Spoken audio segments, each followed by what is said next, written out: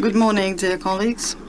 We are very welcome you at our annual Oncology Forum, the White Nights of Oncology. First and foremost, I was asked to make a couple of announcements. The first thing is that we have credits within the continuous medical education system. So you need to fix yourself or register yourself every 45 minutes.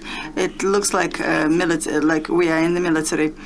And there must be a signal, and then you go into full screen mode and just push the button. So the first and most important, I'm not going to read these instructions out. The most important is that we do have credits within the continuous medical education system.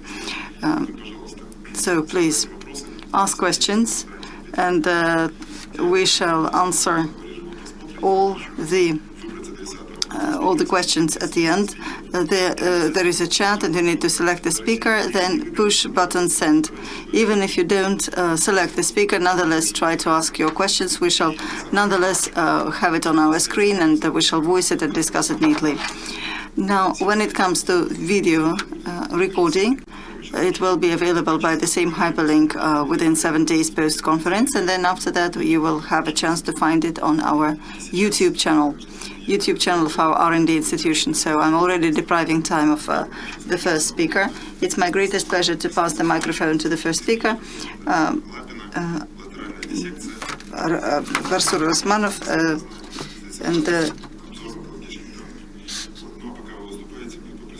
so I will be listening to the news. Meanwhile, good morning, dear colleagues. I would like to express my gratitude to Dr. Karachun and to the organization committee for the invitation. I would also like to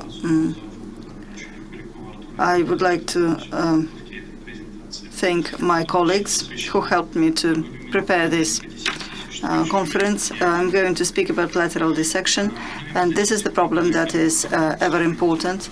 I would like to say that it's approximately 2 million of incidents and about 1 million life toll. Our country, unfortunately, is also has very unpleasant statistics of colorectal cancer. It rates approximately 30% within the whole structure of oncology diseases, and the colorectal cancer also is aggravated by a great number of metastases within the lesser pelvis, which fluctuates between 7 and 23%. Most frequently, it happens in the lower ampular localization of the primary tumor, twice as frequently as if it localizes in the peritoneum and in the upper parts.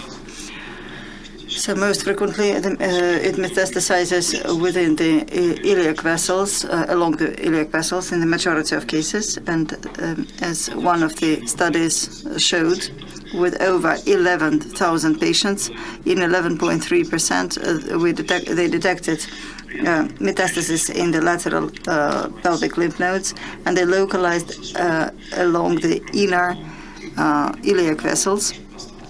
Also, it was in the common iliac area, the aortal bifurcation and meniosacral area. So the pelvic lymph nodes metastasis most frequently is associated with the mesorectal lymph nodes lesions as well, but this is not the only factor of negative prognosis, as it was shown previously. Lower ampular localization and also the presence of distant metastasis. According to the study with the analysis of over 1,000 patients, it was demonstrated that 3 risk factors and less results in 4.5% of lesions in the lymph nodes, and such factors, risk factors as female gender, depth of invasion, and presence of positive mesorectal lymph nodes and others. What do we do with this problem? Do we operate on these patients, and do we extend surgery, or do we subject them to RT? First of all, let's look at the Japanese recommendations or guidelines of 2019, which demonstrate that if the tumor is above the T2, and it is in the lower part of the peritoneum. Lymph dissection is necessary, but if it is T3 and above or metastatic lesions in several lymph nodes, there must be preoperative RT. Let's analyze the lateral lymph dissection, as one of the Japanese authors show, where they analyzed 500 patients in mesorectomy and extended lymph dissection in patients with T3, T4 without preliminary RT. So the extended surgery improved 5-year survival. In T2 patients, in T3 there was no difference. Another RCT to assess the efficacy of surgery was also done in Japan. Over 200 patients in each of the groups after total mesorectomy. And you can see the improved 5-year and overall survival, relapse-free and overall survival, and also the remote metastasis rate. Now the results of the only Japanese study which was devoted to the extended lateral lymph dissection in the lower ampular localization. You can see that 350 in each of the groups, and extended surgery did not result in 5-year relapse-free and overall survival.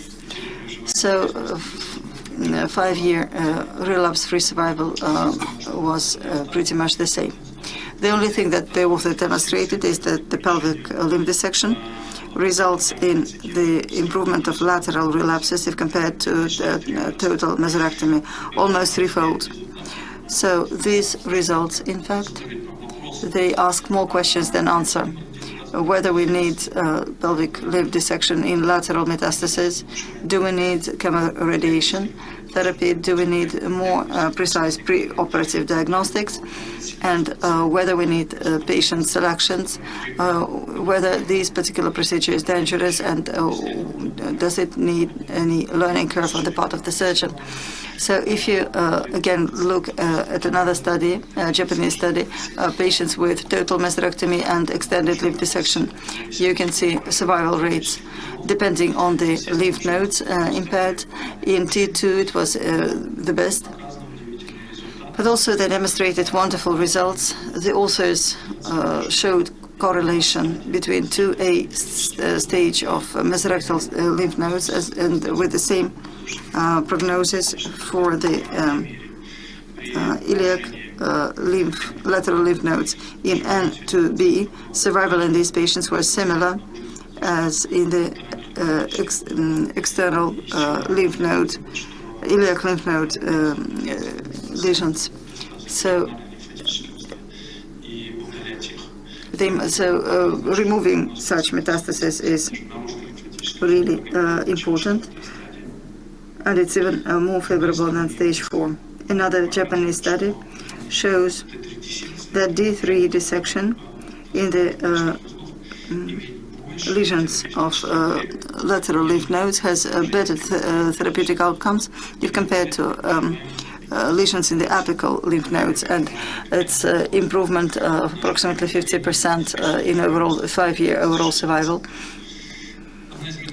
One of the meta-analyses, which was published last year, analyzed 4,500 patients in several studies, and they demonstrated that the rate of local relapses is lower on extended dissection in patients without preliminary RT. So the authors say that it's quite a good method to bring down the local regional relapses. Another meta-analysis that included 21 RCT, 21 studies, one of them was randomized, showed that the local relapses is high in extended dissection, and the number of such metastases was the same. So the authors come to the conclusion that the lateral lymph dissection doesn't give us improvement in outcomes, and most probably these patients should be treated conservatively, not operated on. maybe it must become a radiation therapy. Now let us look at one of the outstanding publications from the Netherlands, which compares results of Dutch trial, a study which assessed efficacy of the preoperative radiation therapy, 5 gray after patients with mesorectomy. So these patients also were under lateral extended limb dissection, and it was demonstrated that it was either lateral limb dissection or preoperative chemoradiation therapy if compared to patients after total mesorectomy. This is grounded by the fact that the lateral or radiation therapy can improve the lateral space, the lateral cavities, and can give the same result as lateral limb dissection. And if you look at the current clinical guideline of clinical oncologists, you won't see any mentioning of lateral limb dissection, and you won't see it as well in the contemporary NCCN guidelines. So when it comes to the fact,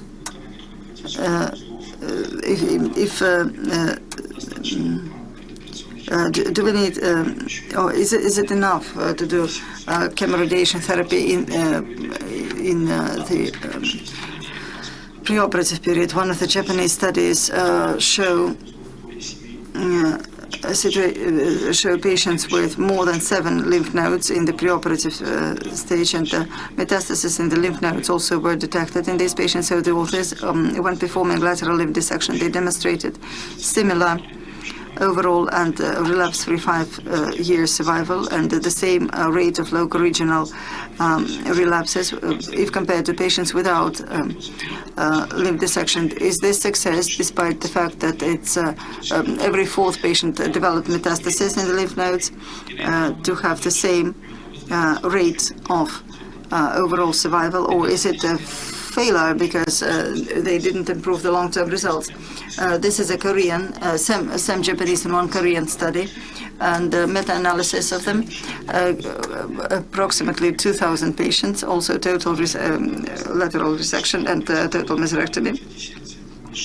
So the lateral limb dissection improves the situation with the local relapses in patients after radiation therapy. So this procedure is really reasonable, even in this situation. Another study, another publication, which also shows the data of preoperative stage with patients in the with the lateral lymph nodes. There was lateral extended limb dissection performed, and they demonstrated the same results in terms of the local relapses if compared to total mesorectomy, as well as the 5-year mortality. It was the same in both groups. Other group of authors also attempted to analyze the probability of the lymph node lesions after chemoradiation therapy. If the lesions are smaller than 5 centimeters in the lymph nodes, this is a sign of intact lymph nodes. And if they are 5 millimeters and above, then the probability of progression will be 5 to 4%. So these particular sizes should not be an indication for a lateral extended lateral limb dissection. So this is another publication with an in-depth analysis of clinical data, which in the retrospective part analyzed the results of lymph nodes and compared with the long-term outcome.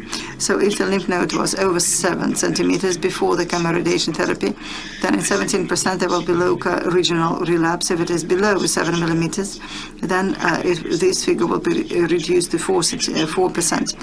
If after chemoradiation therapy is below 4 centimeters, then there are no relapses at all. And even if the lymph nodes are above 7 millimeters, then the probability of lateral relapses will grow up to 53%. And the chemoradiation therapy plus total mesorectomy and limb dissection will bring it down to 8.7%. The same authors in another publication demonstrated predictors of the long-term outcomes, and they demonstrated that if the lymph nodes are above 7 millimeters and over 4 millimeters post chemoradiation therapy, there will be a relapse. And if the lymph nodes over 6 millimeters after chemoradiation therapy, this is associated with a long-term metastasis and low tumor-specific survival.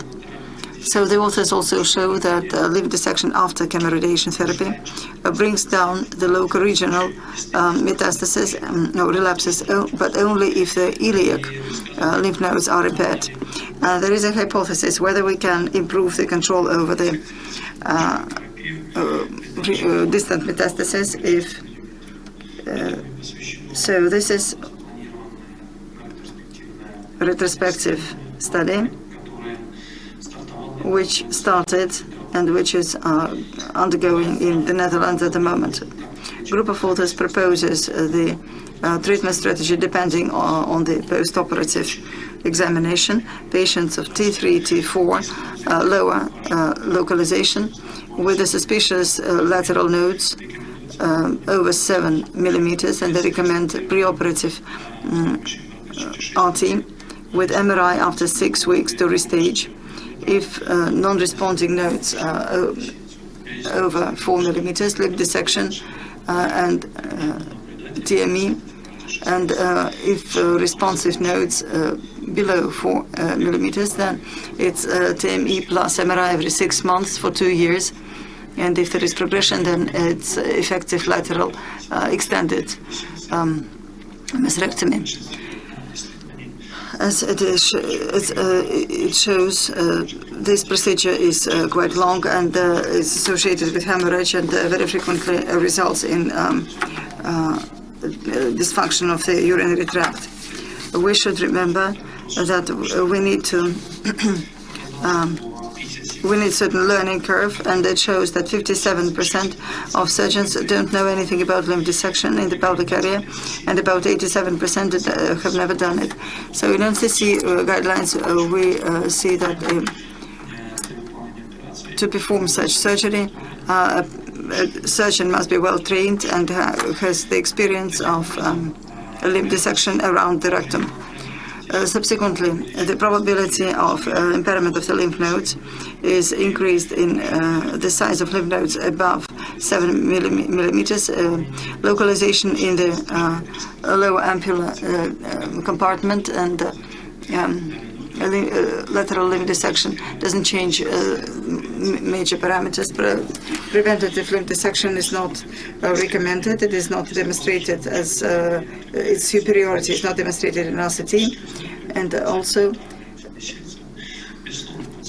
indeed, the procedure is not safe, and it requires a learning curve of a surgeon. Thank you very much, Ruslan Osmanovic. Now you're smiling, that's good. Thank you very much for a brilliant presentation. We don't have any questions so far, although approximately 100 people are here. I don't know how many people are sitting at the screens at the moment. This is an online format on the one hand. On the other hand, you are sitting just in your surgical gown. Professor Lauder, he is operated on, so he is not going to be one of the speakers, so we do have some time for discussion. So most probably when you come back from the operating theater, you will join us again, and we shall have a very good discussion with those who are positive, negative-minded, or neutral-minded as I am. So you're welcome. And would you like to make a comment or say something, or just you just made a presentation, conquered everyone's attention and leave? Well, I suppose I will come back a little bit later, because we shall receive great amount of data, and then we shall have better grounds for discussion. Because there is always place for discussion, so we shall continue later. Thank you. Thank you, Ruslan Osmanovic, and now it's my great honor to pass the microphone to the next speaker, who I suppose doesn't need any introduction. He is a director of the State Institution of Coloproctology, Yuri Shiligin. It's so great to see you on the screen. You're welcome. The topic of your presentation, can chemoradiation therapy can be an alternative to lateral dissection of the pelvis? Good day, Alexei. Good morning. I'm glad to see you on screen. Of course, we meet each other and we have the same feelings. We would like to see once again each other once pandemic is over, and so we can meet in the similar mode as we did before. So here, currently, I don't see. Currently, I see the previous presentation. Can you see me? What should I do to have my presentation on the screen? So, I would like to ask the technicals. So now we can see your presentation. It's in the the screen sharing mode. So it will be some repetitions to some common issues discussed. I cannot switch my slides. I'm sorry, just a sec.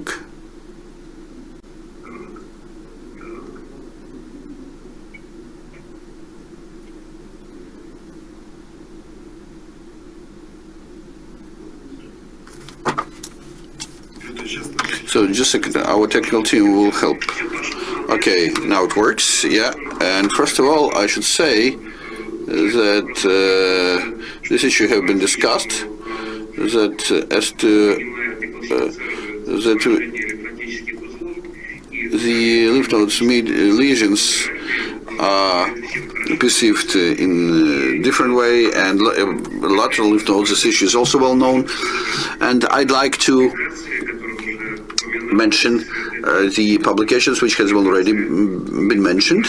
It's an article analyzing 20-year experience of treatment of 11,567 patients in Japan, and here there are arguments for Western and for Japanese positions.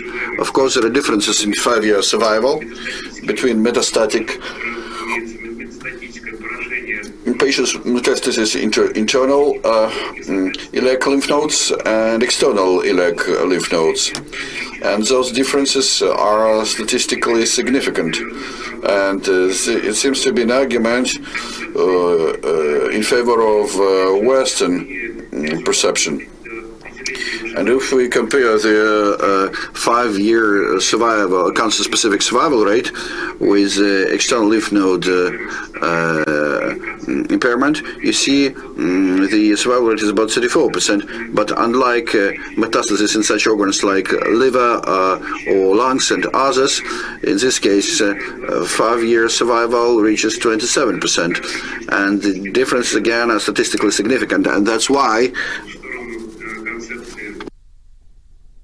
this is an argument in favor of Japanese concept that external lymph nodes should be considered as regional metastasis. Once again, I'd like to mention results of the only randomized trial, also from our Japanese colleagues. It's Japan Clinical Oncology Group, and the study involved 33 leading clinical sites of Japan.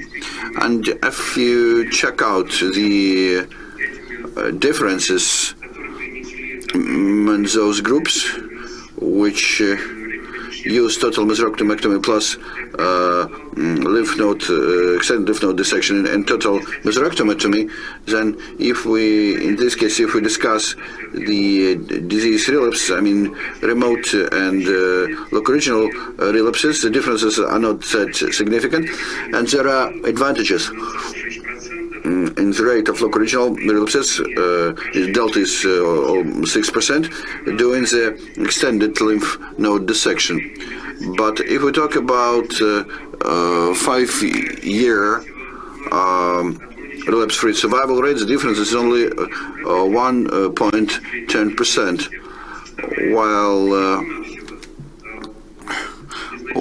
while with total overall survival in case of preventive lateral dissection, the difference is only 2.4%. Talking about 5-year survival without local relapse, the difference here is a bit higher, more than 5%.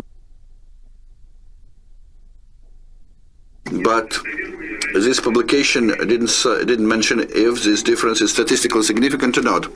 So the 2020 was a quite rich year. There were produced 3 meta-analyses comparing effectiveness of lateral lymph node dissection versus total mesorectal excision. And it's Chinese meta-analysis from European Union and Scotland. And if you look at the meta-analysis of our Chinese colleagues, then as you know, first of all, significant differences with regard to complication rate post lateral lymph node dissection. Then about local recurrence rate with LND, and without that, here statistically significant differences were not produced, except for earlier mentioned randomized trial. And again, it was said that Japanese RCT and Dutch trial are compared, and here I would like to say that if we compare LND and pre-op radiation therapy, which is not actually still not perfect, because this study, the Dutch trial, was done in the period from 2003 till 2006. So the pre-op RT, it was done in about 5 fractions with 5 sessions, 25 grays, and then after, without any, so to say, without any, so to say, intermediate period, they did surgery. So if we compare groups with total mesorectal excision, we see the relapse was 13 and 12%. And another thing, so there is an LND, and if we talk about the rate of relapses in the lateral space, why it is lower after pre-op and rather, so to say, delicate radiation therapy in the Dutch trial, it is 24% only. And why those relapses develop in 57% of patients after LND? So there is a big question, and it requires some additional explanations, which at the moment I don't have. So another interesting data. It's experience of 2 leading Japanese clinics. It's a National Cancer Center of Tokyo and Aichi Cancer Center from Nagoya. So if you look at the results of lymph node dissection in case of impaired lymph nodes, so you see out of 1,191 patients, lymph node metastasis at morphologists found in 599 cases. And in the total majority of cases, 45 and 44%, these were mesorectal lymph nodes. And you could see that significantly less they found lesions in lateral lymph nodes. And naturally, if you look at the rate or dependence of local relapses, the cumulative rate, case of single or uni or bilateral LND, so if we compare those 2 centers, so 2 sites, then the Nagoya site, totally in all patients, they did lateral dissection, and they enrolled even T1 patients. Unlike the guidelines shown in the previous talk, and moreover, they were rather aggressive. If during the surgery lateral lymph node lesion was found, they removed autonomous nervous system structures and internal iliac vessels.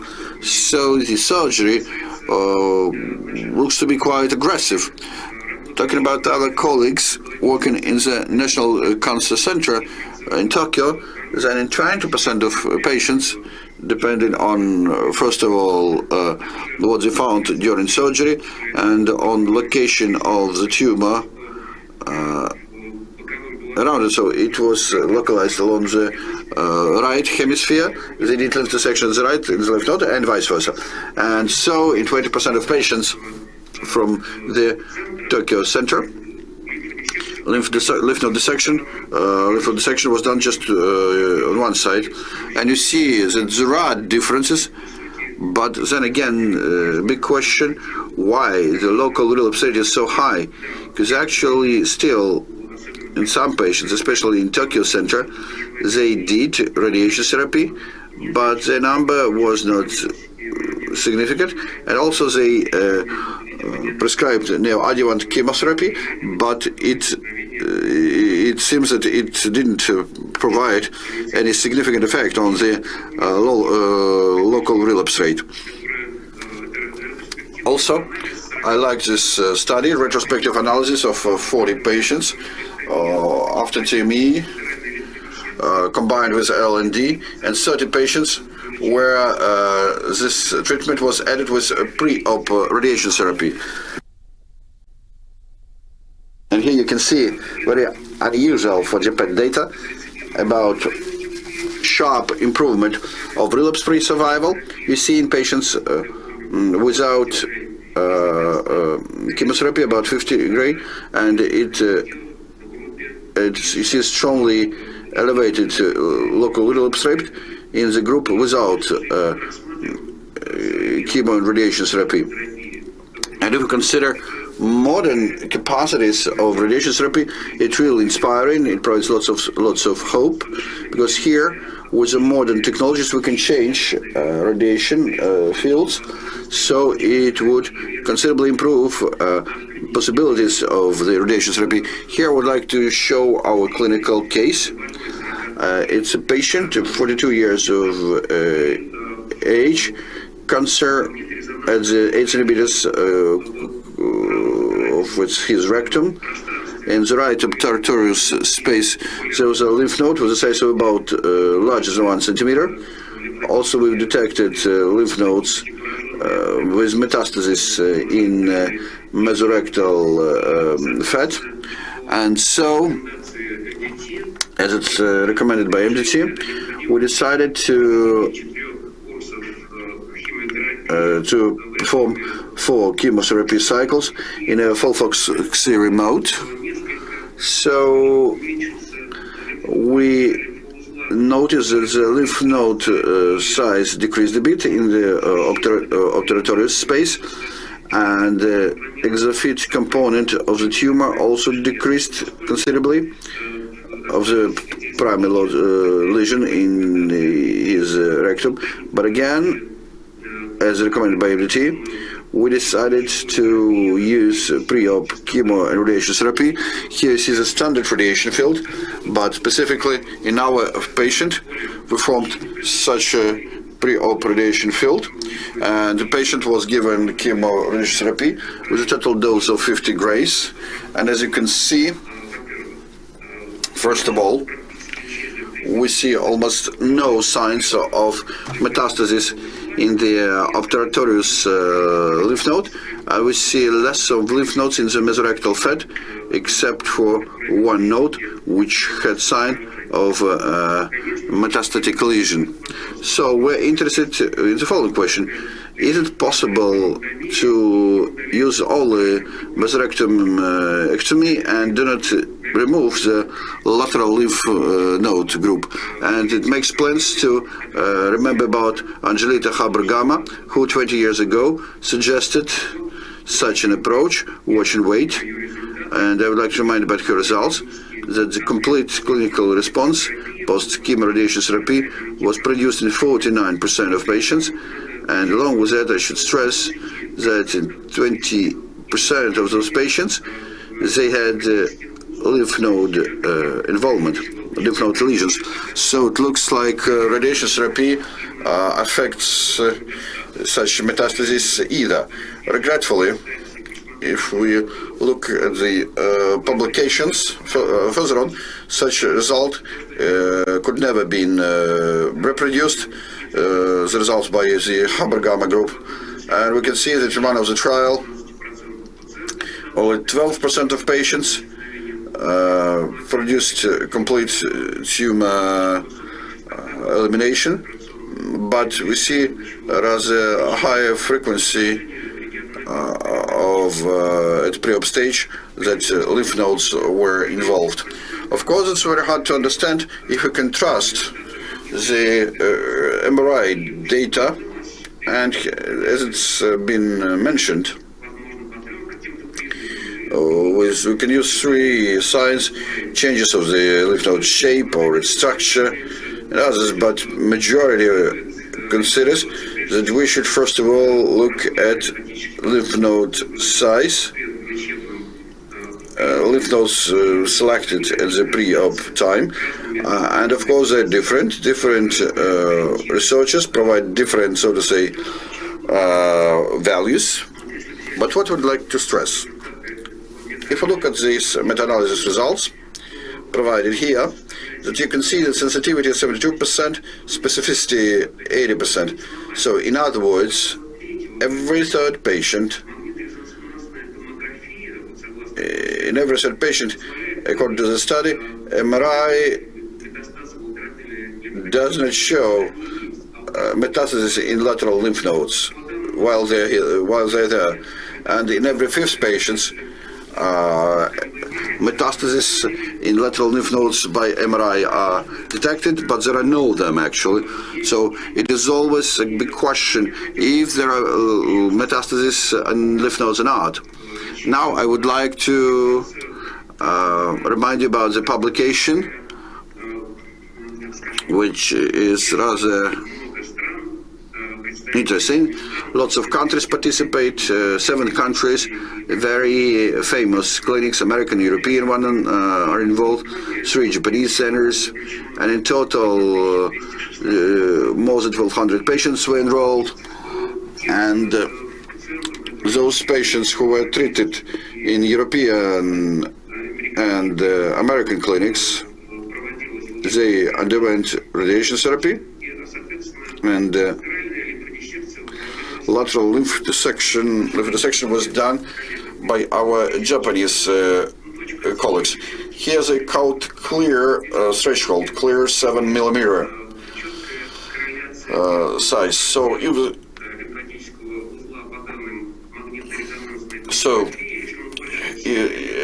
if MRI showed that the lymph node site is above 7 millimeter, then it was the highest lesion rate, it was highest relapse rate in lateral lymph nodes, and similar with correlation to the rate of local pelvic relapses. So they've got such interesting data that since they analyzed also results of treatment with the use of pre-op radiation therapy, and they found out that relapse in lateral lymph nodes. I'm sorry, you've got just 1 minute to follow, Yuri. Yes, I'll try to be real fast. What I would like to say, it's about results of Korean-Japanese trial on pre-op radiation therapy in patients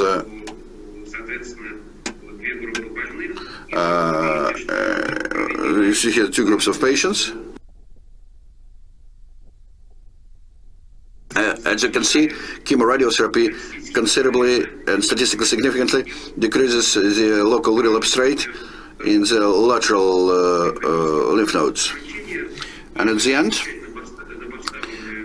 if answering to the questions said, if preventive lateral lymph dissection is required, if lateral lymph nodes according to MRI are not altered, it's likely not, because results are not different.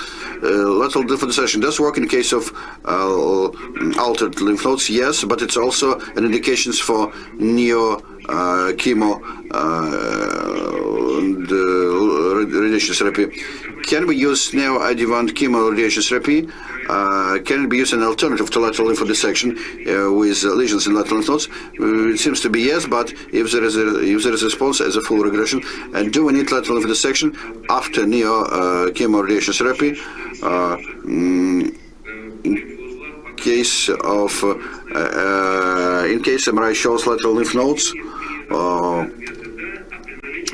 if there is no response to chemoradiotherapy, yes. But if there is a response, but if we see a response, let's look at our clinical case. We did surgery of these patients. We did low anterior dissection and lateral pelvic lymphadenectomy. So what we found that lymph node, which was in mesorectum fat, histology showed the metastasis. So those 18 lymph nodes, which were found at lymph dissection, didn't show any metastasis. So we suggest the following algorithm. So we're out of time, I'm sorry. Yuri, let's wrap up because we are out of time. Okay, then that's it from my side. Thank you. Thank you for your attention. Yuri, I'm really terribly sorry, but we need to do it. We need to stop on the show.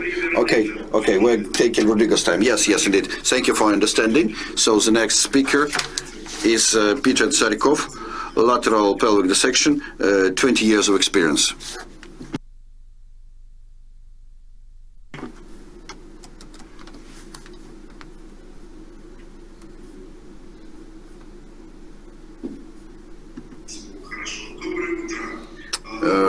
Good day, dear colleagues. Can you hear me?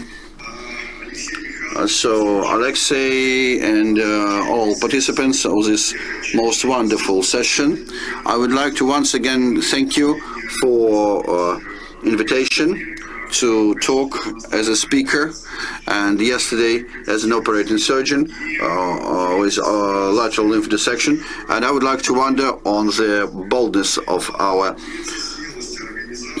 organizers of this cancer forum, who set such a very rare and infrequent topic for discussion. So I don't know about your case. We see just the first clouds in the sky, and I saw a message yesterday that it was quite hot in StPetersburg. And it was even impacted the founders of your city. So I should say that everything's okay in our clinic. It's our morning shift and morning round. And it's not the first conference. And many of us do remember this conference, and many of today's speakers were participating in our masterclass, which happened quite recently, 2 years ago, just prior to pandemic, where also they've been shown different methods of lateral lymph dissection using in the world.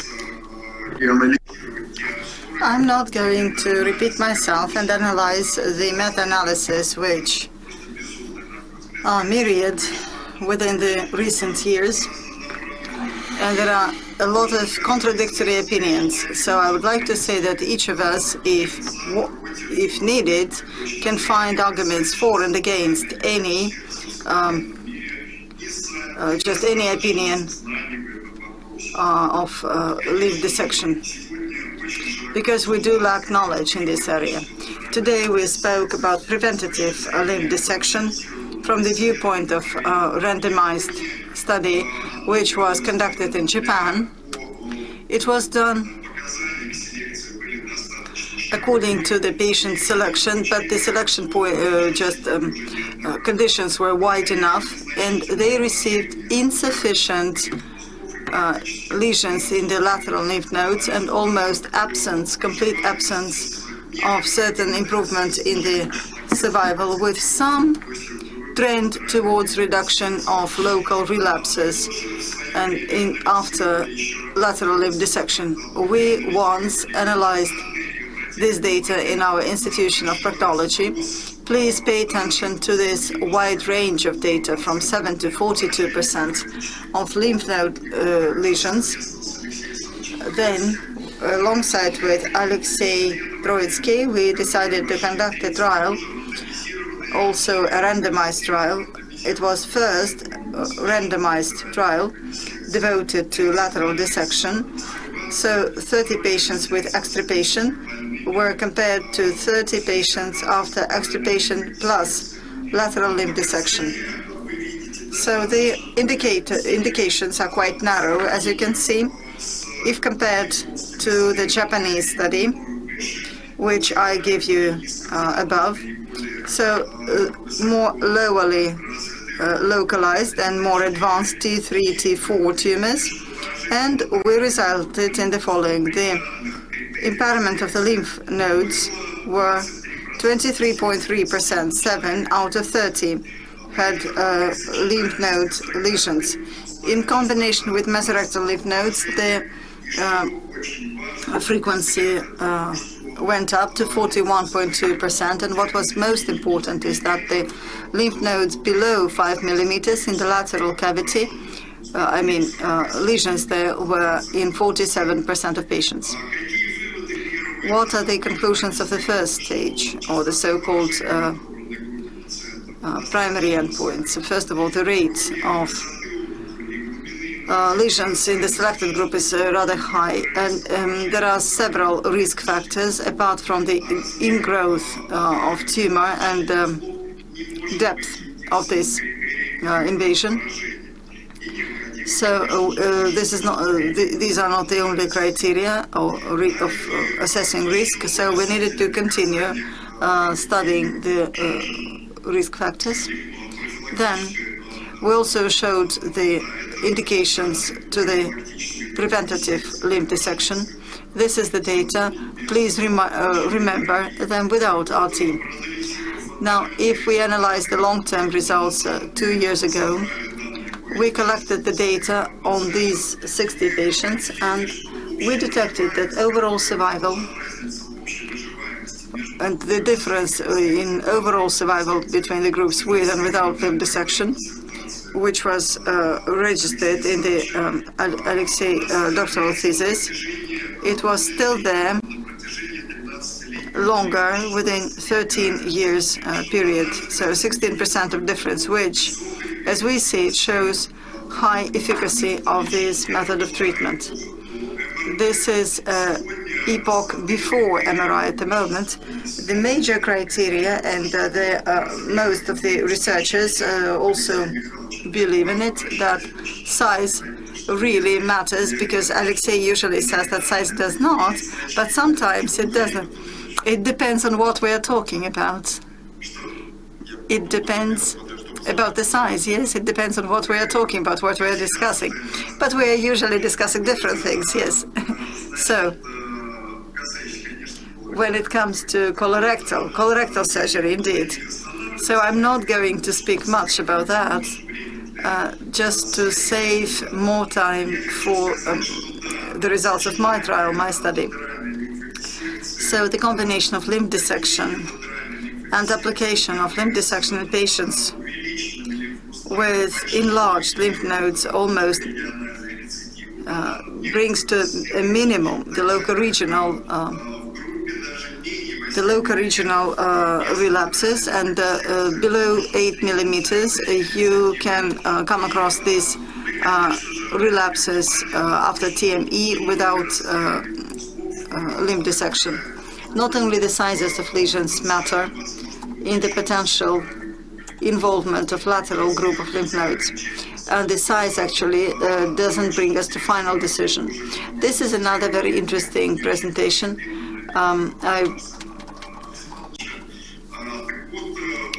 I would say that this is a group of Indian authors. They writing about risk criteria, and according to this risk criteria, they use the sampling of 43 patients that in 4 and more criteria, we have up to 80% of lateral involvement. Thus, with the application of MRI, we started a new era of selective approach. That means that we started narrowing our indications for the lymph dissection, which is first and foremost based upon the size of lateral group of lymph nodes according to MRI. So actually take into account the lowly localized cancers and just advanced forms. We also analyzed within this period of time 120 patients with lymph dissection, and the results of overall number of lesions, and you can see mean number of lymph nodes and the ones which are impaired. Now, mainly we quote from Japanese authors because the Western authors do not publish anything on this matter. This is not the first time that we demonstrate this data. Some of you are already familiar with this study.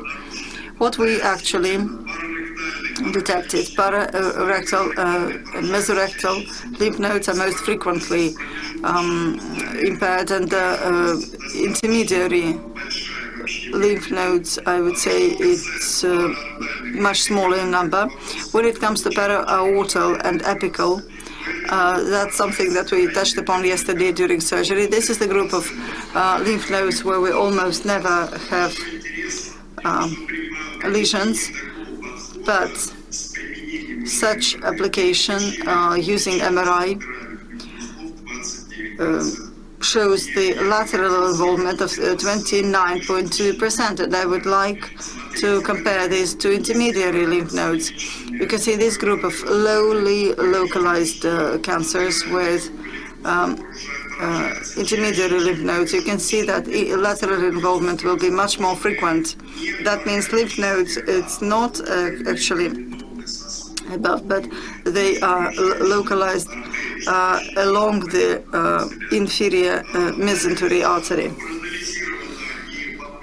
We analyzed also the prognostic model, which we called model of our clinic and low invasive surgery. It was grounded upon the monofactorial analysis, and which showed that the major risk factors of lateral lymph node involvement are the MVI, also the how high the tumor is localized, and also the size of lymph nodes, lateral lymph nodes. But if you look at each of these factors alone, none of them is influential over the lymph node involvement. The specificity is not high enough. But if you take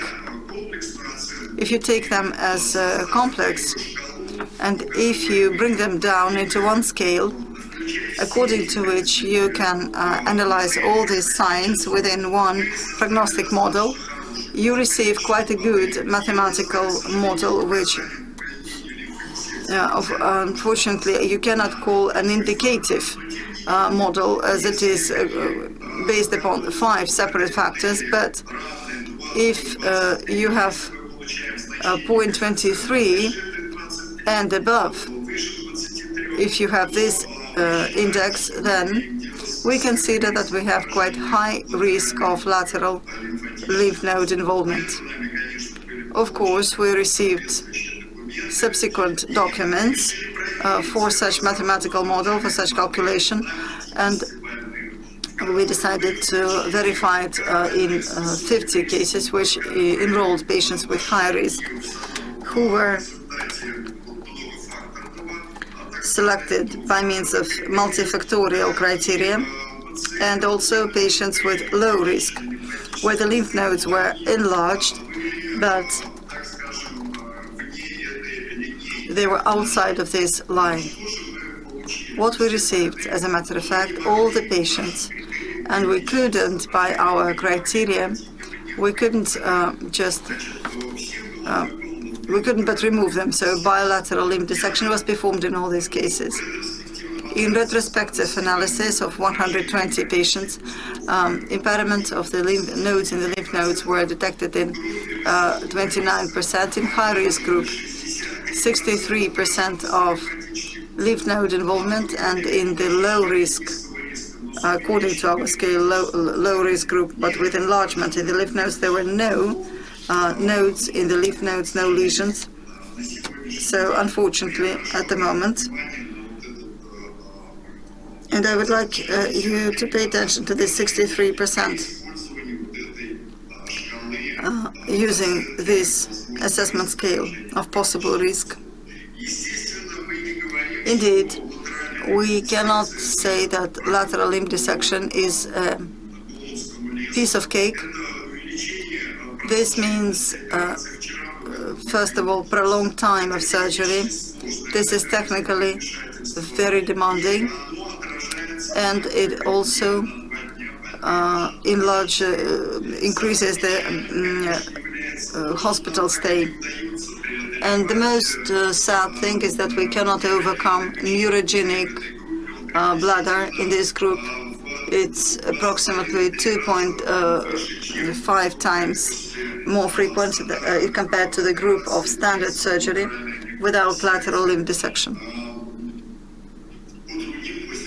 According to other post-operative surgeries, we don't have any other major differences. So the overall relapse-free survival, we have this group retrospective study. It's not randomized. I should say it right from the very start. It's not randomized. But we were just selecting patients for the comparison group, taking into account 6 criteria. Now you can see that the 5-year survival in the lymph dissection group, relapse-free survival was 62% after lymph dissection, which matches Japanese data. And in the group without lateral lymph dissection, it drops to 35.7%. 5-year survival in this group out of 120 patients where we performed lateral lymph dissection. We compared with the lymph node involvement and without.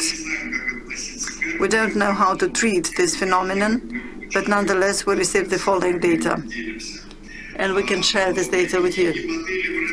Now, the application of this model in retrospective group out of 120 patients, we detected 28 patients with high risk of lateral metastasizing, and we decided this is an indication for lateral lymph dissection. So these are patients for prospective study.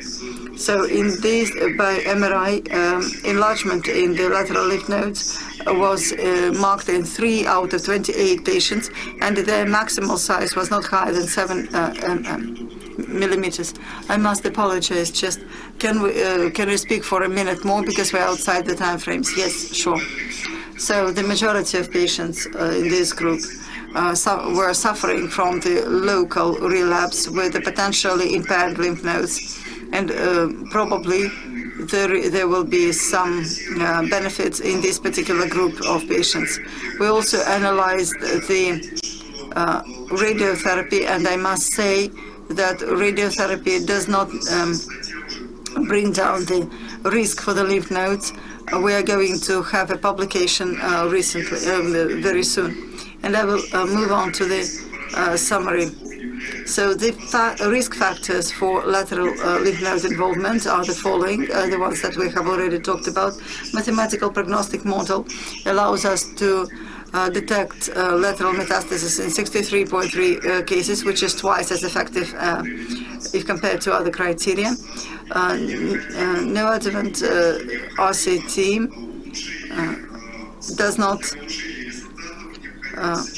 is not sufficient for full lateral lymph node elimination, so we need combination. And in high risk of lateral metastasizing, 5-year survival is significantly higher after lateral pelvic lymph dissection than without. Thank you for your attention. Piotr Vladimirovich, great many thanks for a brilliant talk. We already have a conflict of opinions, I would say. Not interest, but opinions, which makes our conference even more attractive. Now, I would like to ask the organizers to connect again with you and with Yuri, and when we start Q&A session. And now I'm going to invite Professor Berlev, Igor Berlev, who is the head of our Gynecology department. But in my department, actually, lateral dissection was mastered with his help. We were criticized a lot, and at the moment Igor Vladimirovich is in live surgery, and we actually are going to watch the video with his talk.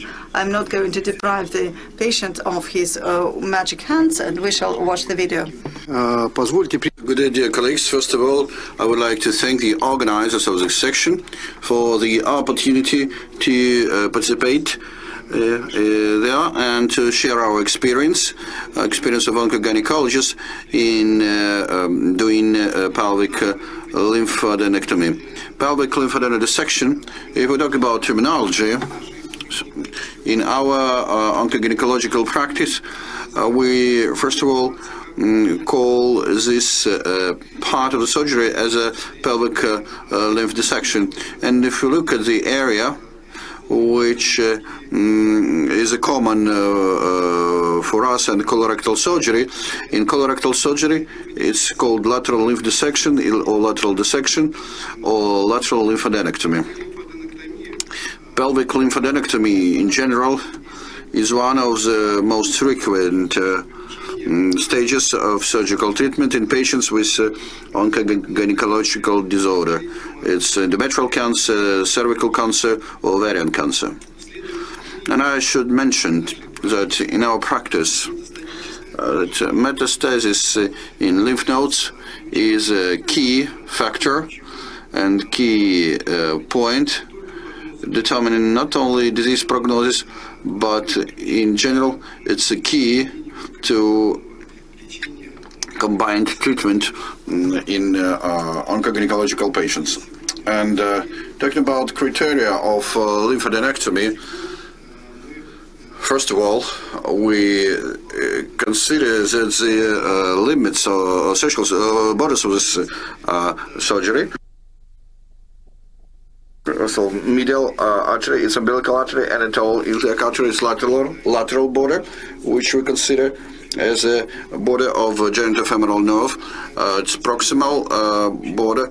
It's a border of common iliac artery at the level of bifurcation on internal external artery. It's a place with, so to say, transverse in the ureter and caudal limit at the area of circumflexing vein. So, and talking about the intervention, we talk about removal of common lymph nodes, external iliac lymph nodes, intra-iliac lymph nodes, and obturatorious lymph nodes. In our group, pelvic lymphadenectomy, during the last 10 years, as our experience, we've done more than 3,400 of such surgeries. Without a standard set of surgical tools, where we can do, with them we can do imaging, dissection, electric cautery, and removal of the specimen. We use standard trocars, and the points of entry are shown here, this web slide. It's left and right iliac zone, suprapubic zone, and video system is introduced through para-umbilical zone. The specifics of this area. It's our patients. Mostly these are endometrial cancer patients who in 80% of cases have various comorbidities. One of them is extreme forms of obesity.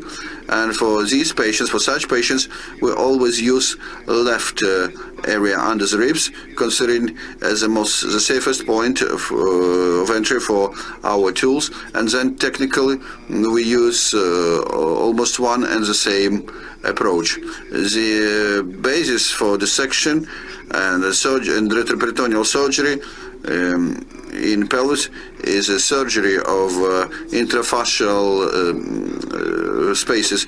And talking about today about pelvic lymphadenectomy, it means that we work in lateral intrafascial spaces, paravesical space, pararectal space, ilosacral space, and obturatorius fossa obturatoria.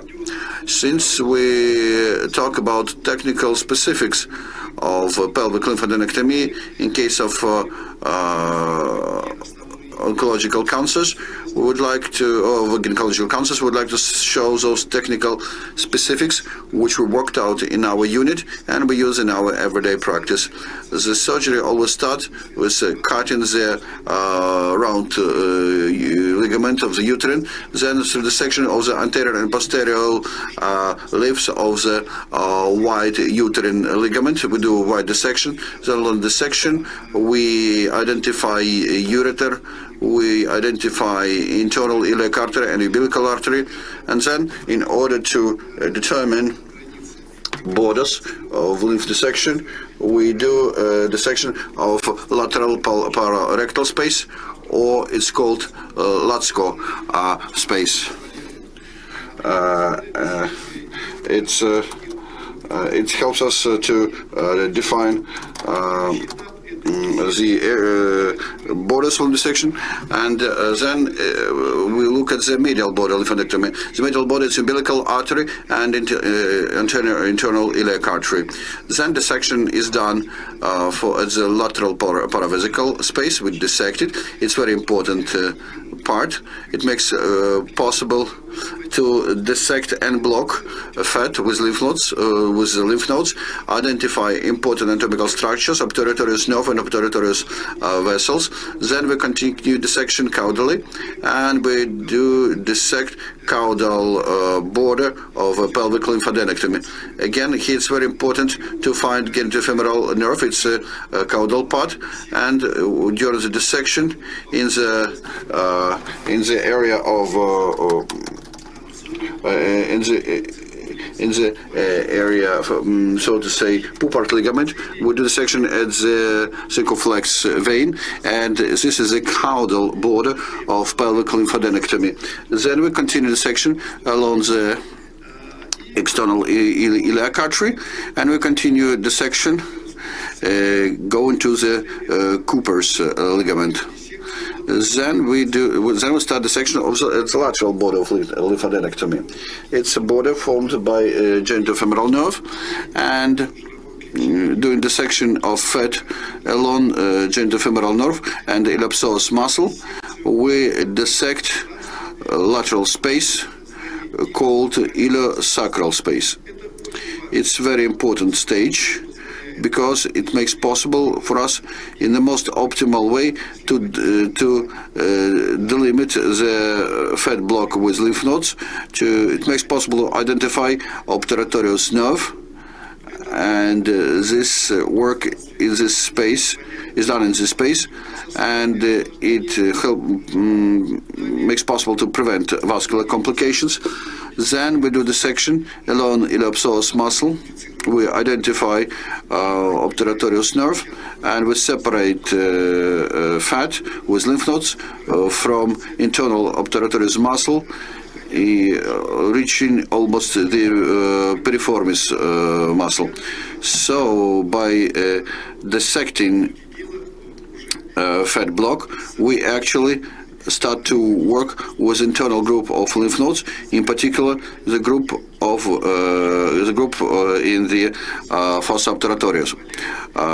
It's very important to work with this group because it improves visualization of vascular structures, in particular bifurcation of internal and external iliac vein, and dissection of this area also makes possible to be more effective in dissecting, removing maximum amount of lymph nodes in this area.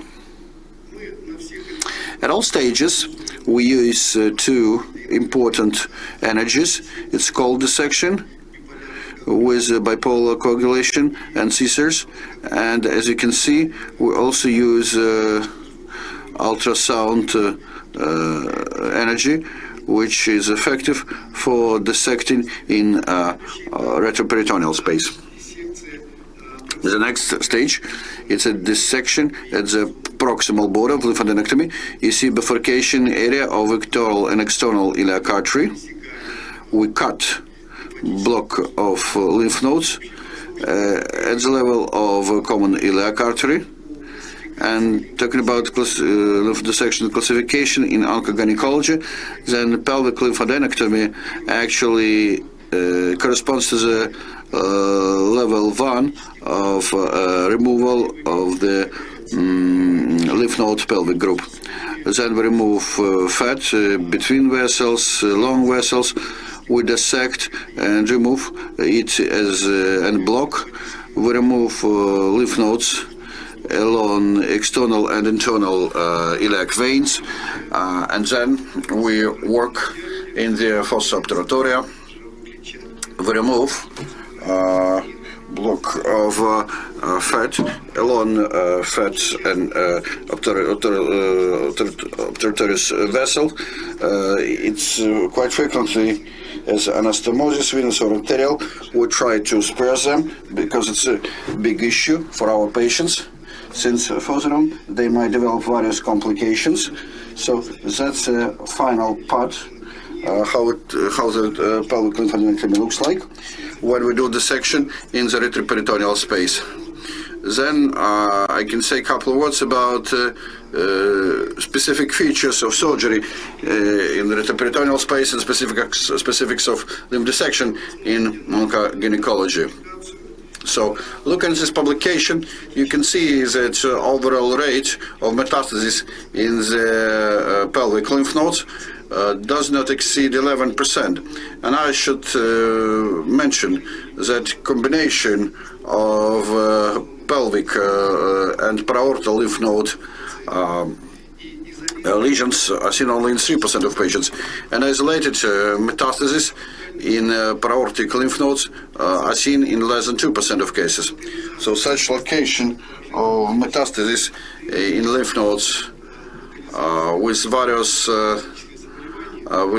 localizations, oncological disorders, they are, so to say, related to anatomical and functional specifics of uterine lymph drain. I would like to remind you that there's no specific lymphatic flow from endometrium and cervix uteri.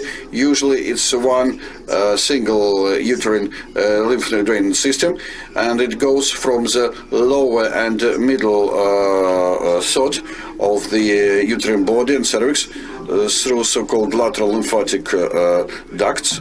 Also, lymph might be drained through extra-organic lymph nodes. So,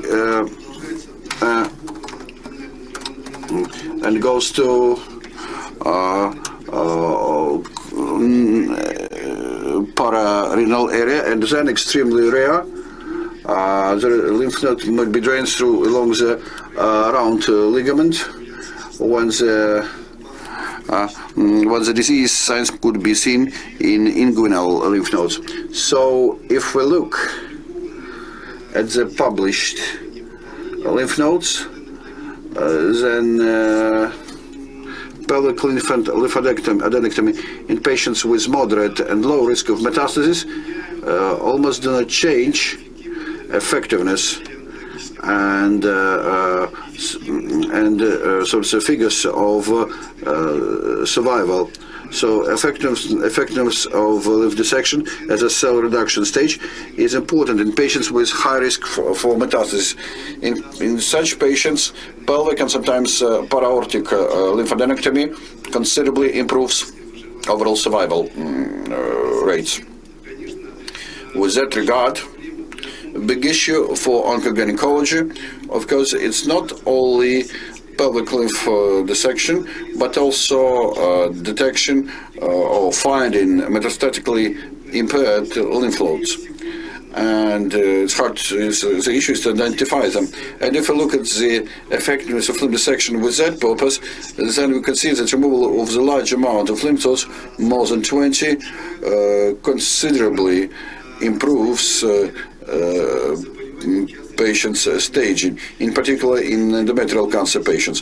And if we look at the current guidelines, guidelines, then morphologists should study at least 12 lymph nodes to use it as a criterion to identify lymph node status. On the other hand, the low percentage of metastatic lesions and removal of large amount of lymph nodes during lymph dissection regretfully results in various complications in our patients post-surgery. We're talking about lymph cysts, lymphostasis, and regretfully in the long term it could result in lymphedema. So that's why today in the Society of Gynecologists we do discuss the issue for detection of so-called sentinel lymph nodes in order to surgically stage various diseases. In particular, it is related to the need for more accurate identification of patients with positive lymph nodes. On the other hand, this method improves functional results and helps to rule out unjustified lymphadenectomy, which might follow with complications. One of the most widely discussed methods for that is the use of fluorescent lymphography. This method basically is based on the use of dyes with lymphotropic effects and fluorescent in infrared light. We have our own experience in the use of this method. For that we use indocyanine green. It has been re-registered, re-approved, and is available for majority of clinics. We use stromal injection in the pelvic, in the cervix uterine area, and then with a 7 minutes window, we detect lymph drainage during the surgery. Then doing lymph dissection of parametrium in parametric area, then in real time we can see specific light, specific fluorescence, infrared light. So it makes it possible for us to identify and biopsy lymph nodes, which we consider as first sentinel ones. And further on, it makes possible for us to be more accurate in staging of the disease. And I should mention that for that purpose, we use ultra-staging approach, or the staging method, which makes possible to be most effective in studying the lymph node status, in particular to diagnose micrometastasis. And published data today makes possible to improve by 5% effectiveness of stages in patients with low or moderate metastasis risk. Currently, this method is discussed as a standard one to treat patients, in particular with endometrial cancer. And actually, this year, European guidelines for the management of endometrial malignancies contain recommendations to use sentinel node biopsy as an alternative to lymph dissection, and it is a good and effective method for assessment of lymph node status and staging the disease in general.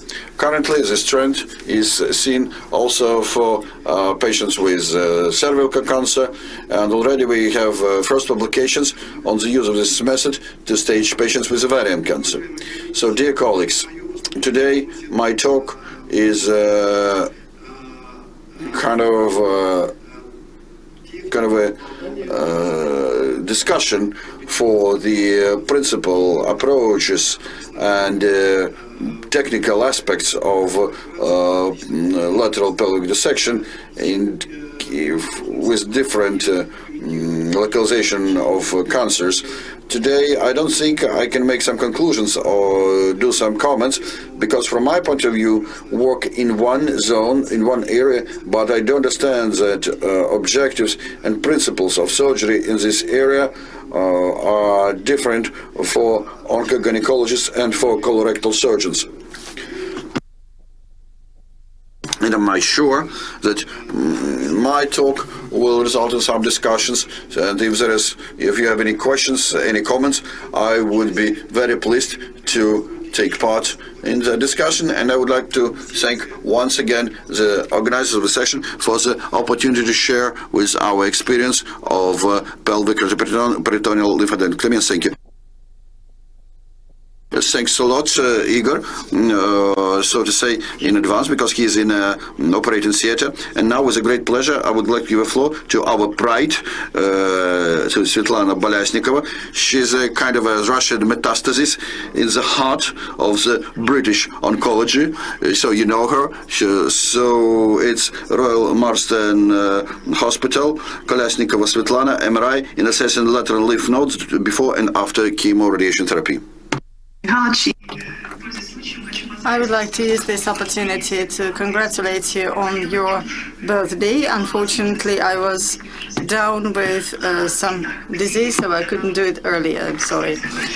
So I should say that in my clinical practice, I have not seen patients with lateral lymph dissection for long, because we don't have a trend towards removing the lymph nodes which are impaired, as well as having just diagnostic lateral lymph dissection.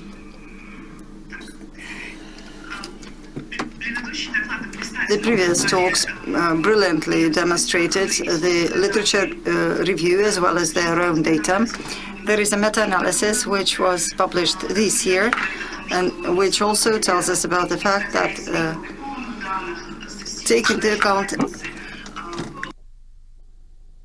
the published data, there is no statistical difference between overall survival and relapse-free survival in patients with and without lateral lymph dissection, so the difference is not there.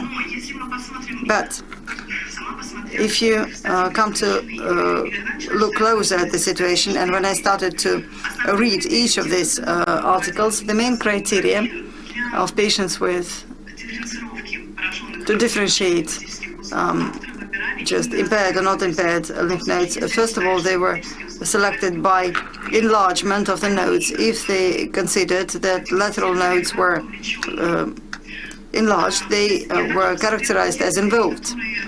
And also, I considered the criteria that they used for CT. For example, unfortunately, this is the quality which we would describe as suboptimal. If you have a large field, then the resolution capacity is much worse. To see small lymph nodes or some deposits is difficult. Of course, a big deposit, most probably over a centimeter, you won't miss, but suboptimal quality is something we do not like. We like much higher resolution of MRI, so the imaging is of better quality. If you look at the SGAR guidelines on the status of lymph nodes, this is an association of radiologists of Europe who deal with GI pathology. So first and foremost, it's my opinion, but I suppose it's an absurd. They say that to detect a lymph node as a pathological, it should be either bigger than 9 millimeters or from 5 to 8 millimeters in diameter. having two morphologically suspicious characteristics. If it is below 5 millimeters in diameter, there must be 3 morphologically suspicious characteristics. Believe me, if you measure one lymph node, the same person you can measure it just differently. Within the difference of 5 minutes, it can be 5 millimeters, 7 millimeters, and if I look at it in a completely different light, it will be 9 millimeters. This is an utterly subjective criteria, and saying that the threshold of lymph node involvement should be judged by the size is not correct. Excuse me. So, back in 2016, we conducted a trial, including 73 patients. Some of them were provided surgery first, as they were primarily surgical. Patients with no CRT. So we have a protocol of low field or small field MRI, small field view. So that means a very small area of scanning. And then we enlarge the field in order to see the growing lymph nodes. So we compared the lymph nodes in the high resolution and low resolution MRI. If we take such threshold as 5 millimeters and everything that comes above, we consider it to be a lymph node. Then unfortunately, the precision of our method does not surpass 60%. And it doesn't matter what kind of resolution we look at. If we look at the morphological criteria, then we can achieve sensitivity and precision accuracy of over 80%, detecting the involvement of lymph nodes. So what is really dangerous when we speak about the size of lymph nodes? First of all, we conducted an in-depth analysis, and we understood that the overstaging of nodes happens when the patient has cancer. So if overstaging is grounded over the size of nodes, like over 5 millimeters, then overstaging will be over 35%. This is very high, especially in early cancers. So what is the criteria that we can use in our clinical practice? If you have detected a lymph node, and if you consider MRI, then you should pay attention to whether morphological signs are described. So whether your radiologists tell you there is an MRI signal change, there is uneven capsule. So this is one of the signs. Then we should think about the anatomical localization. If it is, for example, external iliac lymph node, then most probably these are going to be hyperplasia. You should remember about the groups, which groups are most frequently impaired. And also, there must be some other unfavorable prognostic factors that you can see by MRI. If you speak about morphological signs, then micrometastasis below 1 millimeter is something we cannot see on MRI. We can see hyperplasia, enlarged lymph node, but homogeneous structure. Then pathomorphological slices, they look very similarly to what we can see on the if you see bigger bigger signals, and the capsule is intact. This is a criteria that we use as a sign of lymph node involvement. If you can see full replacement of the modified signal and we do not see fatty replacement, we would say that it's mainly involved. And if it is 3 millimeter and above, we another analysis which was published in 2019, 13 also shows that most frequently the inner iliac are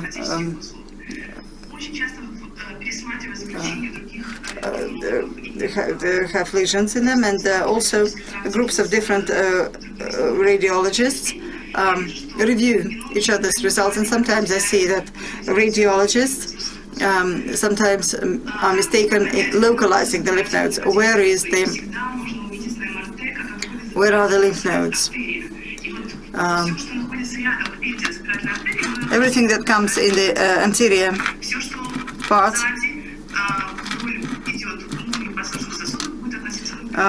so everything that comes within the locking or occlusive,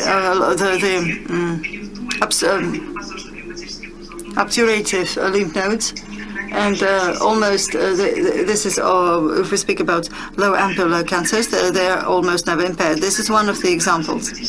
This is the internal iliac lymph node. You can see intact capsule and homogeneous signal, 9 millimeters. Is it impaired?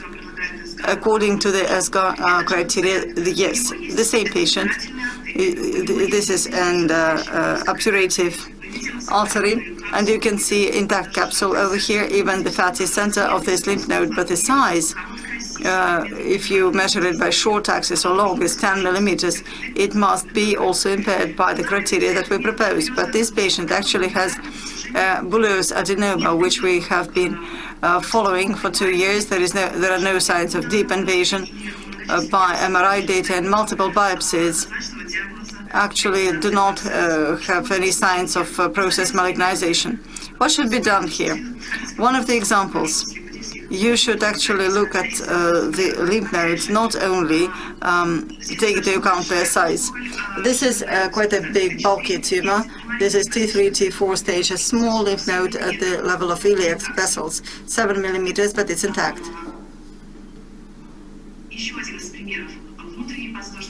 So this is inner iliac lymph node. Again, if I do not find the criteria which I talked about earlier, I wouldn't even look at the obturative lymph nodes if I don't see any other prognostic factors. What are those? The venous invasion and also involvement of the circular margin. If there are signs of venous invasion, most frequently the tumor will go outside of the mesorectal fascia.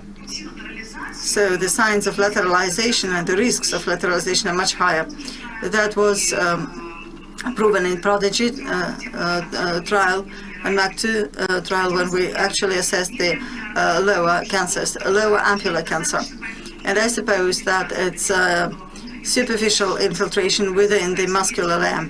There is venous infiltration along the right lower ampular vein.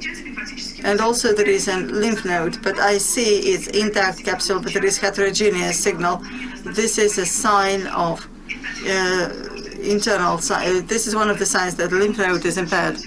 This is no adjuvant chemoradiation therapy in our institution. What is the problem? We know that the venous invasion by MRI and pathomorphology is a very poor prognostic factor, but even in bigger settings, we come across the problem that pathomorphological situation is really different. We should be teaching pathomorphologists how to do this, and it's very good to invite them for our discussions, for them to see what we are currently doing. Probably you have already seen this slide, which was published in 2014. These are standards of data sets for reporting cancers from College of Pathologists, and they say that if you see venous invasion on MRI, please inform your pathomorphologist. And if invasion is lower, 30%, we should use staining routinely. Now this is mid-ampular cancer. You can see that it is within a muscular layer. This is venous deposits and how they are associated with the inner iliac lymph node involvement on the left. For long, I have not seen involvement of lymph nodes of lateral space if there are no other prognostic, unfavorable prognostic factors. This is a bulky venous deposit, which is also bound to the tumor with the venous mesorectal deposits. You can see masses, bulky masses sitting over here. And if you see something like extra and intramural invasion, then in these patients you should be attentive. Look at the obturative pelvic spaces. So here you can see involvement of lymph nodes, mesorectal fatty tissue as well. and also on the right and on the left. The intact capsule but heterogeneous criteria. So that is signal. This is one of the criteria. And MRTRG grading system is used in order to assess treatment efficacy. So the response of primary tumor and also in the lymph nodes could be different. We do not use the size of lymph node as such. If it is below 3 millimeters, then there is response no. We ignore the size of lymph nodes. But if there is an MR signal modification, then yes, we say there is growth continued or there is response. If the patient has the change of signal within the venous deposit.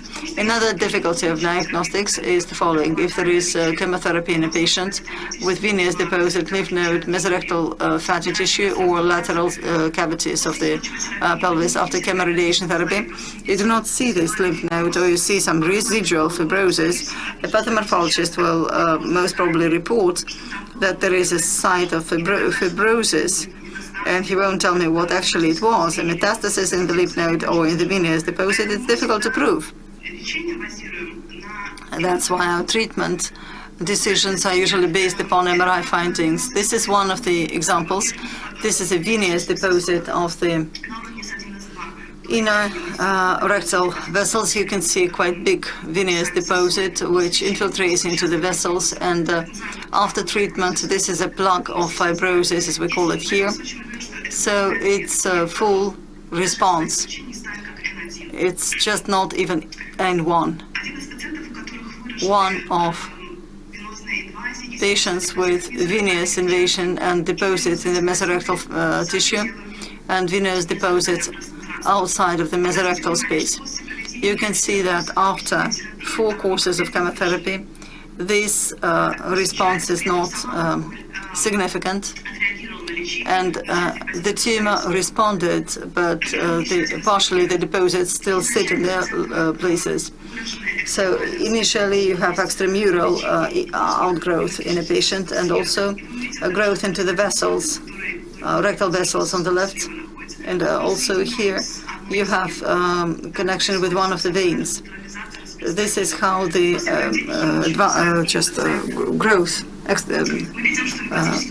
growth happens. And you can see here MRI signal.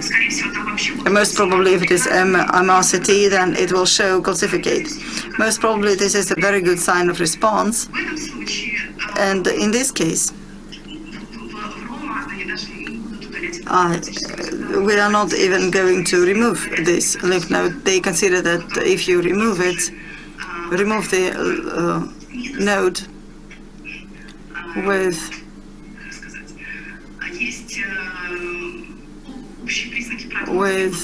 good signs of unfavorable prognosis, then the overall survival in lymph dissection will not go up. That was my last slide. If you have questions, I will be very happy to take them now. And we don't actually remove such lymph nodes. We continue monitoring them. And if in a patient after chemotherapy it does not react, then it's chemoradiation therapy additional. Thank you for your attention. Svetlana, thank you very much for the talk. It is always a great pleasure to listen from you. From the organizers, I know that we have problems with the Rodrigo Perez connection, so I would like to ask you a couple of questions. Unfortunately, I don't have these questions on my computer, but I will try to word them. What is striking in Gina Brown talks, it's actually not these black and white pictures, which you understand a lot about and we don't, but the correlation between the data of MRI that you received and the survival, and that's interesting. So tell me, please, from the viewpoint of a lateral lymph node involvement, do you have the same data? I don't know the criteria, it's the size, the form, some additional characteristics, and survival. If you have this data, it would be interesting to know. So take into account that we do not do lateral lymph dissection, and as a matter of fact, we do not see the lateral lymph node involvement very frequently in early cancers. If we speak about bulky venous deposits, which I demonstrated in my slides, then overall relapse-free survival, we do just quite big surgery, and the overall and relapse-free survival will be similar to your data, to your institution. I cannot comment, actually, the lymph dissection separately, because we don't perform it separately. If we see good response, and the lymph node shows good response, then patients is provided surgery, and I would say that in 15% of cases we had lateral involvement, and there were no relapses after good response. If we see good response in a patient, we move on to surgery, and we can also do lymph dissection separately of the lymph node. We don't do it. Thank you very much. Thank you for your participation. Now we have Rodrigo Perez with us. So now I have noticed that Rodrigo changed his image. Rodrigo, hello. Good morning. You have changed the image. It becomes you. Thank you very much. Good morning, guys. It's early morning here in Brazil. It's a pleasure to meet you and to see you virtually. I'm sorry I cannot come to beautiful St. Petersburg, but I hope to be able to join you in person soon. Rodrigo, the first thing that I want to say is actually thank you for being with us in early morning. And also the second thing I would like to ask you. Unfortunately, the agenda is such that you have just one presentation, then 45 minutes break, and then another presentation. Is it convenient for you? Or two presentations? Хорошо. Yeah, it's fine. Спасибо огромное. I will be able to join both sessions, and hopefully I'll be able to answer questions provided by the session. So don't worry. It's really a pleasure for me to be here today. Спасибо большое, Родриго. И в нашей стране. So, Rodrigo, you are very well known in this country. I suppose there is no sense in just introducing this person, but just a couple of words about this person. You're welcome. Well, thank you. I'm going to talk to you about the lateral node dissection in rectal cancer, and specifically try to provide you step-by-step information regarding the standardization of this procedure. As you all know, this was a procedure that was very much considered to be only performed in Eastern countries. The truth is the Western world has for many years rejected this operation, and for many reasons we believe this is an operation that has to be in the toolbox of colorectal surgeons, particularly the ones who are acquainted or treating rectal cancer patients. As I mentioned, this was an operation rejected by the Western world, which means that we haven't learned it properly during our training programs. And this is the reason when I decided to learn the procedure, I decided to actually go to Japan and spend some time with Professor Tsuyoshi Konishi, who is here in the photograph. And the reason was I could not simply learn the procedure by looking at textbooks or by looking at presentations in meetings. I really took the challenge of going all the way to Japan and understand exactly what the procedure was and the landmarks, anatomical landmarks. Anatomy is really key during this operation, as most of you already know, the procedure is focused on particularly three stations of lymph nodes. We're talking about the upper and lower internal iliac nodes, and the obturator nodes. And you can see here the percentages of positive lateral nodes among patients with rectal cancer according to the Japanese experience. I would probably say that the Japanese are the ones who have the most experience with this operation. So when I went to Japan, I really couldn't understand the procedure at first. It really is difficult because it's basically an operation that has an anatomy that we haven't been trained for. So it's really important for you to understand that the procedure really needs to be focused on the understanding of the anatomy here. So I'm going to share you a step-by-step video. This is particularly a video that we have won a prize for.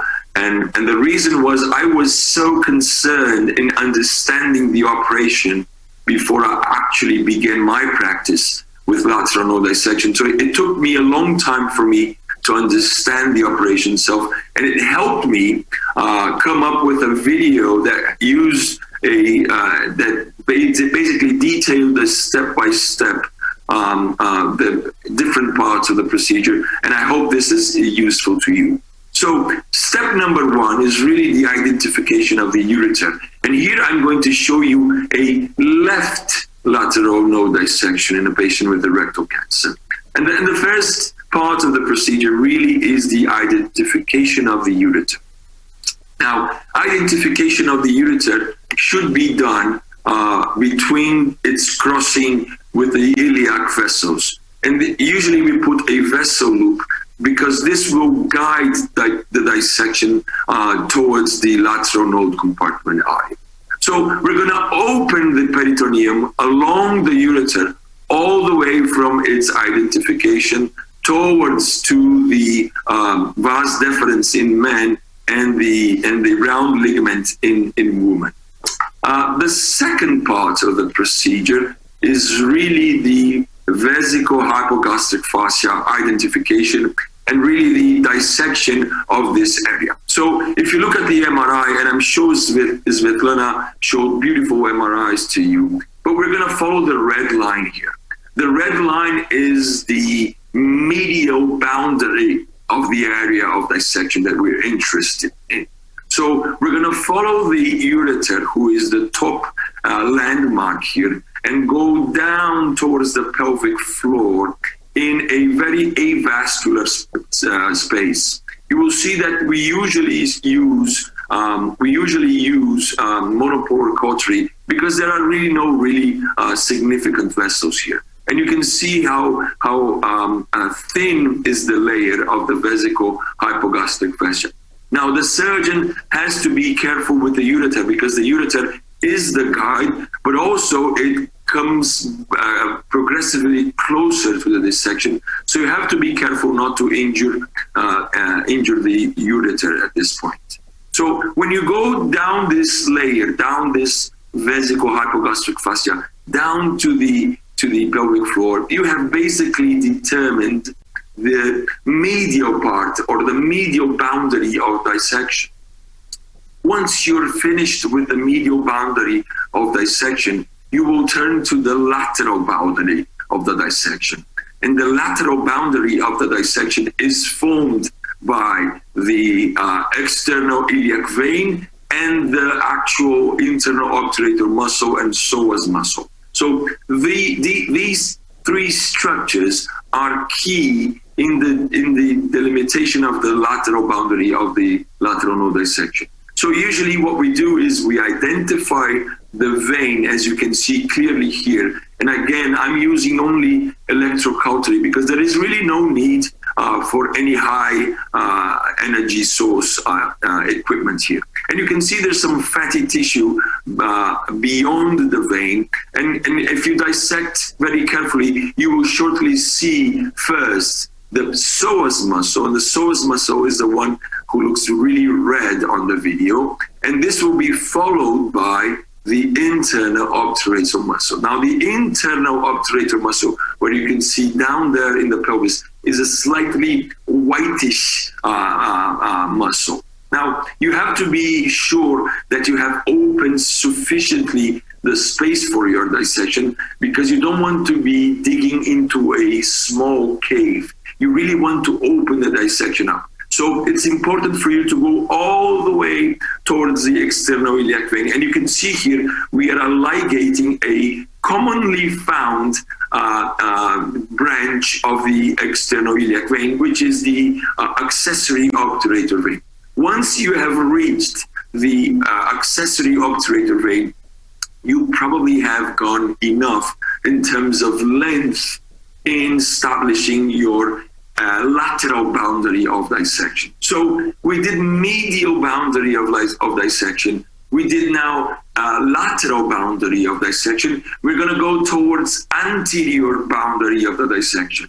And the anterior boundary of dissection is actually formed by three important structures. The first important structure is the communication with the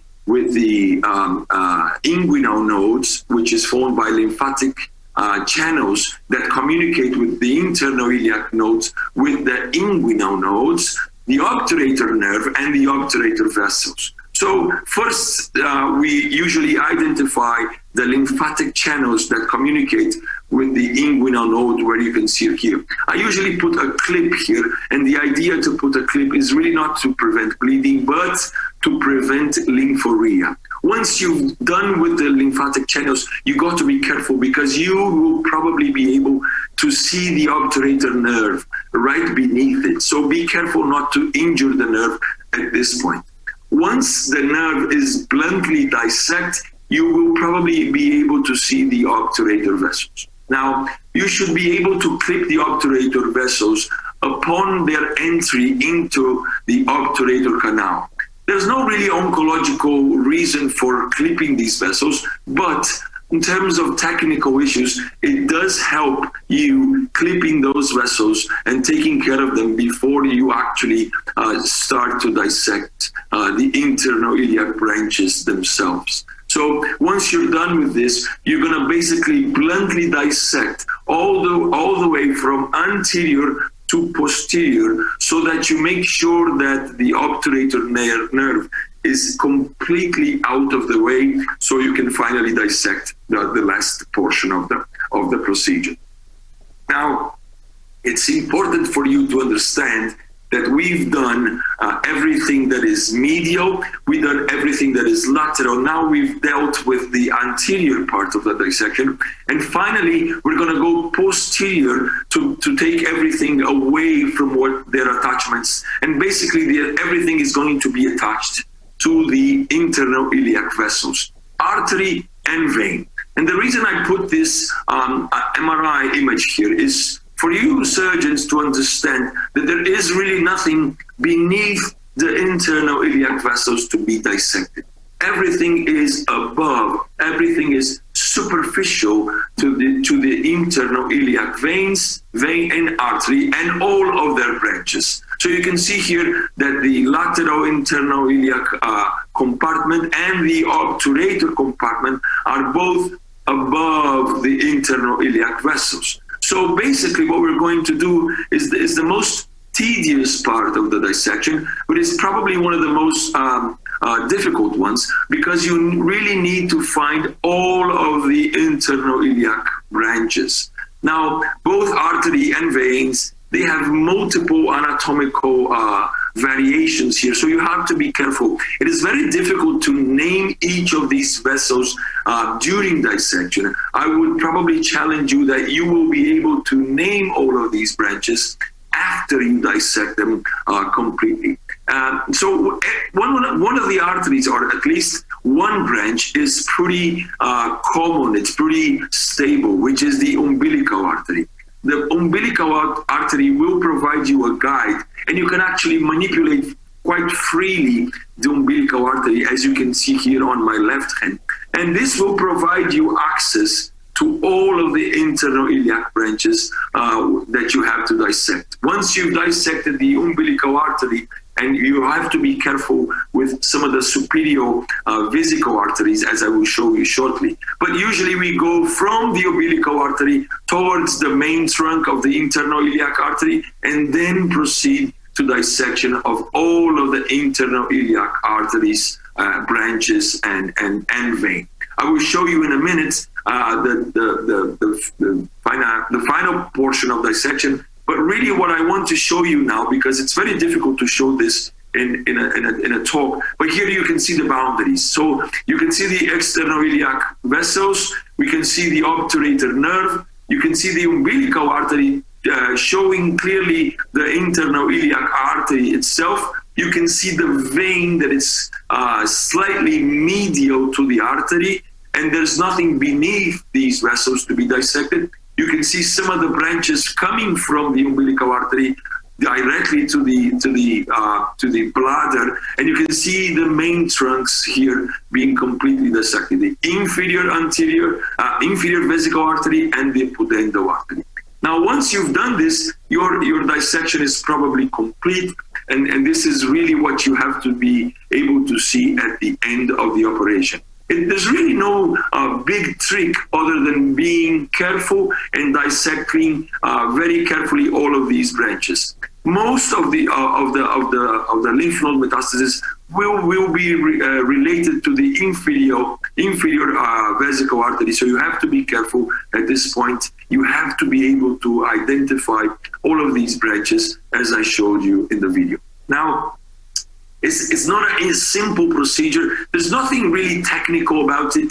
Really, it's all about understanding the anatomy. So for those of you who are not used or not acquainted with the procedure, I strongly suggest that the cadaver labs are a very useful tool in training for this procedure. You can basically do the same exact operation as you would do in the living patient. You can see here how the cadaveric dissection provides you a very interesting and very good anatomical view and understanding of what the procedure is. There are a few messages I'd like to tell you. Number one message is you have to try to attempt to come up with a single specimen. So I'll show you very briefly. So here you can see the single specimen being retrieved. Usually you should not be doing pieces or piecemeal dissection. You should be able to come with a single specimen.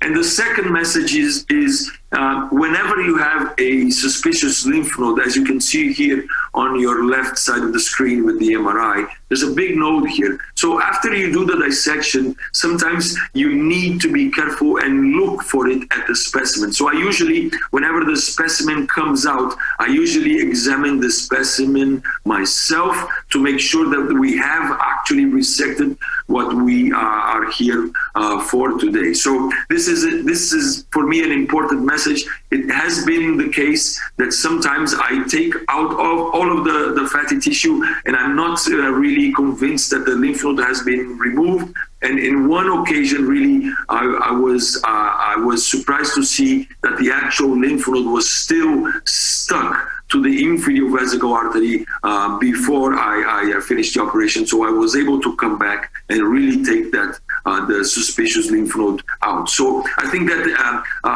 as Svetlana recently showed you, radiology has an important part here. It's really our GPS on where the suspicious lymph nodes are. And if you know where the suspicious lymph nodes are, you have to look for them and do this during the operation after you remove the specimen, so that you make sure that the actual suspicious lymph node has been removed. So in conclusion, when you do this operation, you really want to take the obturator and internal iliac lymph nodes. You don't want to take all of the lymph nodes in the pelvic floor. You want to take these specific lymph node areas. You should be able to do a nerve preserving procedure in most of the case. It has been very rare to see a case where the obturator nerve had to be sacrificed, and usually identification of the nerve will provide you an important anatomical landmark. And really, what you need to do here is really follow the landmarks. I strongly believe that this operation is better done during minimally invasive approaches rather than the open surgery for many reasons. I think that you can deal with the small branches and the sharp dissection using minimally invasive approaches rather than open surgery. And the boundaries are very clear now. You can see that I've listed the boundaries here. So the medial boundary is the vesico-hypogastric fascia. The external iliac vein is the lateral boundary with together with the psoas and internal obturator muscle. And finally, you have to look for all of the internal iliac artery branches and internal iliac vein to make sure that you have done a proper dissection. I hope this is useful to you, and I'll be happy to answer any questions. Thanks again, Professor Karachun, for the kind invitation. Rodrigo, спасибо. Rodrigo, thanks a lot for the most wonderful presentation. And then I would like to ask our technical group to connect all the members of our discussion, because actually we're coming to an end of a section for lateral lymph dissection. I would like to ask you the question, Rodrigo. You, so to say, intruded Russian coloproctology world with the concept watch and wait. You as a surgeon told us, hey guys, stop surgery, we will treat everybody with radiation therapy. And now you are coming second time and saying, okay guys, we should be aggressive in surgery, we should do lateral lymph dissection. Rodrigo, who are you indeed? What's the man you are? You are correct, Karachun. A lot of people think that we actually do watch and wait for every patient with rectal cancer. It's really not true. And I think that we have to look for these particular lymph nodes very carefully. So when patients have a complete response, I think I'm going to talk about this in the following session. I think we should be able to tailor, and I think that you have mentioned properly. There's a wide variety of options in rectal cancer management. And I think we should be able to tailor treatment of rectal cancer from the least aggressive, which is watch and wait, and sometimes all the way to the most aggressive. And I think that lateral node dissection is considered by many to be very aggressive. To be honest with you, I used to look at this operation with a view that this was a very aggressive procedure and very morbid procedure. And as I learned the operation and as I have been trained for the operation, I now understand this is not a difficult or technically challenging operation. The challenging part is really identification of the anatomy, and it's really a careful and tedious dissection of an area that we haven't been so much trained for. But I agree with you. Спасибо. Thanks a lot. And then I have a request to our speakers. I think everybody has connected to us. So, dear colleagues, if you have any questions to Rodrigo Perez, maybe you have some statements or comments. We see quite clear different points of view, and none of them has been confirmed 100% with RCTs. Should we do lateral lymph dissection or not? If yes, when? What is the role of chemoradiation therapy? Is it safe lateral lymph dissection after chemoradiation therapy? So anyone would like to comment or add up? May I? Yeah, sure, Svetlana. So I would like to ask a question. Rodrigo, I have a question to you. So Rodrigo, you showed the case where you did this lymph dissection, but in such patients, their overall survival after that massive lymph nodes that you found, because they have a big risk of remote metastasis. What is overall survival of patients with such a massive surgery? Which is the number? Because here in the UK they do not do it because their overall survival is not more than 12 months. What is the sense to do such a large surgery with lots of comorbidities and complications? There is no sense, they say, sense. That's the main criteria why they don't do lymph dissection here in the UK. What you do in your clinic in Brazil? Thank you, Svetlana. Thank you for the question. I completely understand the concern about the the impact of this dissection in survival. Now, if you look at the data from Japan, the survival of patients who have lymph node metastasis in the internoiliac area is really no different from the survival of patients with N2 disease. There is really no difference in survival between those two patients. So, and if you compare to patients who have distant metastasis resected for, lateral node dissection has better survival. Now, I agree that the survival is already determined by the stage, and once you have internoiliac nodes, you probably have a risk for distant disease, which is quite significant. But I still think that we need to remove the primary and deal with systemic therapy. And dealing with the primary really includes the dissection and resection of those nodes. So that's number one. I think that we have to consider really, as you know, lateral node dissection will probably be part of the local regional staging system of TNM in the future, in the very near future, because when you have distal rectal cancer, lateral internoiliac nodes are really N2 disease, as the number of mesorectal nodes, metastatic mesorectal nodes, and we still resect them to make sure that the primary is controlled and the patient can deal with systemic therapy. So really, to answer your question is, we really have similar data to N2 disease whenever you have metastatic internoiliac nodes. That's number one. The second part is, as I mentioned, I used to think that this was a terrible operation and lots of comorbidities. And to be honest with you, we have done this since I came back from Japan. We have been doing this routinely now, and it's not the end of the world, and it's not a big operation with multiple comorbidities. The only thing that is you have to be careful with is in intraoperative bleeding. We have not come across a major complication after lateral node dissection. And again, when we do this by minimally invasive approach, really the impact on the comorbidity is quite minimal. It really adds 1 hour and a half on each side. We rarely do this bilaterally, and I honestly think that when you have bilateral lymph node metastasis, the risk of metastatic disease is probably even higher.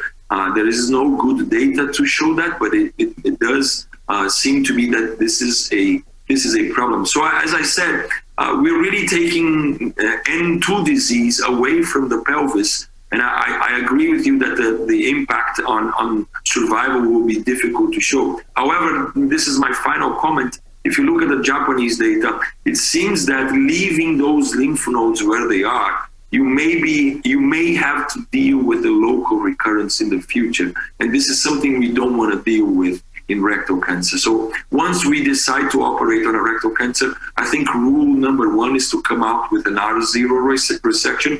And that's the point of the mesorectal fascia and the MRIs. And when you talk about the lateral lymph node area, it seems that the local control is very much improved when you have suspicious lateral lymph node metastasis. You should be able to remove them safely and properly, as I mentioned. This is basically what we think here now when we came back from Japan.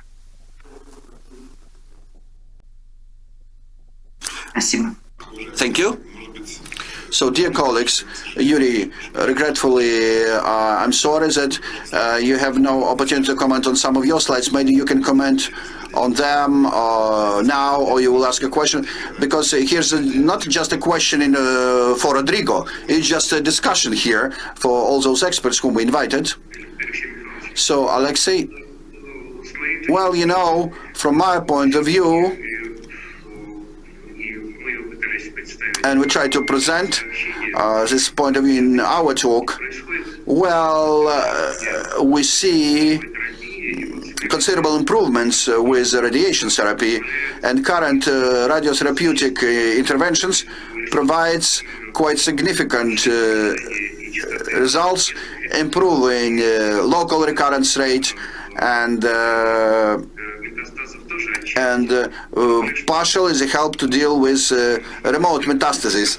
So when we showed our clinical case, we found out that a lot due to help by Svetlana Balesnikova, our imaging specialists, they are huge experts these days, and looking at our clinical case, they in absolutely clear way showed that there are no signs of malignancy after chemo radiation therapy. Considered that the treatments are very high level. We worked with Marina Chernych, who helps us with organizing pre-op radiation therapy, because we do understand things depend on a surgeon and on the operator. I mean, quality of our imaging specialists, ultrasonographers or radiologists, it depends on experience. And a lot depends on radiologists, not mentioning surgeons. So it seems to me it's quite logical in the data provided by our Japanese colleagues, who can say that lymph dissection does not allow to reach such a decrease. Why is they so often after lateral lymph dissection? Why they so frequently say that metastases develop in the same group of lymph nodes? And it's a big question, and we never heard an answer during this session.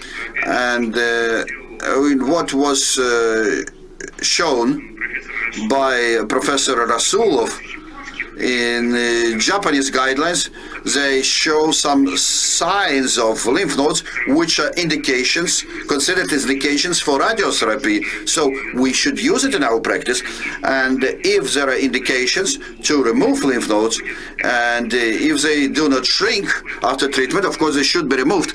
And moreover, if it is done within the time frame and as an elective surgery, considering using all the modern radiation therapy techniques, it does not worsen surgery results. So everything depends on indications. If for prevention, well, it seems to me that maybe it's not well justified. But if the lymph nodes are enlarged, of course, if it's technically feasible, we should remove them.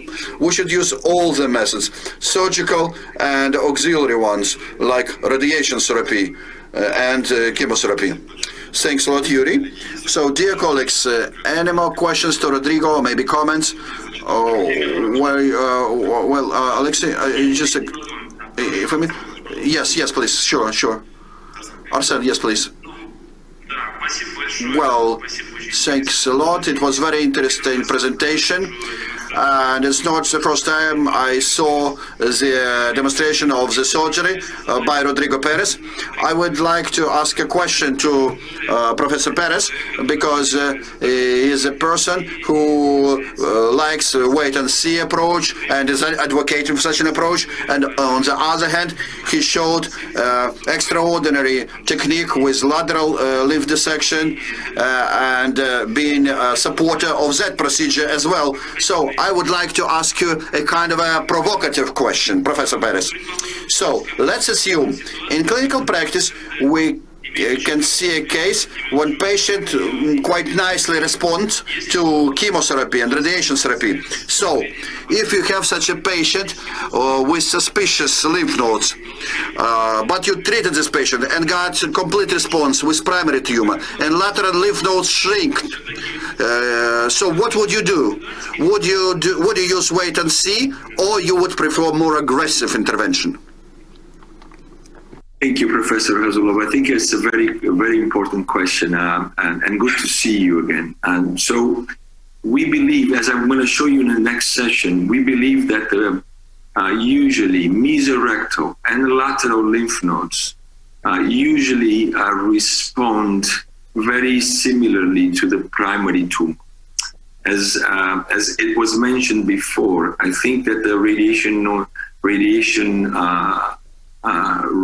techniques have improved. We usually, here in Brazil, we usually provide a boost to the lateral lymph node together with the boost that is provided to the primary tumor. So at the end of the day, the doses of radiation that reaches the lateral nodes is probably very similar to the doses that reach the primary tumor.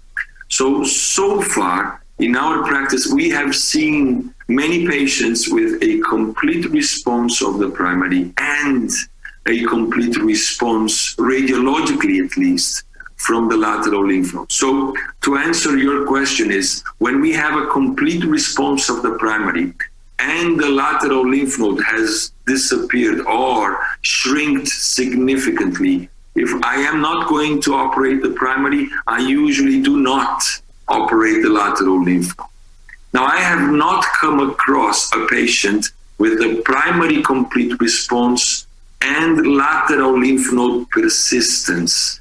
It would be very uncommon to see that, but it is possible. And if I ever come across a patient with a complete response of the primary and a suspicious lateral node, I would probably do the lateral node dissection and still watch and wait on the primary tumor itself. So I really think we have to tailor the treatment according to response, and the lateral lymph node area being separated from the TME provides us with an opportunity to deal with the primary rectum or to the lateral compartment separately. And as I mentioned, I have not come across a patient like that yet, but I'm looking forward to see a complete response of the primary and persistence of the lateral node. When there is response of the lateral node together with the primary, I do watch and wait on both ends. And I survey these patients quite frequently,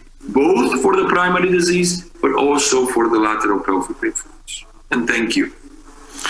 Спасибо большое. У нас, к сожалению, время перерыва, сейчас мне подсказывают. Но у нас есть вопрос. Okay, thanks a lot. It's time for break for us, but we have a question from our participants, from Dr. Kolesnikov from Pskov. It's a question to Rodrigo and to Peter Tsarkov, who has highest experience with lateral dissection. So how many lymph nodes, the question is, how many lymph nodes are removed during lateral dissection? So good day, everybody, whom I haven't seen. Hello, Rodrigo. So in our study, the mean number of removed lymph nodes from one obturatorial space, means those two groups of lymph nodes, it's nine lymph nodes. The mean number of metastatic lymph nodes is 1. That's what we saw in our group with lymph nodes.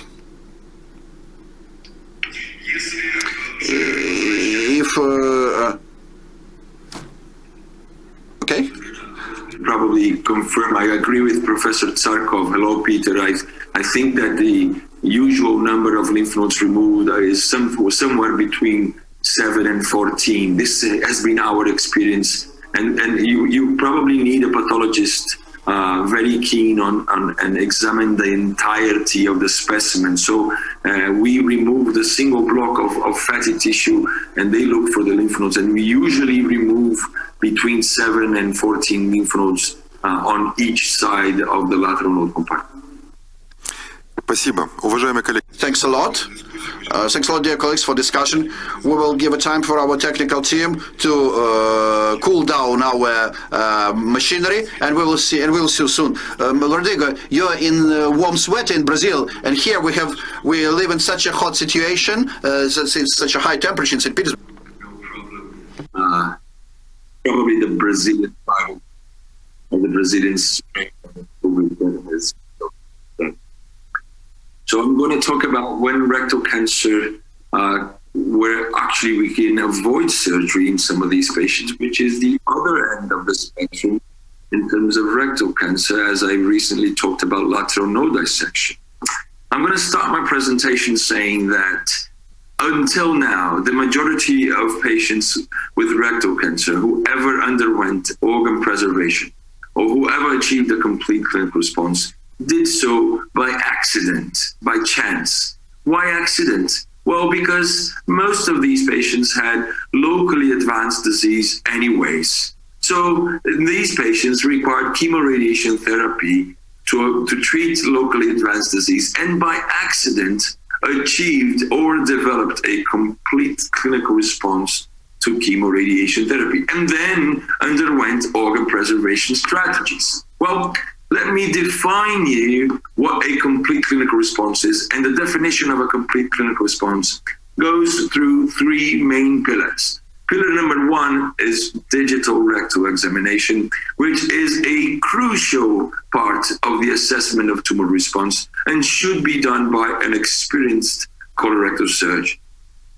Pillar number two is endoscopic assessment, and you should be able to see something like this: a white scar, no real ulceration, no residual mass or irregularity within the rectal wall, to call it a complete clinical response. As a matter of fact, many people think that we should routinely biopsy these scars. And you have to be careful, because a negative biopsy is not part of the definition of a complete clinical response. Be careful, because a negative scar is by no means equal to a complete clinical response. So be careful with negative endoscopic biopsies.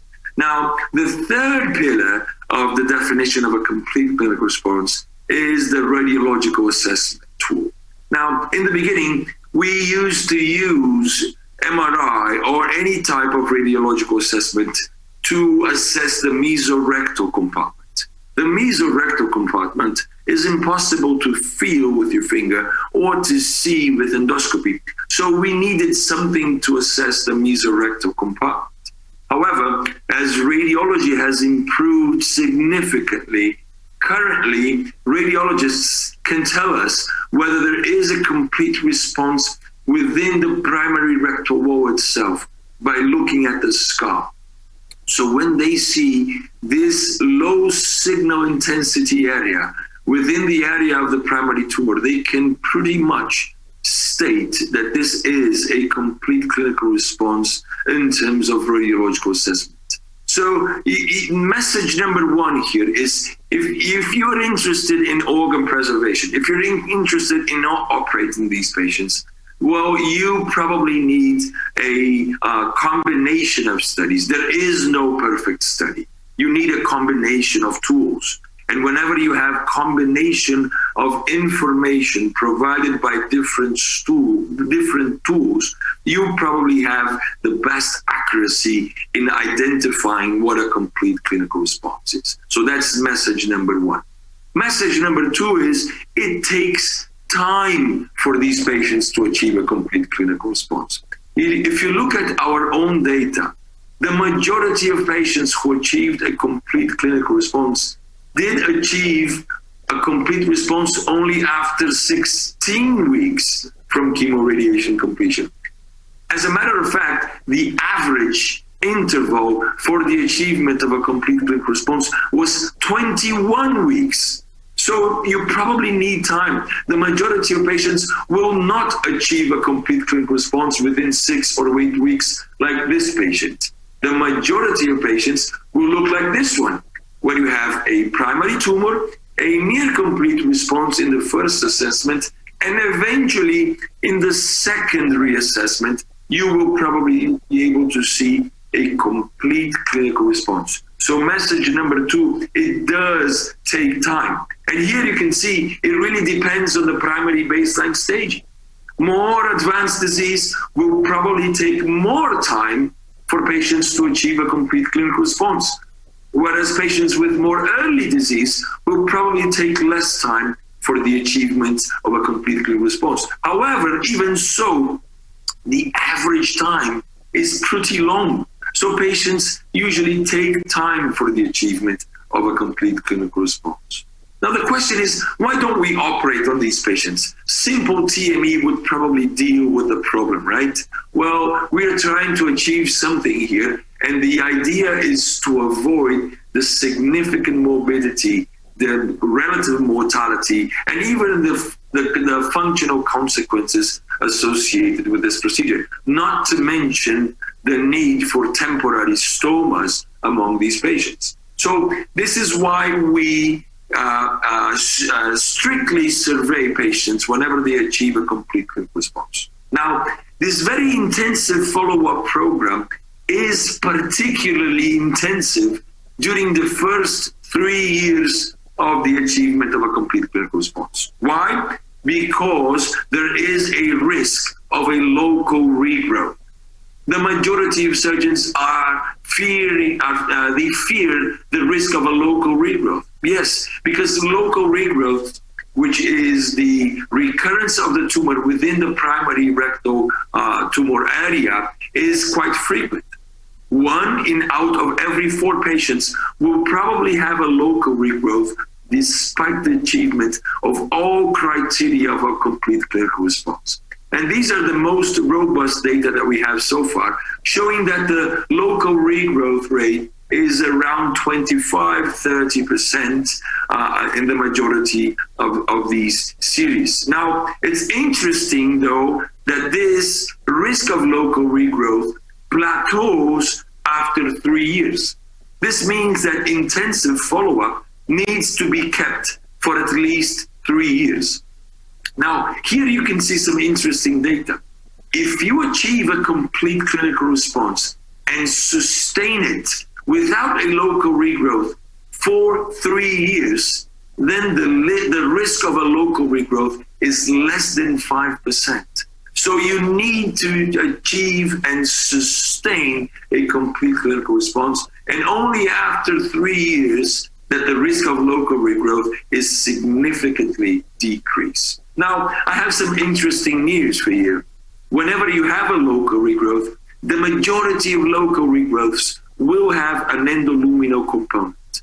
Now, if they have an endoluminal component, it means that the endoscopy and your digital rectal examination will be able to detect the majority of these local regrowths. Yes, you may have an exclusively mesorectal regrowth. Well, in those cases, MRI will be able to detect them.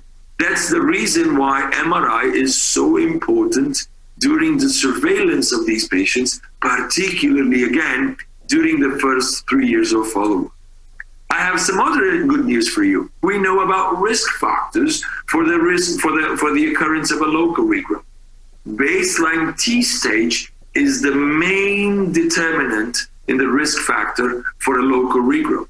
When you have early stage disease, the risk of local regrowth is much lower than patients with more advanced disease. Now, this is an interesting data from multiple studies put together, and you can see here that the risk of local regrowth progressively increases as you increase from T2 to T3 and to T4, 20, 30, and 40% of local regrowth risk according to the baseline T stage. Now, again, the T stage risk factor becomes irrelevant as a complete clinical response is achieved and sustained.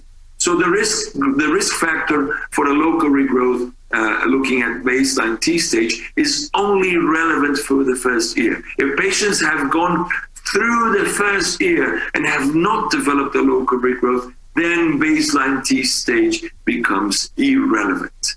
Nodal stage is not relevant. So far, there is no study showing that a nodal stage at baseline is a risk factor for local regrowth. Why? Because the majority of local regrowths are endoluminal, meaning that the T stage is more relevant than end stage for the risk of a local regrowth once patients have achieved a complete clinical response. Message number 3. Well, when you have a local regrowth, you can still salvage these patients. And usually the majority of these patients are salvageable, but not only that, you can usually perform the same operation you were going to do in the beginning. So if the patient was a candidate for an APR and you have a local regrowth, you probably need an APR. But if the patient was a candidate for sphincter preservation, you can still go back and do the same operation you intended to do in the beginning. Now, there is in select patients the opportunity to do salvage for local regrowth with local excision. Yes, And these patients were particularly the ones who had early stage disease in the beginning. So if you have early stage disease in the beginning and you have a local regrowth, these patients are more likely to have a second opportunity for organ preservation with the use of a local excision of the local regrowth itself. Now, what about metastatic disease? This is also a main concern with the watch and wait strategy. Well, if you look at the incidence of metastatic disease, it is no different from patients who undergo radical surgery for a complete pathological response. So the incidence is overall the same. Now, if you break these patients into groups or subgroups, then there's a difference. If you look at this slide, you will see that patients who have a complete pathological response, the risk of metastasis is low. In patients who have a complete clinical response and never have a local regrowth, the risk is also very low. However, among those patients who have an apparent complete clinical response followed by a local regrowth, then these patients, where you salvage by radical surgery, these patients appear to be at a higher risk for the development of distant metastasis. Now, I began my presentation saying that the majority of patients underwent watch and wait so far by an accident because they required chemoradiation therapy anyways. These patients had locally advanced disease. But now there's an opportunity for intentional watch and wait.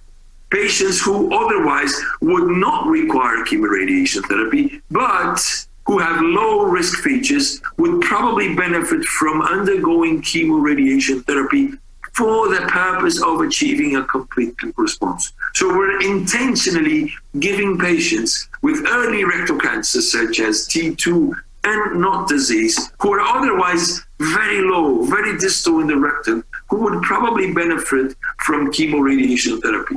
Well, now we are in the era of TNT, and chemoradiation therapy in the classical regimens are probably already dead. We're probably using total neoadjuvant therapy. And remember, the idea of total neoadjuvant therapy is to provide all of the treatment before surgery to provide the best chances of survival and the best chances of response.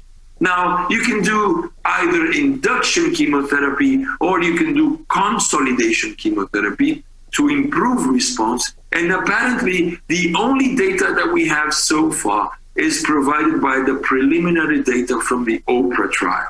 Now, in that trial, patients were compared in terms of two TNT regimens, induction chemotherapy versus consolidation chemotherapy.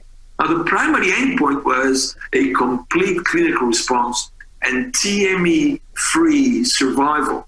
Surprisingly, patients who underwent consolidation chemotherapy with chemoradiation therapy long course had the best chances of achieving a complete clinical response. So we're talking about paradox here. We're trying to tell you that early stage disease didn't even need chemoradiation therapy. And now we're going to treat these patients very aggressively with TNT for the single purpose of achieving a complete response. Is this really beneficial? Well, we particularly looked at patients with early stage disease. You can see here, T2 and NOT disease, who underwent either the classical chemoradiation regimen or the TNT regimen with consolidation chemotherapy. And you can see that patients who underwent TNT were more likely, 2 times more likely, to achieve a complete clinical response and never undergo a radical surgery. So it seems that it does pay off to provide these patients with TNT, even though they have early stage disease. So in summary, now we have clear clinical, endoscopic, and radiological criteria to what is a complete clinical response. Yes, the follow-up is critical. Yes, it has to be intensive, at least for the first 3 years. But isn't it always critical? Well, early detection of recurrence and proper salvage seems to not affect the oncological compromise. So you have to follow these patients quite significantly to detect the local regrowth, to manage local regrowth. Apparently, there is no impact in the risk of systemic disease. But be careful, because when you break out into groups, patients with a local regrowth are at higher risk for a distant metastasis and for a distant relapse. Finally, TNT is here to stay. And if you're interested in a complete clinical response and organ preservation, consolidation chemotherapy and long-course chemoradiation therapy is the only evidence that we have that is associated with a higher chance of a complete response and watch and wait. And finally, early stage is also interesting and also useful. So if you're thinking about early stage and TNT or early stage in organ preservation, yes, TNT may provide the best chances to achieve and sustain a complete clinical response. And even if you have a local regrowth, you may still have the opportunity to provide these patients with an organ preserving strategy with a local excision. So to end my presentation, how do we treat these patients, and when do we avoid rectal cancer surgery in mid and distal rectal cancer? Well, in mid-rectal cancer, I would say only for high-risk patients, it's really still accidental watch and wait. Those patients who would require chemoradiation therapy anyways and eventually achieve a complete clinical response. However, for the distal rectum, for those patients who have rectal cancers that are easily accessed by the digital rectal examinations, these patients will probably benefit from TNT, both in high-risk patients for accidental watch and wait, but also for early cancers where the intentional watch and wait may be an interesting alternative. Now, I have to end my presentation with giving full credit to my boss, who really challenged the role of radical surgery among patients with rectal cancer. And this is not her specific statement. This is something was already present, but it does apply to the situation here. Where a good surgeon knows how to operate, a better surgeon knows when to operate, but perhaps the best surgeon knows when not to operate on patients with rectal cancer. Well, thank you very much again, and I'll be happy to take any questions, Professor Karachu. Rodrigo, спасибо огромное. Thank you very much, Rodrigo. I do not see any questions from the audience, but I would like to ask a question. Kindly tell me, we understand very well that prolonged chemoradiation therapy, consolidation, induction chemotherapy, this is exactly what provides maximum regression. And what can we say about short courses with surgery postponed? Any proof, any evidence, reduced radiation therapy, but intensifying the dose, can it be as beneficial? This is a very good question. There's some interesting data showing that short-course radiation therapy with consolidation chemotherapy and prolonged intervals may also lead to complete response of the primary cancers. However, we have still very little data regarding the chances of having a complete clinical response. We have so far some data showing that, yes, there is complete pathological response, and not necessarily a complete clinical response is the same as a complete pathological response. So, yes, it is possible. Yes, it may be useful in some patients, but we don't really know whether, number one, the rates are similar. I still believe that we have a higher chance of achieving a complete clinical response with a long-course radiation therapy. And two, we're not really sure about the local regrowth pattern among patients who underwent short course. So we will really have to see whether there is a place for short course radiation therapy when the purpose of achieving a complete clinical response. Now, there is an ongoing trial in Germany looking at this specific comparison. They are comparing short course radiation therapy and long course radiation therapy with consolidation and long intervals to see whether there is a higher chance in any case to achieve a complete clinical response. And I'll be eager to see the results of that trial. Спасибо большое, Родриго. Thank you very much, Rodrigo. Thank you. And now I would like to pass the microphone to Zaman Zaurovich Mehmedli, who will talk about the lower and the mid-ampular rectal cancer. We actually provoked him when we were assigning this topic to this speaker, because we know that he deals very actively with full morphological regression. So he will speak about surgery alone. Can you hear me? Yes, we can hear you fine. Thank you once again for the invitation. And you managed to give me a very provocative topic. The cancer of lower medium ampular sections of the rectum, but I decided to change the name a little bit.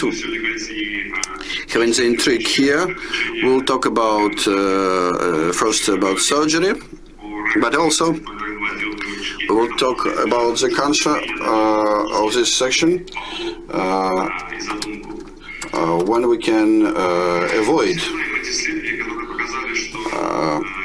the surgery. We do know the studies for the short ablation therapy resulted in a small decrease of relapse rate from 11 to 5%. So formally, there was not that much of advantages, and there was no differences of 5-year overall survival.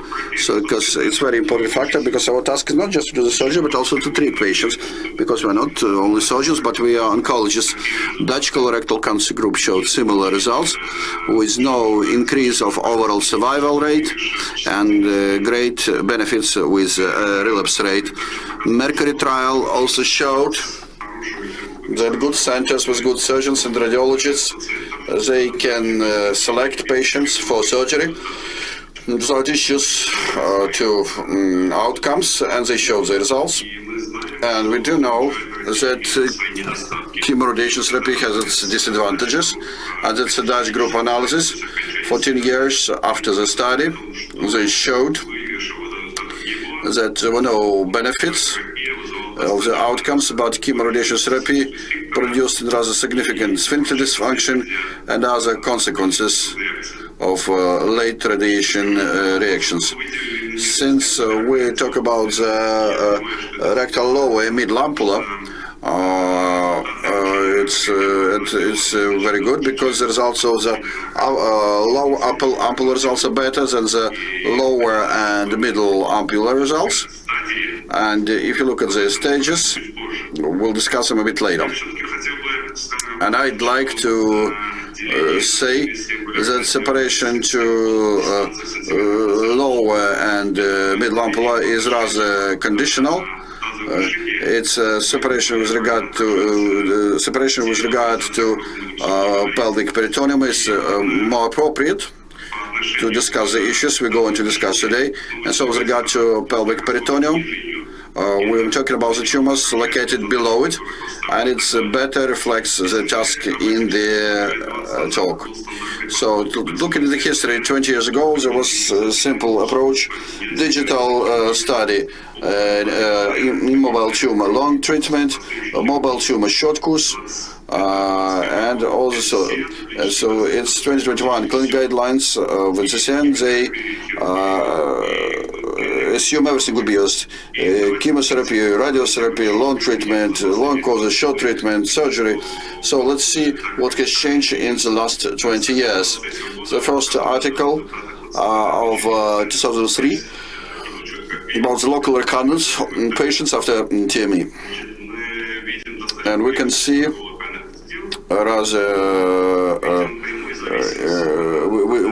we see direct dependence of long-term results on the stage. So Duke A93, you can see them there for yourselves. It's another article, 2013, quite interesting study. Essentially, what is the meaning of the study? It shows us another factors prognosis as shows direct correlation with the stage. 2019 study, our Asian colleagues quite nicely discussed prognostic factors. In addition to those which talked about, they divided patients into two groups, with factors with high negative prognosis and without that. They divided those patients into two groups. One of them were treated with radiotherapy and then surgery. Others were no radiation therapy. Patients with low progression risk, without the absence of radiotherapy did improve results. Patients with high risk of progression with negative factors, also radiotherapy did result in considerable improvement of long-term results. But when they compared low and high risk groups, they found out that presence of those factors is actually a fundamental reason to change their long-term survival rates. And those factors were the invasion depth, lymph node status, circular growth, extramural invasion, and tumor spread. And also, talking about that, we should understand the surgical experience and treatment equipment in the clinic and ability of the clinic to provide rehabilitation is different. And so we should understand it when planning treatment for our patients. Generally, we have seen the following. If we talk about patients whom when considered as surgical candidates, patients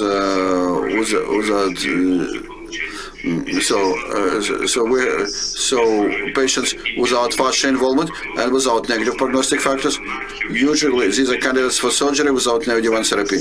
And patients without fascia involvement but with negative prognostic factors, which we mentioned, where it makes sense and maybe more appropriate to consider some neoadjuvant treatment. But which treatment we should consider as a neoadjuvant for such patients? Well, patients with without negative prognostic factors, with low risk, mostly are patients for surgery. And we should understand that, as you do know, that we also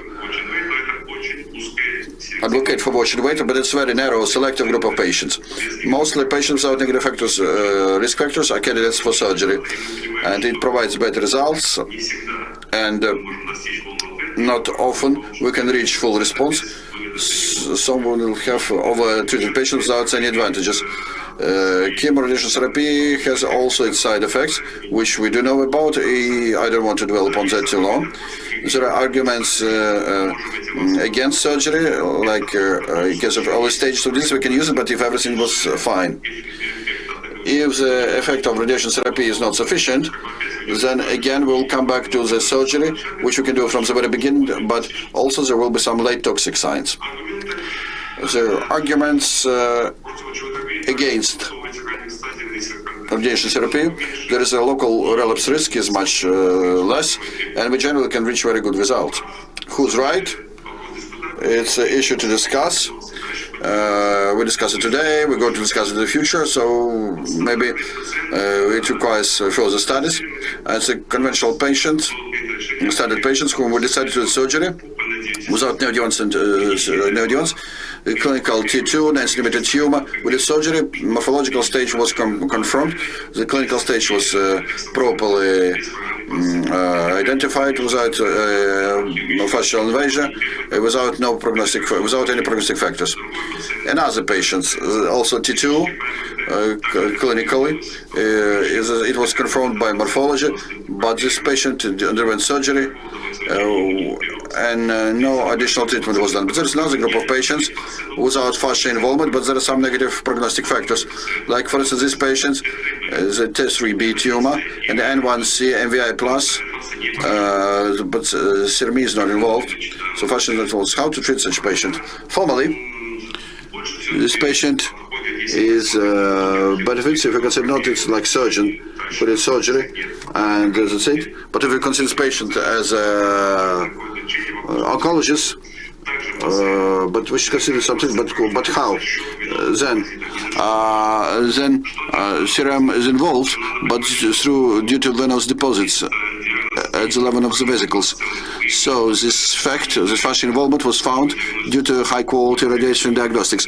Not every clinic can see it, and mostly in those cases will undergo surgery. And there is a experienced morphologist. He will find those venous deposits, and then the surgeon, once he saw this histology, he should think that maybe neoadjuvant treatment should be done, and maybe that he will think that some pre-surgical treatment might be a good idea. Because presence of these negative factors actually has a negative effect on long-term results. And other patients, the same thing. We have a tumor which doesn't affect CRM, but there are deposits which affect fascia. So how we going to consider this patient? For the surgery, formally, yes. There are no, it's not considered even 10M stages. There are no guidelines for that. But we understand that the patient's fate depends on the proper treatment. It's a Becker group study. They enrolled patients without fascia involvement. But with involved lymph nodes. And conventionally, those patients should undergo chemotherapy with surgery. They decided to replace radiochemotherapy with radioant chemotherapy, like FOLFIRINOX, was followed with surgery. You see the inclusion criteria, so we could see that it's not that cancer which we assume. If we look at the criteria, what is the cancer we treat? These are patients where we cannot do radical surgery with a standard TME. Here, initially, we can do conventional TME because fascia is not involved. But looking at the lymph nodes involvement, they are candidate for neoadjuvant therapy. So the CAR group decided to replace long-term of radiochemotherapy to pre-op chemotherapy using FOLFIRINOX.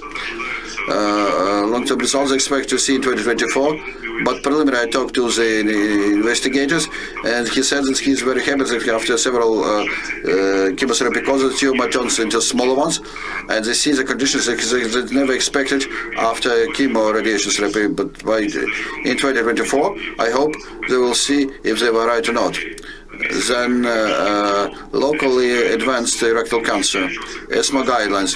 But once again, I would like to say that what we call locally advanced cancer and Western definition is different. It says that routine administration of chemoradiation therapy is a matter for discussion, because the discussion locally advanced cancer depends on the size of the nodes, and we discuss it. It's not always can be confirmed by morphology. If these patients as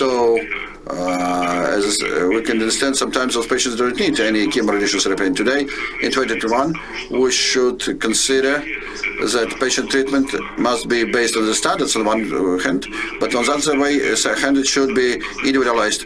We should personalize treatment. You look at the localization. Especially in men, we should consider age, sex, social status, progression signs, and also we should always take into account patient preferences, telling patient about all potential options of treatment and choosing most appropriate management. Talking about the local relapse risks, possibility for stoma to be placed. Understand that all stomas can be closed at the end of the day. Some of them would be permanent. We should understand incontinence, sexual disorders. We should consider everything with patient. We should consider patient preferences and then decide, and only then decide if we do surgery or not. Quality of life. We should consider, because doing extirpation, it will be will be radical, but it will affect quality of life. This patient we're going to discuss on the coming Monday. The tumor 5 centimeters, T2 and 0, with quite low location. Formally, he's candidate for extirpation, but we have to. And it actually explanation was this fabulous. We can do the surgery. We can stop with the surgery only, but you can, if the patient would agree with the surgery or not, we should discuss with the patient. Should we tell to the patient that he has a chance about 60-70% after long-term radiation therapy to get full response. Yes, we should tell that patient that, and only then together the patient will decide what to do. And we should understand that surgeries, which all do surgeries, and we all show that we do surgery quite fine, but still we do see some complications, each one of us, and all these issues should be discussed with the patient. As it's an article of 2015, it's British publications. This is questions or issues discussed with patients by oncologists. You see the upper part was discussed, lower part which are not discussed. Maybe because surgeons are busy, maybe not all patients do ready to admit and all the consequent surgery, but we should understand it, and all after full discussion we can come to the final decision.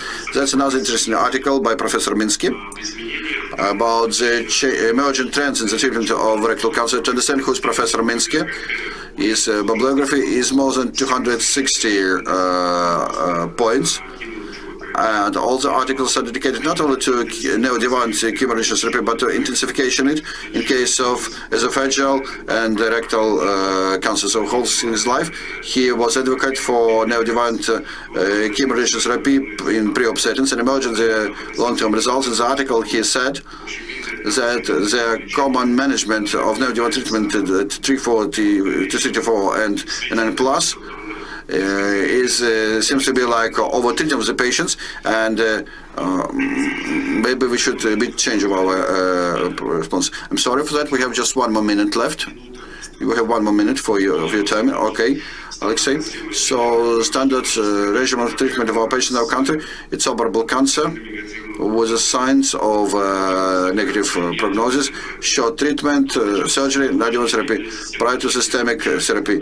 Systemic therapy improves long-term results. What's alternative you've got? The half the adjuvant should be moved to the neoadjuvant treatment instead of radiation. And I will do it rather rapidly. So while we're talking about the compliance and benefits, it's a rapid trial, which set an absolutely different task, but it shows that patients with chemotherapy in neoadjuvant mode with a higher rate will end up the whole cycle. Or 6 causes treated by more than half patients versus patients who are doing adjuvant therapy. They should reach local oncologists, got the reference papers, and got the drugs. It's the same in Europe. Less than half of patients get half of the treatment of chemotherapy. This is our study in 2015 when our patients were treated instead of short course by 4 causes of capox. We had effect on 103 patients, so 83% of patients after that actually avoided radiation therapy and underwent surgery. And moreover, in 8% of patients we got complete response. Only after 4 courses of chemotherapy, there was no LTT effect. And formally, so it's time. Your time is up. I'm sorry for that. So briefly say we should understand if there is quite a short surgeon, if he knows he will do everything, if there is a thinking surgeon oncologist understands his task not only to the surgeon but even to treat the patients. A difference of them is that surgeon oncologist works in a clinic, he provides a whole set of interventions, and just a surgeon, he just does the surgery. They're both men, but another one has duties. So with surgeons and oncologists, we have duties before our patients. Talking about the mesorectal fascia, 1, 2, 3 millimeters. What is that? How to do it? You should understand. We know that ideal mesorectomy provides good results, but nevertheless, we should also understand that during surgery we do such movements, and such movements with the tools and pinch movements. These 2 millimeters could be easily changed. So that's the thickness of monopolar, which work at just 2.4 millimeters. This difference is quite subjective.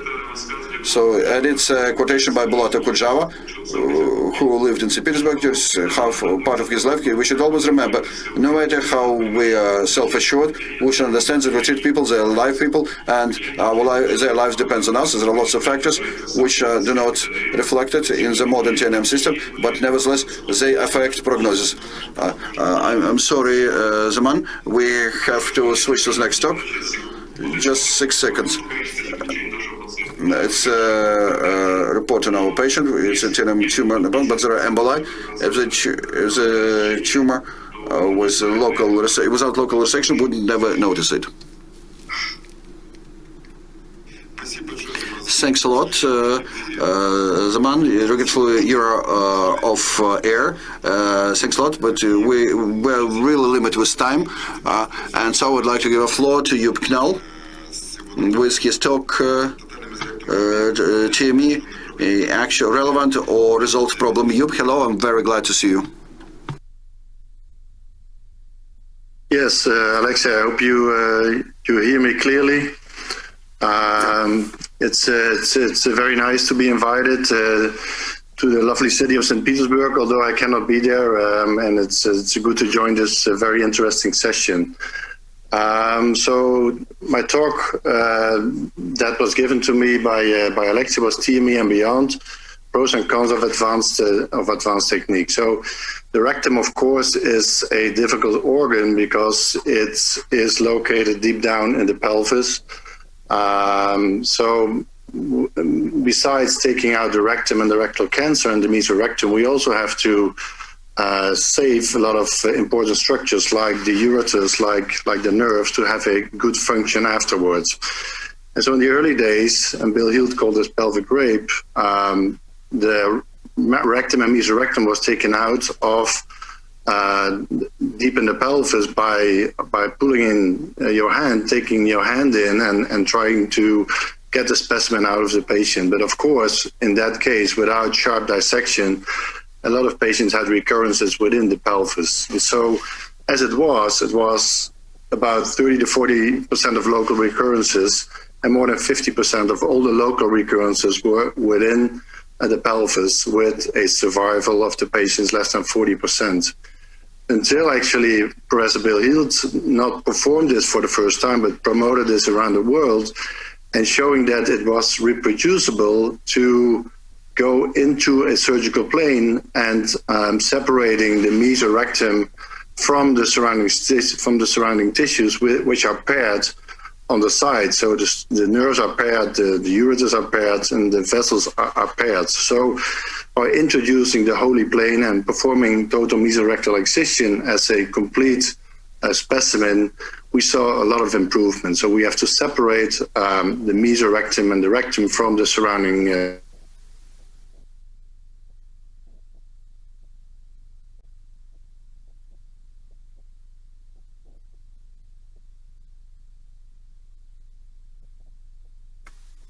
Что вы говорите? Что я должен сделать?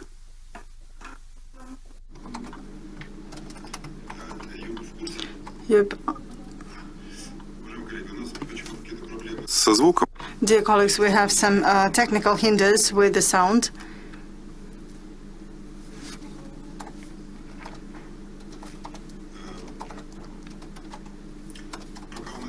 While we are trying to restore the sound, Rodrigo, are you with us? Rodrigo, are you with us? If Rodrigo is with us, then we do have questions from Vyacheslav Aliyev from Oncology Center. What is the rate of long-term metastasis in full response, depending on the depth of the volume of the primary tumor, and what is the organ that is impaired the most? That's a very good question. So if we consider the entire group who achieves a complete clinical response, the risk of distant metastasis is around 10%. It does increase with the occurrence of a local regrowth. However, there is no association between the risk of distant metastasis and baseline T stage or baseline N stage. We are currently looking into this, but apparently this is unpublished data. We have recently submitted it for publication. But so the idea is that the only risk factor for a local, for a distant metastasis is the occurrence of a local regrowth after the achievement of a complete clinical response. So apparently baseline T stage and nodal stage have no impact in the risk of distant metastasis. And it is overall, entire group of complete clinical responders is around 10%. So really the risk is low. And apparently the ones who have a local regrowth are particularly at risk. Rodrigo, and another question to you. So in the mid and upper ampulla cancers, how do you stage lymph nodes by TNM?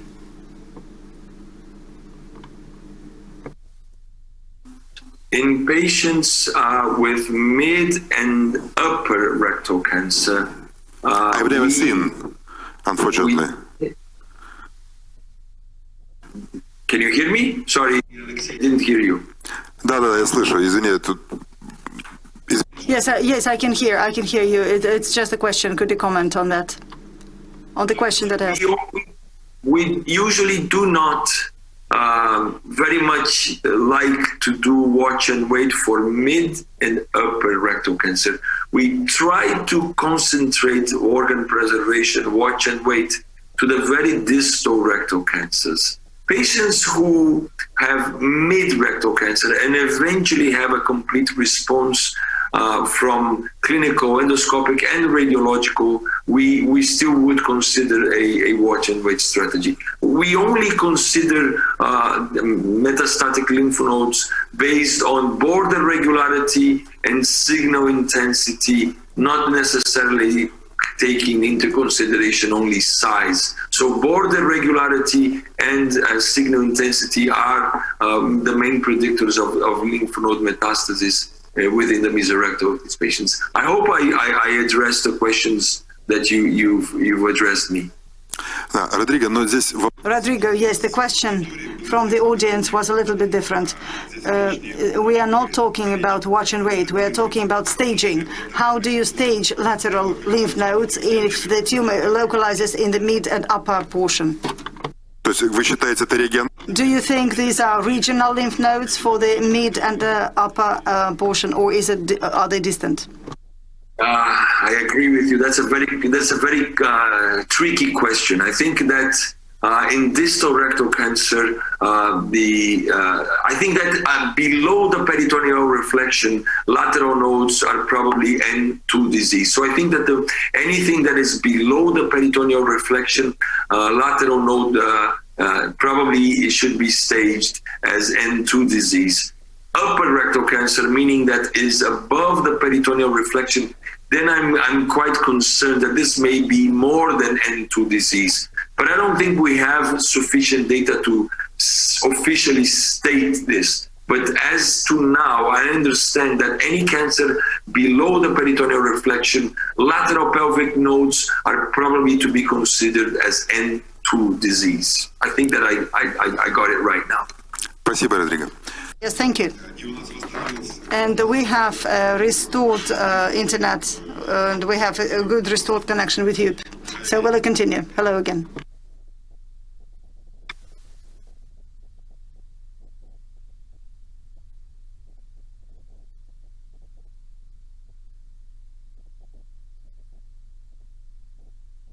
Okay. I hope you can hear me now. Да, мы видим и слышим сейчас, да. Yes, we can hear and we can see you. Okay, so let me go here, because I told about you as TME has beaten the golden standard. So looking at the Swedish trial, we see that local recurrence rate after 2 years dropped from 15% to 6% when starting TME. So going from traditional surgery at that time to TME, we had a drop of the local recurrence after 2 years. The same actually in the Dutch TME trial published in 2002, where they saw also after 2 years a local recurrence drop of 16% to 9% just by improving surgery actually. Now, what about the location? If you look at this sub-trial from the Dutch TME trial, including 180 non-irradiated patients, and looking at the completeness of TME on a pathological level judged by Iris Nachtigal, they saw that in these patients, about 56% of patients had a perfect specimen, a complete TME. About 20% of patients had a nearly complete TME, but about 1 out of 4 patients had an incomplete TME. So by doing a more difficult surgery, and if we look at the location, we see that a perfect specimen, a complete TME, was much more difficult to perform when you have a distal location. So the distal third of the rectum is actually the hard part to perform, as we know as surgeons. So if you look at rectal cancer surgery, the upper rectum is like sigmoid resections, it's like sigmoid surgery. It becomes only difficult when you go like mid-pelvis and down to the lower third. I hope you can still hear me. If you look at this study published in 2009 by Akiyoshi, you see actually that when you compare females and males, that when you look at the diameter of the pelvis on a high level, on a mid-pelvic level and the lower pelvis, you see that on all levels, the male pelvis is much smaller than the female pelvis. And you also see that the mid-pelvis is actually the narrowest part in most male patients. So actually the access to the lower rectum is most difficult in the patients. So it's really the lower third of the rectum that is very important to perform a complete TME and take the lesion out. This is something we published. We think that there are multiple factors that play an important role in the difficulty of rectal cancer surgery. Of course, the pelvis diameter, so male patients are more difficult to operate. Then everything inside the pelvis, so when you have a big prostate, it's much more difficult to operate than we have a female patient, because the prostate you cannot move, and especially on anterior located tumors, it's very difficult to go between the prostate, a little bit of mesorectum, and the tumor that could be located anteriorly. A suboptimal interval between radiotherapy and surgery. Of course, the size of the tumor, because within the pelvis you have less space to operate. Tumor location, especially anterior located tumors, which are hard to see from out the pelvis.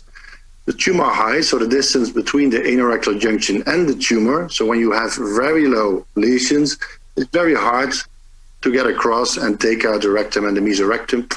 And of course, in obese patients, so who are the most difficult patients to operate? Obese male patients with a big prostate and an anterior located tumor very close to the sphincter level. This is pretty obvious. So the discussion, I think, should be mainly about the distal lesions, and the technique should be tailored to the patient. This might be not a perfect technique for all patients. And what's happening now is like a surgical tribalism between groups that say everything has to be done open or robotic or TATME or laparoscopic. And depending on where you go, on what conference, to a robotic conference or a TATME course or a course which is very conservative, they will say, you know, you have to do it robotic because it's the best, or have to do a TATME. I think at the end of the day, to have the armamentarium to do multiple techniques would be best to tackle the patient, depending on the level of the tumor and the level of compared to the sphincter muscle. Of course, if you need an armamentarium to tackle more multiple rectal cancers and tailor this to the patient, you need volume. You cannot have and work in a center where you have 10 rectal cancers, low rectal cancers a year. Can you hear me, Alexei? Yeah.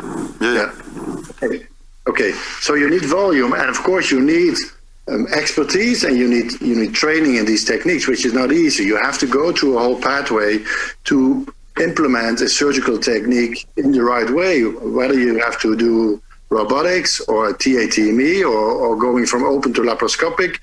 You need your cognitive skills, you need your motoric skills, you need courses, and best circumstances, cadaveric courses, live surgery, and patient selection. It's not only about the surgical technique, it's about the patient selection, being fair to your patient, being proctored, and monitor your personal outcomes and data to have good quality surgery. Now, if you look at laparoscopic surgery, of course, many people go from open to laparoscopic surgery, which is really reasonable because you have better short-term outcomes with, I think, comparable oncological outcomes when you are a good, well-trained surgeon, but you need your training.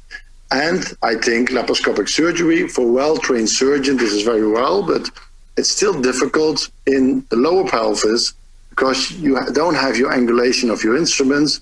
The stapling of the rectum might be difficult because we don't have the perfect stapler yet. So it's very difficult to have a perpendicular stapling of the distal rectum. We indeed need a stapler of more than 65 degrees to get across the rectum in a perpendicular way, have an optimal vascularization. And I think you have the disadvantage of not seeing the distal margin in extremely low lesion.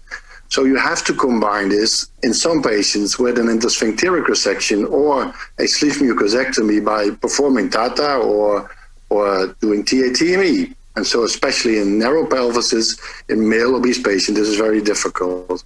Now what you can do, of course, is add a transanal approach, operating through the anus, either by a one-team approach or by a two-team approach. We do this in a two-team approach because as a one-team, this is very difficult. You have to start above, go below, have to resect the specimen through the abdomen, make a hand-sewn anastomosis in some patients. So it's an everlasting story when you do it by a one-team approach. So what you try to do is set it up as a two-team approach and combine the surgery. So one of the teams does the upper parts, performing the surgery that we are used to do until the prostate or the rectovaginal septum, and then you try to meet with the team below, saving time, but especially having better quality of surgery for those selected patients that are really low to the sphincter or which have anatomical structures which make it very difficult. So male patients, small pelvis, low lesions. So lesions like this, you have to be careful. You're touching the tumor a lot of times from the abdomen. And I think in selected patients, TATME is still a good technique. Also in patients that, as Rodrigo talked about, have a very good response, but not a complete response, but are hard to feel with digital exam and to feel where the distal margin is. Of course, you can say you have to go to the level of the pelvic floor in every patient, but some lesions are so very close to the pelvic floor that it makes it very helpful to be able to add a transanal dissection, and we need training, and this is crucial. Now, for the transanal TME, there are some pros and there are some cons. I think the pros are short-term outcomes like in laparoscopic surgery. A pro is that you don't need distal stapling because you have to work from below for the last part. You can see the distal margin, which might be helpful in some patients, especially when the tumor shrank very much after neoadjuvant therapy. You reduce the manipulation. You're not doing a pushing technique or pulling from above on the mesorectum. You're pushing the mesorectum upward in some obese patients. And you can do a perfect washout if, of course, you did a perfect purse string suturing. The cons is that it needs a lot of training. I don't think it's an easy technique. Sometimes Antonio Lacey says it's an easy technique. I think you really need training for this. And figures and manuscripts have shown this. There are no randomized trials. There are concerns about the oncologic results and about the functional results. I think this study, we know this is one of the most well-known studies about TATME. I think it's a rubbish study, actually. So these are the Norwegian results published in the Norwegian moratorium. There were 7 hospitals, of which 3 hospitals were abandoned because they performed in 4 years, 1, and 3 TATMEs. And the other hospitals, 4 hospitals, did in 4 years between 32 and 57 TATME, so like 10 a year, which is not high volume. Of these lesions, 12% were high rectal lesions needing a PME, so this has nothing to do with the indications we have nowadays for TATME. They had a local recurrence rate after 3 years of 11.7%, comparing this to other surgery, 2.5%, but of all of these patients, even including T4 and 2, 8% had of the local recurrence had neoadjuvant treatment. So they were very restrictive in adding neoadjuvant therapy to surgery. And this is depending a bit on the culture of sphincter saving resections and implementation of TATME. Now, if we look at our own results of TATME, we included, so including our learning curve, and we're about to publish the first 90 TATMEs, comparing this with a proctored center, which did 30 TATMEs. Our own results show that we had a local recurrence rate of 2.2%, and we had an anastomotic complication rate of 4.4%, early 2.2%, and the other half late anastomotic complications. We didn't have any CO2 embolisms, and we didn't have any urethral lesions. Now, we included a lot of patients in these trials, but these are all distal rectal cancers of the lowest third, actually. So this is very important. These are not mid, these are not high rectum, these are low rectal cancers. So I think the selection should be on low rectal cancers, especially extremely low rectal cancers, where you have to see or you have to judge the distal margin. If you look at results of TATME as a completion after local excision, completion TME or completion TATME, I think it's a very nice indication to add TATME after local excision and needing a total mesorectal excision. The perforation rate of the rectum by doing this not transanally but from above was 28% versus 4% adding a transanal dissection. And so I think this might be a nice indication too. Now going to robotic TME, of course, this might be the future. I'm very enthusiastic about the robotic. The view is amazing. I think it's helped you very much to have articulation of your instruments low in the pelvis. I think Slawi will talk afterwards. So this is a publication of Slawi showing a very nice model to practice robotic surgery. And I fully agree that we need practice. We need for every advanced technique, we need practice for TME, for even for laparoscopic surgery, and definitely also for robotic surgery. Pros and cons, short-term outcomes of the robots are very nice, impressive 3D image. There's full control by the surgeon, also of the image. You're not depending on the level of experience of your team. The cons, the cost, of course, buying the robot, the cost of the instruments are getting less and less, so less of an issue. You need training.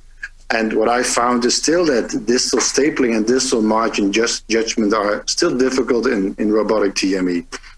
So at the end, I think we need patient selection. You have to tailor the technique to the patient, have to judge how low it is, what are the anatomical restrictions to a technique, do you have to see or feel the distal margin, do you want to do a washout?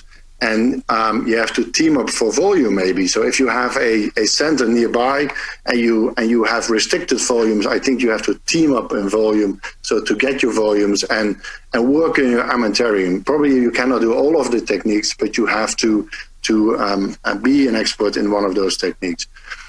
And I think you have to register your own data and do a quality control and see what you're doing. So at the end, I think you have to tailor the technique to the patient. I think for many upper rectal lesions, laparoscopic surgery is perfect.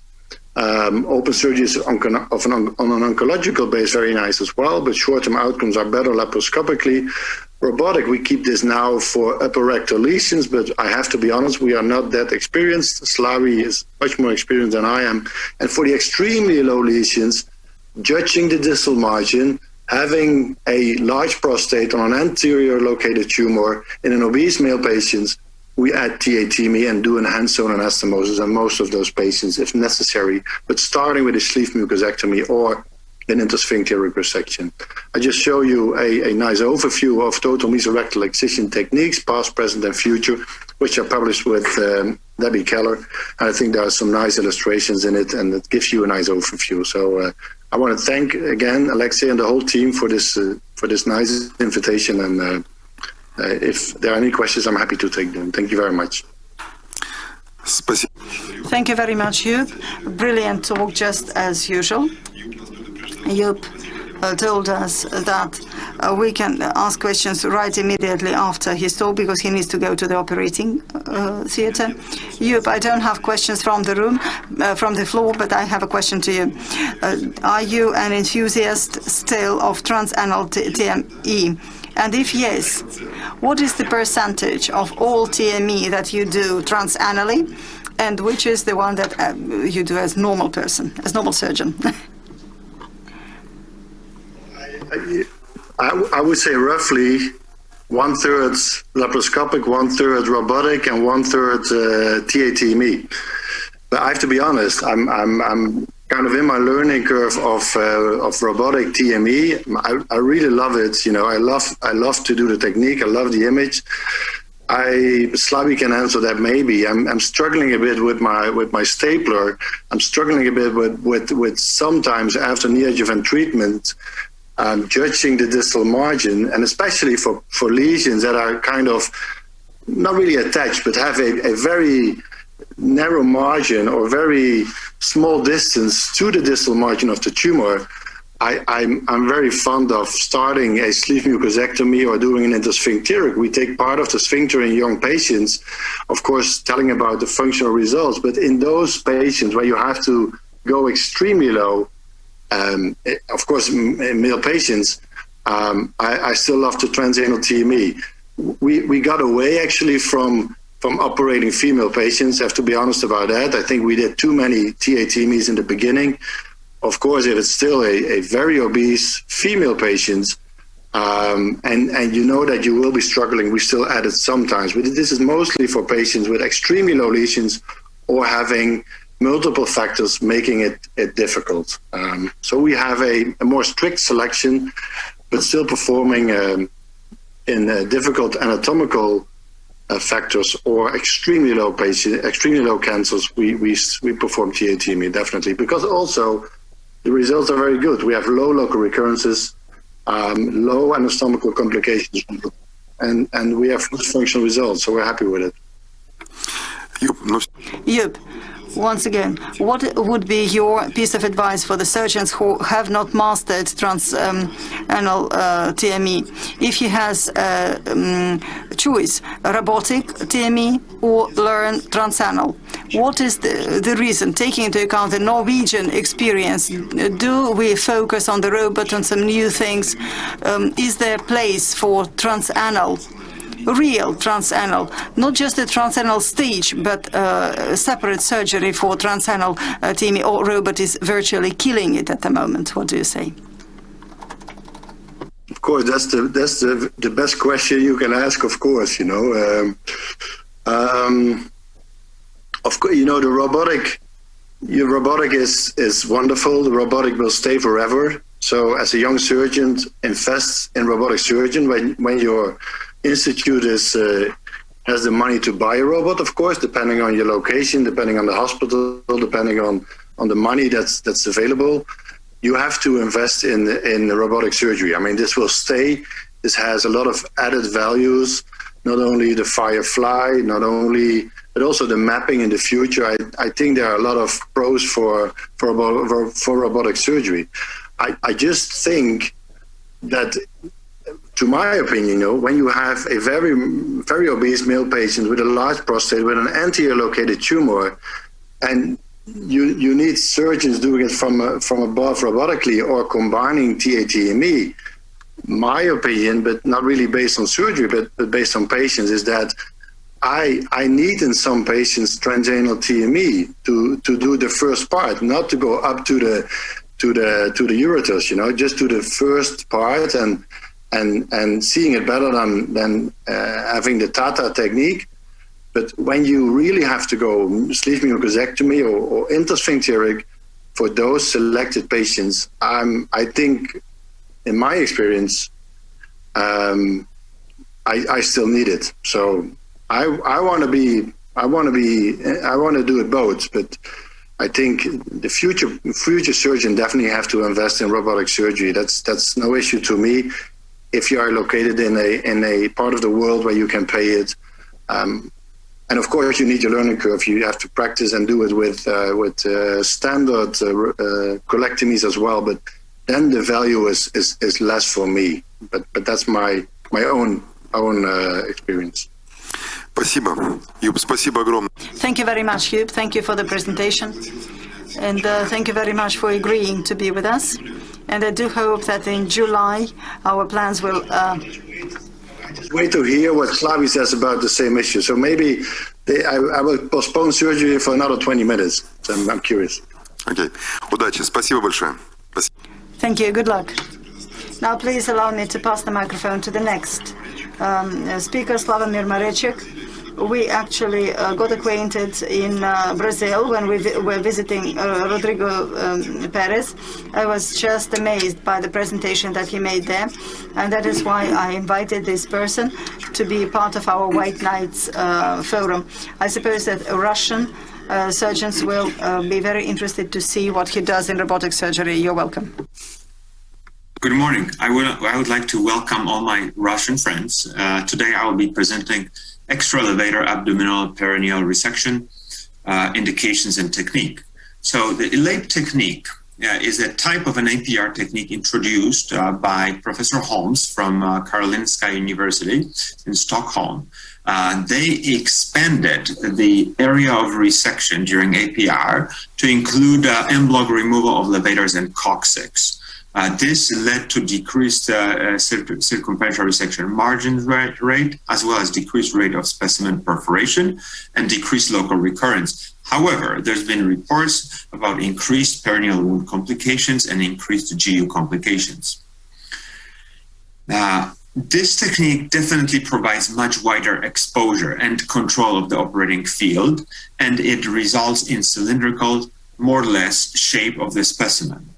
However, do we always have to take so much tissue in the area of minimally invasive surgery? And isn't the ELAPE technique a nuclear option, something that is unnecessarily overused? We have to remember that Karolinskaya University is the national referral center for the most advanced rectal cancer presentations. And these are often locally recurrent tumors. And this is simply their technique of choice to treat the most advanced rectal cancers. So should we then use it in every case? In my experience, a successful APR depends on three factors. Number one, you have to know your patient's problems, which means a thorough rectal exam, endoscopy, preferably performed by you with a video recording so you could play it even during the case. Then you have to know how to read MRIs, and these have to be high quality MRIs with rectal cancer protocols. So it will allow you to have a 3D picture of the tumor with the surroundings of the very confined pelvic space. So it would guide you through the operation. Secondly, the most important, you have to know the anatomy of the pelvic floor, and there's a lot of work to do. And finally, you have to know every approach to tailor the operation. So it often leads to knowing how to perform perineal dissection in the lithotomy position, in prone position, or how to perform intra-abdominal levator transection. Anatomy of the pelvic floor. On these pictures, you could see the red markings, that's the outline of the mesorectal compartment. And the green outlines are the lateral compartments. And you can also see the yellow line, which is the origin of the levators. And those levators originate from the internal obturator muscle. And this is important to understand the ELAPE concept. So this is how the pelvic floor looks like after the mesorectum is removed. Rectal stump. Just to the side of it, there is a pubococcygeus muscle, and that muscle mainly extends anteriorly towards the pubic rami and supports the bladder. However, colorectal surgeons would come in contact mainly with the domes of the iliococcygeus muscle, and the domes because of the effect of the ischianal fat pushing on those levators from the bottom. To the posterior from it, there is a coccygeus muscle or ischio-coccygeus muscle. It's a flat type of the muscle covering the sacrospinous ligament located underneath. And towards the back, there's a piriformis muscle. However, that muscle is mainly a posterior muscle located between S2 and S4 and leading the pelvis through the greater sciatic foramen. So this is a true trick of the ELAPE technique. Take the coccyx out, disarticulate it. It will allow you to access the cocciguous muscle, and then it would lead you towards the original of the levators, mainly iliococciguous muscle. And that's the different view of the LAPE technique. Coccyx is taken, then dissection is carried through the cocciguous muscle onto the iliococciguous muscle, and then along the non-Weyer's fascia for the ovoid type of resection. However, there are major publications with errors, and you have to remember about it, because on those pictures, including this publication from Professor Holmes, levators don't originate from the pelvic bone. Levators originate from the internal obturator muscle. And now, since we want to know good anatomy, we have to be critical about those pictures too. In addition, the lateral part of the levator supports the lateral compartment and not the mesorectum. Yellow line you see, the origin of the levators is truly in the lateral compartment. So you don't want to take those levators at the origin, because you would end up in the lateral compartment. You gotta be medial to it.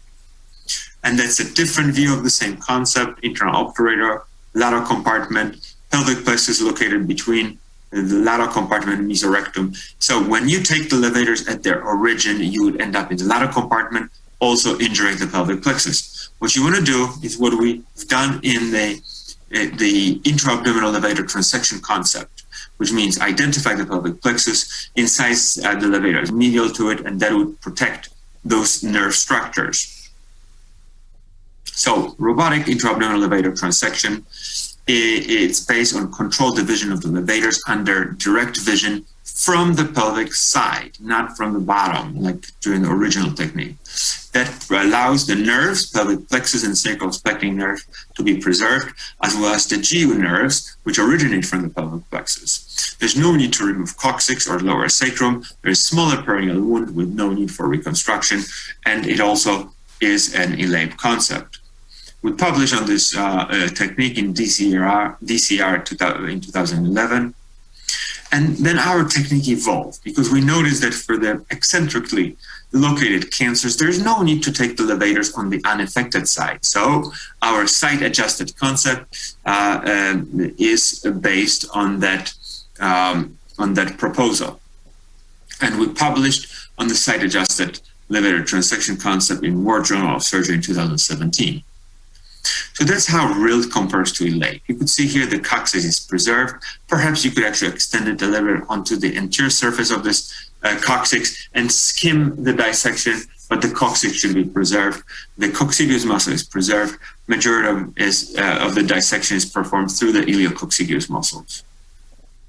But why saving the coccyx matters? Because the wounds ends up to be 40 to 50% smaller. There's less pain, less chance for symptomatic herniation, no need for a mesh or flap placement, and omental pedicle flap is often sufficient. Cocciguous muscle is not removed in this modification, the RILT technique. There's less chance to injure pelvic plexus, less GU dysfunction, and the surgery is quicker and the length of stay is shorter. So this is where you take the levators in the intra-abdominal levator transection technique. You identify pelvic plexus and the non-Weyer's fascia and incise the levators just medial to it.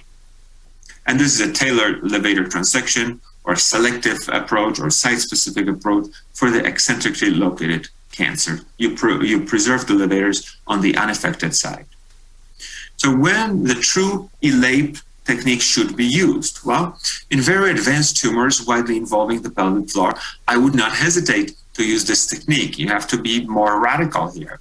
In narrow pelvis, with males more likely, just look at this picture. If you have a posteriorly located T3 lesion going posteriorly, it actually almost affects the lateral circumferential resection margin as well. So that's where ELAPE is more beneficial, the true ELAPE, Karolinskaya type ELAPE, nuclear option. Now, during rescue APRs, after previously performed ultra-low anterior resection, we also have to remember that prone position allows for better control of the operating field and better visualization during anterior dissection. But it is not always necessary to put the patient prone. The true ELAPE is more likely to require reconstruction of the pelvic defect with mesh or a flap.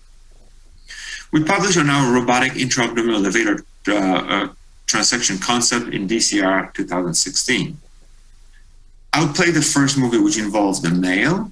This video presents a modification of the ALAPE technique with intra-abdominal levator transection. This 56-year-old male patient has a 5-centimeter tumor involving the dentate line on the right side. The ultrasound reveals a UT3 tumor involving the puborectalis muscle. These findings were confirmed by the MRI. The patient received a long course of chemoradiation. The tumor has shrunk, however, the ulceration persists to the level of the dentate line. In the MIS technique, the IMA is controlled at its origin.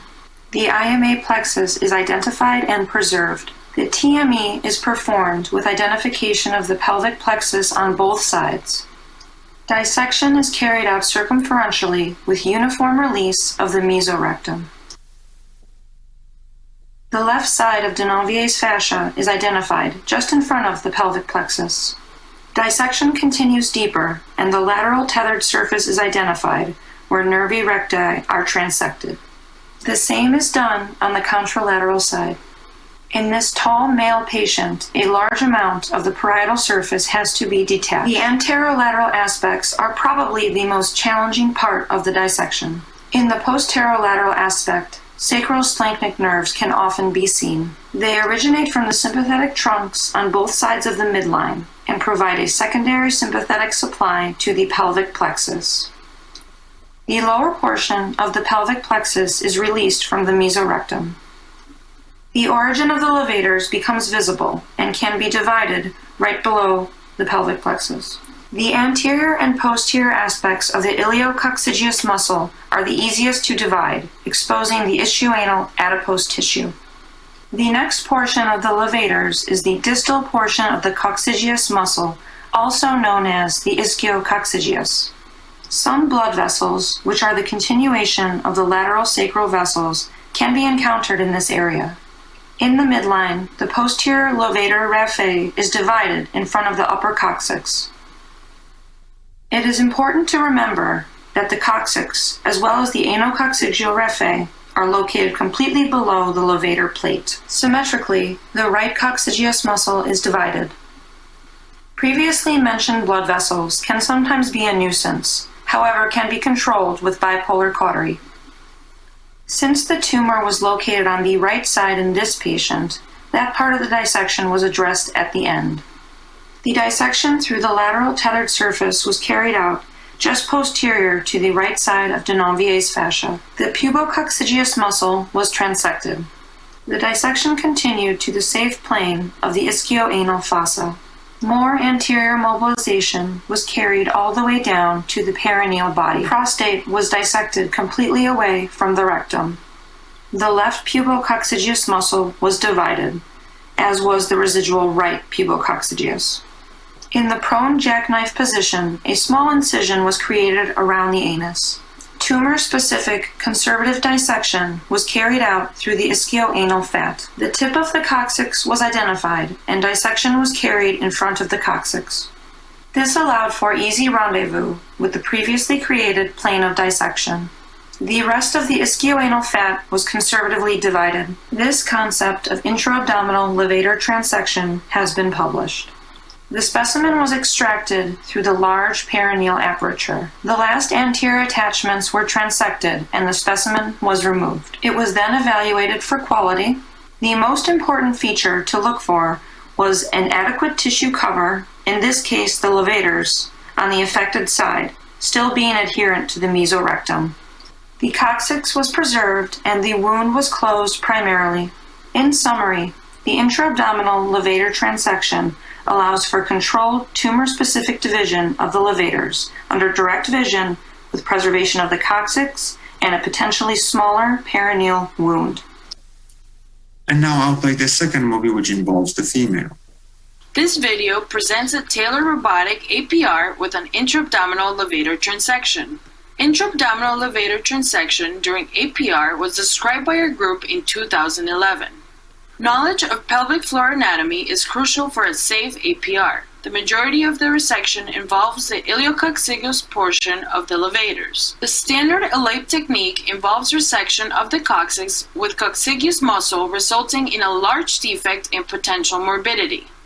Our selective approach allows for saving of the coccyx in the majority of cases and a significant portion of the pelvic floor which is not directly involved by the tumor. Intra-abdominal levator transection allows for precise incision of the levators just medial to the pelvic plexus and neurovascular bundles of the genitourinary organs. During a LAPE technique, these structures can easily be injured because the levators are frequently transected underneath the lateral compartment and lateral to the pelvic plexus. Our tailored APR approach was recently published. Our presented patient has a T2N1 tumor extending to the dentate line which did not respond to total neoadjuvant therapy. It occupied the right half of the circumference at the anorectal junction. We used a tailored APR with intra-abdominal levator transection. At the S4 level, we are able to observe edema on the right side of the lower pelvis, whereas the left side, which is not involved, is clear of inflammatory changes. The right iliococcygeus muscle is transected starting at the S5 midline level. The incision is carried circumferentially towards the pelvic sidewall where the pelvic plexus is located. The ischioanal fat can be appreciated underneath the levators.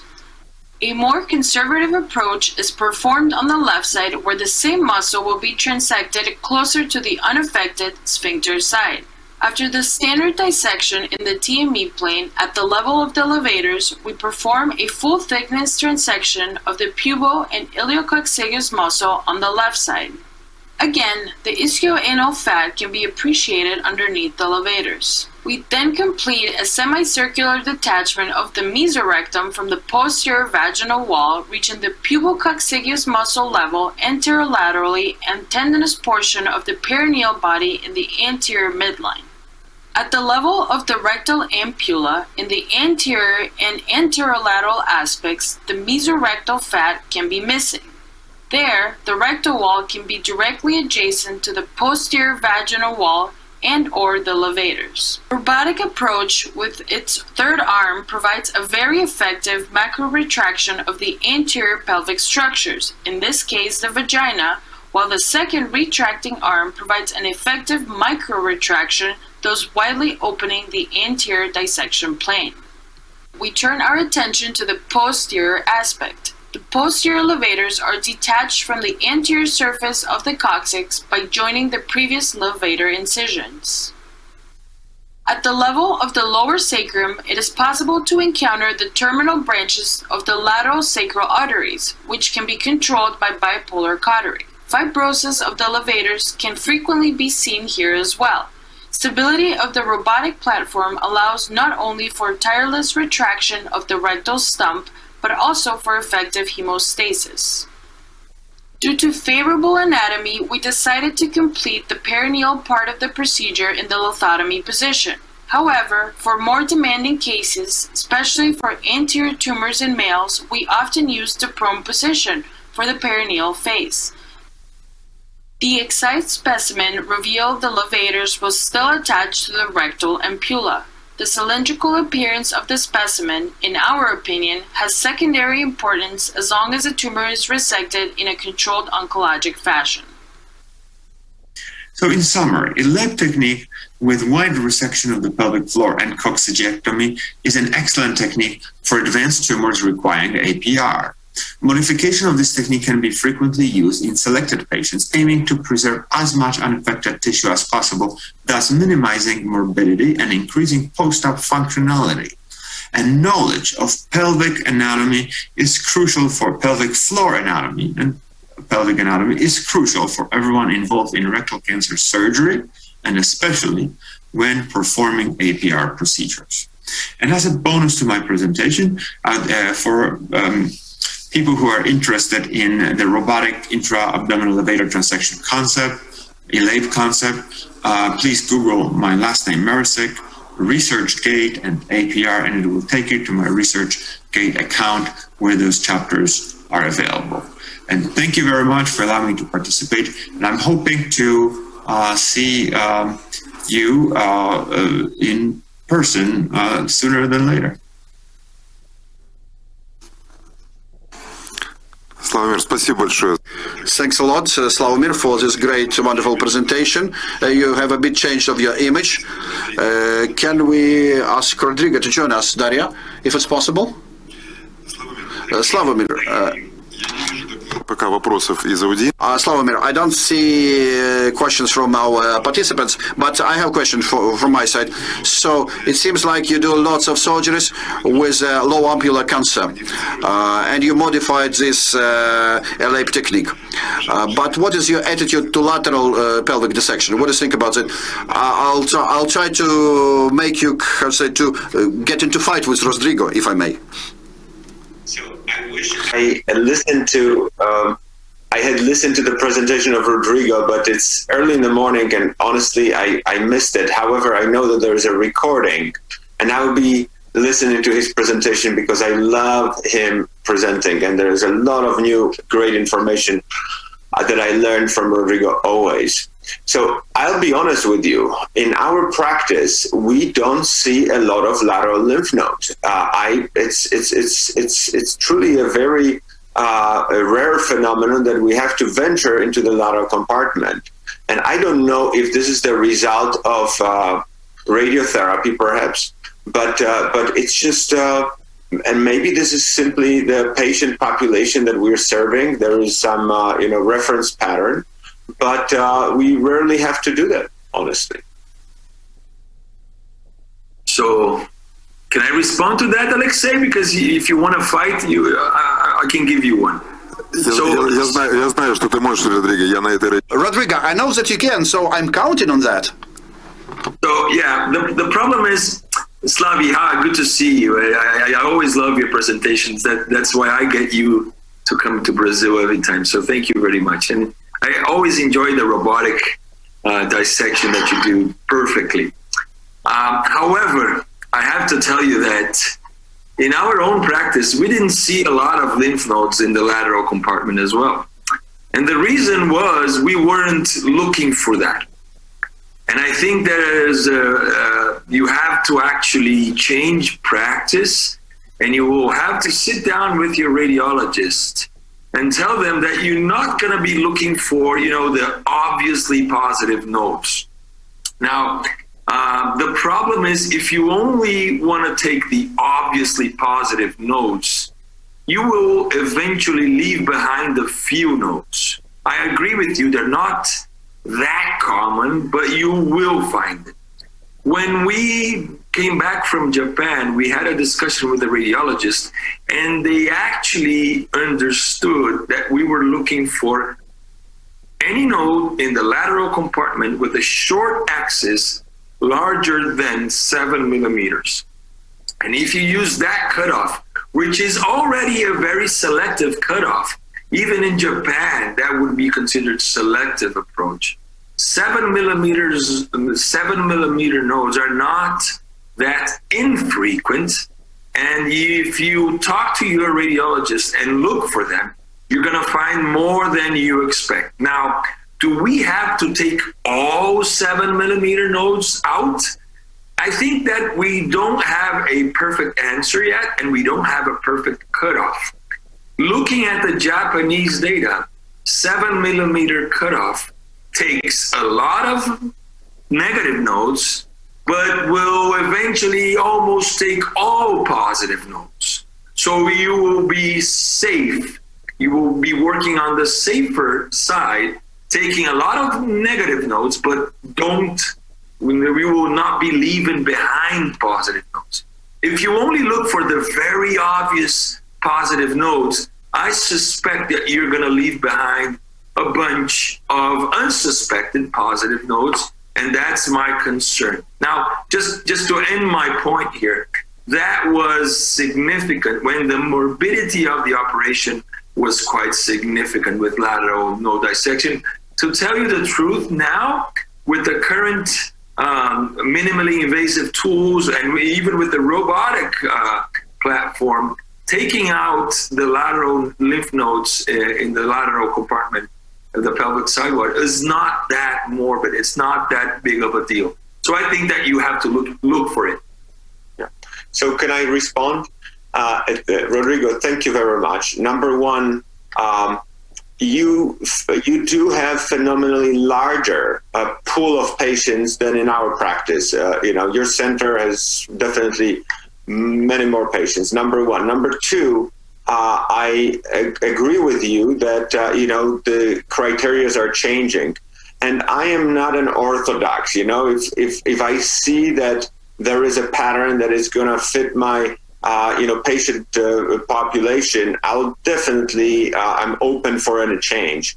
And number three, you have to know how to perform lateral lymph node presentation. And I agree with Rodrigo that within the last 2 years, there has been strong push, especially towards education and mastering the lateral pelvic lymph node dissection, and especially with the robot. It is much easier operation. There is a control of the operating field, and I agree with you that you have to know how to do that. There's no question about it. Thank you for that great discussion, guys. Slavomir. And one more question about concerning your presentation. You showed great technique of selective extra-levator, so to say, overlaid, selective extra-levator extirpation. But when you do non-extra-levator or intersphincter resection, or if you do regular, so to say, rectal extirpation, so you also with the robot try to leave inside as much of tissues as possible, taking minimum out? Isn't your approach similar? We, this could be understood in many ways, but you just go with the typical concept of TME, and I'm not changing anything here. Absolutely not.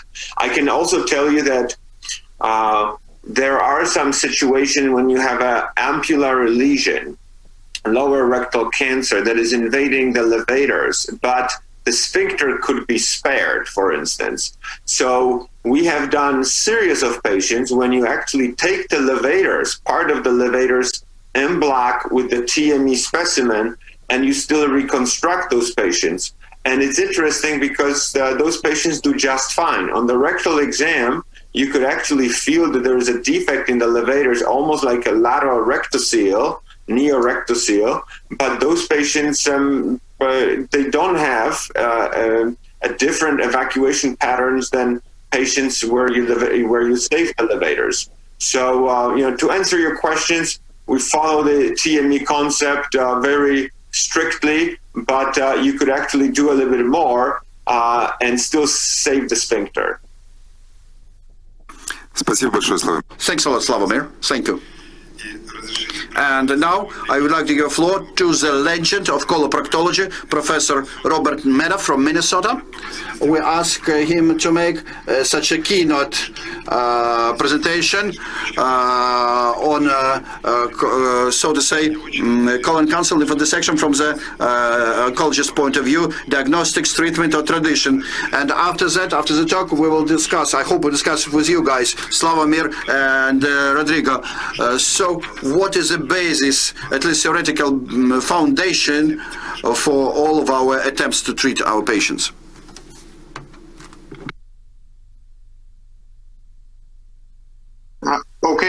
Can you hear me okay? Yeah. Yes, please. Okay, great.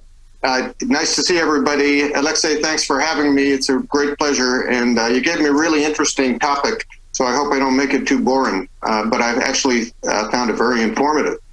The question is about oncologic node dissection. Is it treatment? Is it diagnosis? Or just surgical tradition? This going. There we go. So here's a critical question. How is how you view lymph nodes. Are these actually filters that trap cancer cells on their way to metastases? Or are they just a marker for systemic disease and not really a way station? That's the critical question. These have been recognized since the 19th century. This is an early paper on melanoma by Herbert Snow, and you can see he puts it very succinctly that the nearest lymph glands intersect tumors for a time, But eventually, the tumors escape these lymph glands and get into the bloodstream. Is that really what happens? In colorectal surgery, all of our thinking has been informed by Cuthbert Dukes, whose famous classification emphasized the orderly spread of colorectal cancer. I hear a voice. Are you hearing me okay? Yes. Okay, good. Great. Early spread, an orderly spread of colorectal cancer from early local lesions up through the lymph nodes to more extended lymph nodes and then to the liver. And this thing is very appealing, very simple, but it forgets the basic anatomy, that the lymph nodes are not, of course, leading to the liver. They're leading to the thoracic duct. The liver spread is hematogenous, and these things may go by parallel tracks. The interest in lymph nodes got a boost in 2003 with this paper from Rich Swanson in Boston, showing that even in node-negative patients, if you didn't resect enough lymph nodes, or at least if enough lymph nodes weren't examined, patients had a substantially worse prognosis. And this led to the standardization of the 12-node minimum that we're all used to. That, in fact, led surgeons and pathologists to find more nodes. As you can see on this slide, node counts went up in the SEER database, but surprisingly, the number of patients who were upstaged was minimal. It really didn't change anything looking for all these different nodes. And around the same time, we began to understand that even though we were thinking as surgeons and pathologists, we've got to do a better job, take out more nodes, examine the specimens better, there's other factors involved with node counts alone, most predominantly T-stage, larger tumors, deeper tumors elicit more nodes. Old patients make less nodes, left-sided tumors make less nodes, and microsatellite unstable tumors make more nodes. So the message of this is that it's not just the anatomic resection that you do as a surgeon or the evaluation the specimen pathologist does that dictates the node count. Again, suggesting in some ways that this is more of the systemic marker theory. In our field of colorectal surgery, this is the landmark paper from Werner Hohenberger in Erlangen. He compares, it's been incredibly impactful, and at the same time, I think there are a lot of problems with the paper. He compares two cohorts. The first one, 1978 to 84, when he did so-called old-fashioned surgery. The second one, when he developed his CME technique with high vascular ligation. You can see that his later cohort did better than the earlier cohort, to which he attributes this all to his surgical technique. But in fact, a lot of things changed between the late 70s and early 80s and the end of the 20th century, especially, quality of surgery is his issue and quality of pathology, but his own experience, systemic things in the hospital, improved leak rates, less blood transfusion, enhanced recovery, maybe just beginning, but especially chemotherapy. All of these could be responsible for the difference that he saw. And it's a problem looking at retrospective data, as we all know. But this started a little bit of a new industry pathologically. This is work from Nick West and Phil Quirk. Phil, of course, was instrumental in establishing TME for rectal cancer and the pathologic basis of that. They started to look at morphometry, look at the specimens that are retrieved in measuring them.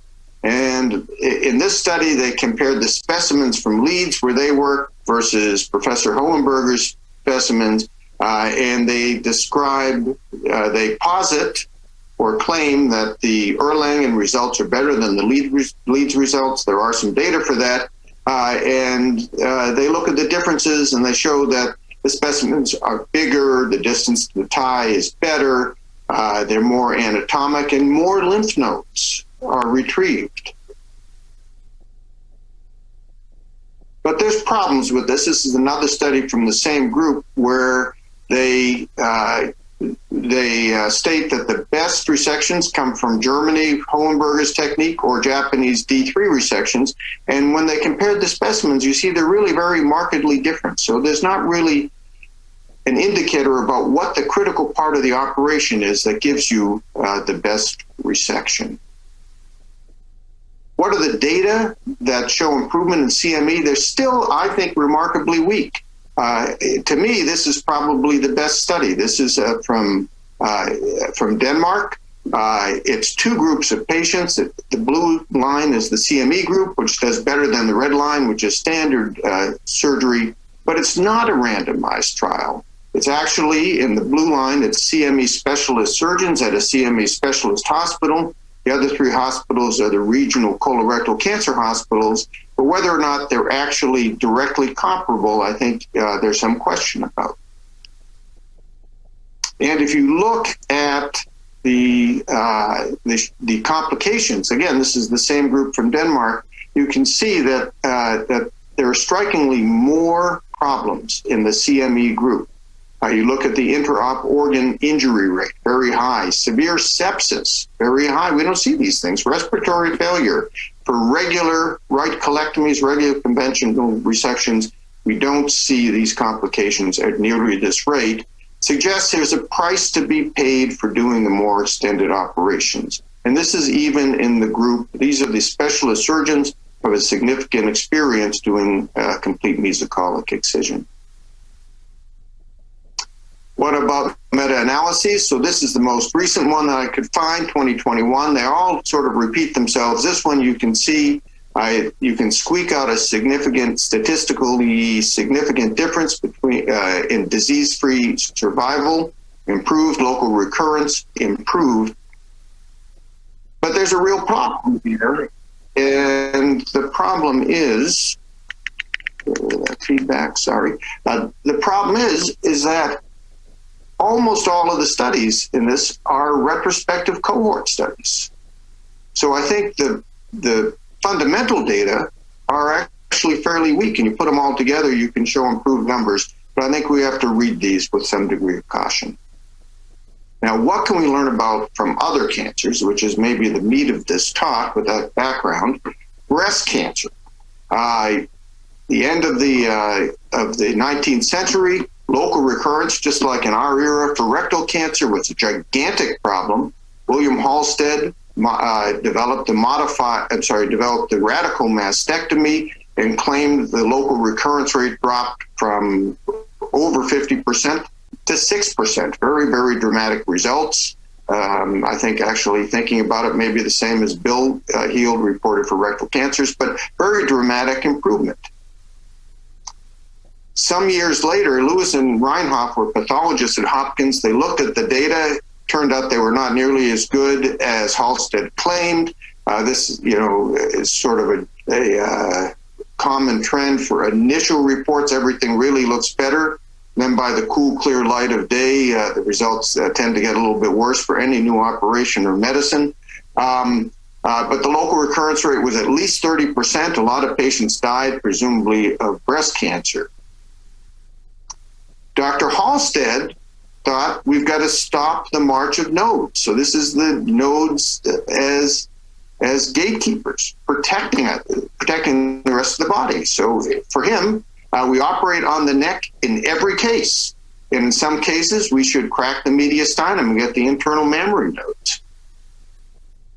This is from my institution, University of Minnesota, Dr. Wangenstein. On the left, he's cleaned out the entire the breast, the chest wall, the axilla, all picked clean. But on the right, for the super radical mastectomy, you can see he's extended the dissection up into the neck, and the node dissection in the neck. He's split the sternum. He's taken the internal mammary nodes, and he believes, again, that he's going to stop the disease by getting the regional nodes.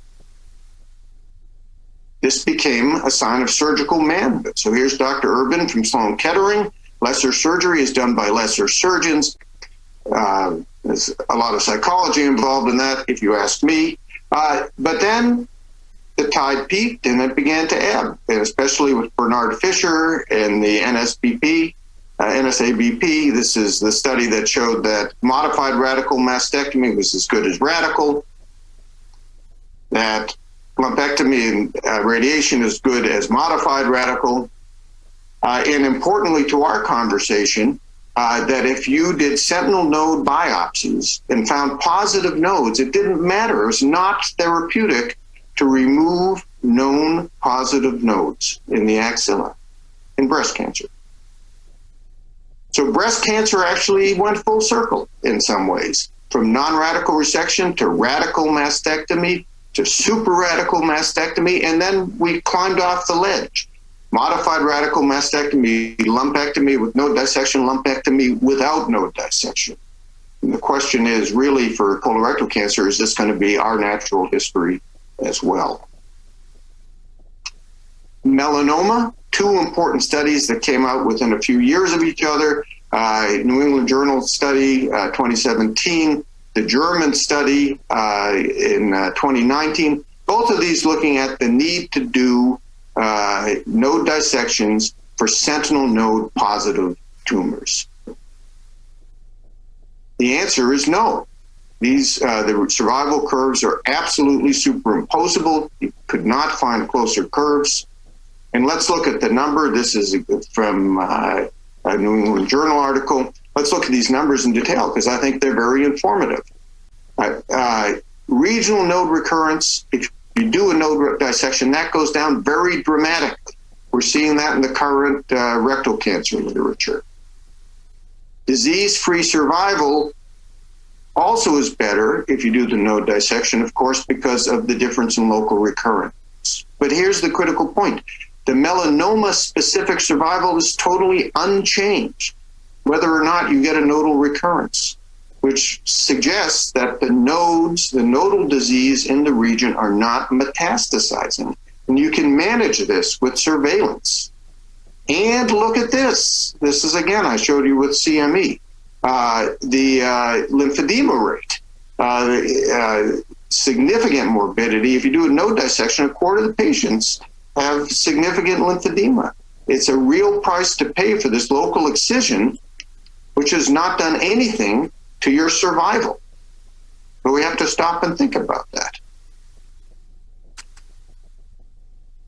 Lateral node dissection. I know there's been a lot of discussion about this morning. Forgive me for saying this, but so this is the Japanese randomized trial, the JCOG 0212, published 5 years ago.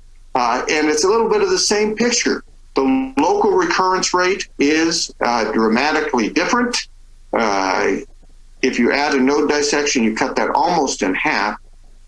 The 5-year recurrence-free survival is almost identically the same. So this does actually not, with that little squeak of 0.0547, does not hit the inferiority margin. So according to this paper, the lateral dissection is useful and helpful, but it's by the tiniest of margins, and the overall survival is not significantly different. And of course, it may be improved in the robotic era, but traditionally there's additional morbidity to doing the node dissection. That's the concern, and especially for non-super specialists. So this study is all non-irradiated in the traditional Japanese surgery, non-irradiated rectal cancers. What about in the age of radiation? This is Miranda Custer's. This is a multi-center retrospective cohort study looking at, just as we were talking about in the last discussion at the end, short axis nodes greater than 7 millimeters after radiation have an increased local recurrence rate compared to ones that respond or aren't there, but the survivals are not impacted with that. Finally, a quick second on gastric cancer, which gives us just a little bit more information on this. This is the largely Japanese experience, which shows that the trend to get more and more radical, just like we looked at in breast cancer. And then, again, we've sort of climbed off the edge. We've gone from peri-aortic node dissection, gastrectomy with resecting pancreas and spleen. Now we've retreated from those. In the Western world, the big thing is we've had a hard time replicating the Asian results. The Dutch trial addressed this. When they published the results in 2004, they showed increased morbidity and mortality by doing the more radical resection and no survival benefit. We wait another 6 years. At 15 years follow-up, the curves begin to separate. It's now a relatively smaller number of patients involved, actually. But again, there's substantially more morbidity when you do the more radical resection. So how do we put this all together? To me, it's that in many cases, in many cancers, doing an extended node dissection reduces the local recurrence rate, but it's often at a cost in increased morbidity and mortality in all the examples I showed. If you look at melanoma, or if you look at breast cancer, even when there's positive nodes, removing them doesn't impact the overall survival. So these can be managed with close observation, adjuvant therapy, etc. And finally, I think there's still open questions. This is probably not a popular viewpoint about how useful it is to do complete mesocolon excisions for colon cancer. And I think it still remains to be proven that doing lateral node dissections after you've radiated rectal cancer is going to be the answer. So thank you for listening to me. I really appreciate the opportunity to participate. Nice to see everybody. Спасибо большое, уважаемый профессор. Thank you very much, Professor Medov, for a brilliant talk. I'm very happy that you actually quote almost the same examples as I use when I discuss this question with my Russian colleagues. So I'd like to ask the technical team to connect Slavomir Malechik and Rodrigo Perez. And so I'd like to ask you the following question. So tell me, please, we do know that we treat skin melanoma. Our colleagues who treat such patients, they stop doing extended lymphectomies in inguinal or axillary area. We see that mammologists decrease extent of surgeries, and they stop doing axillary lymphadenectomy and no thoracotomy at all. We see that lymphodissection in case of esophageal cancer, they decrease the size. Lymphodissection extent in abdomen also is decreasing. We also see in case of a gastric cancer, our colleagues doing extended lymph dissection, they remove these or that groups of lymph nodes which we should not remove. The same is with the pancreas cancer. So the question, why coloproctologists still think that do we need 3D dissection or not, or lateral lymph dissection in the pelvic or not? Why do we think still this way?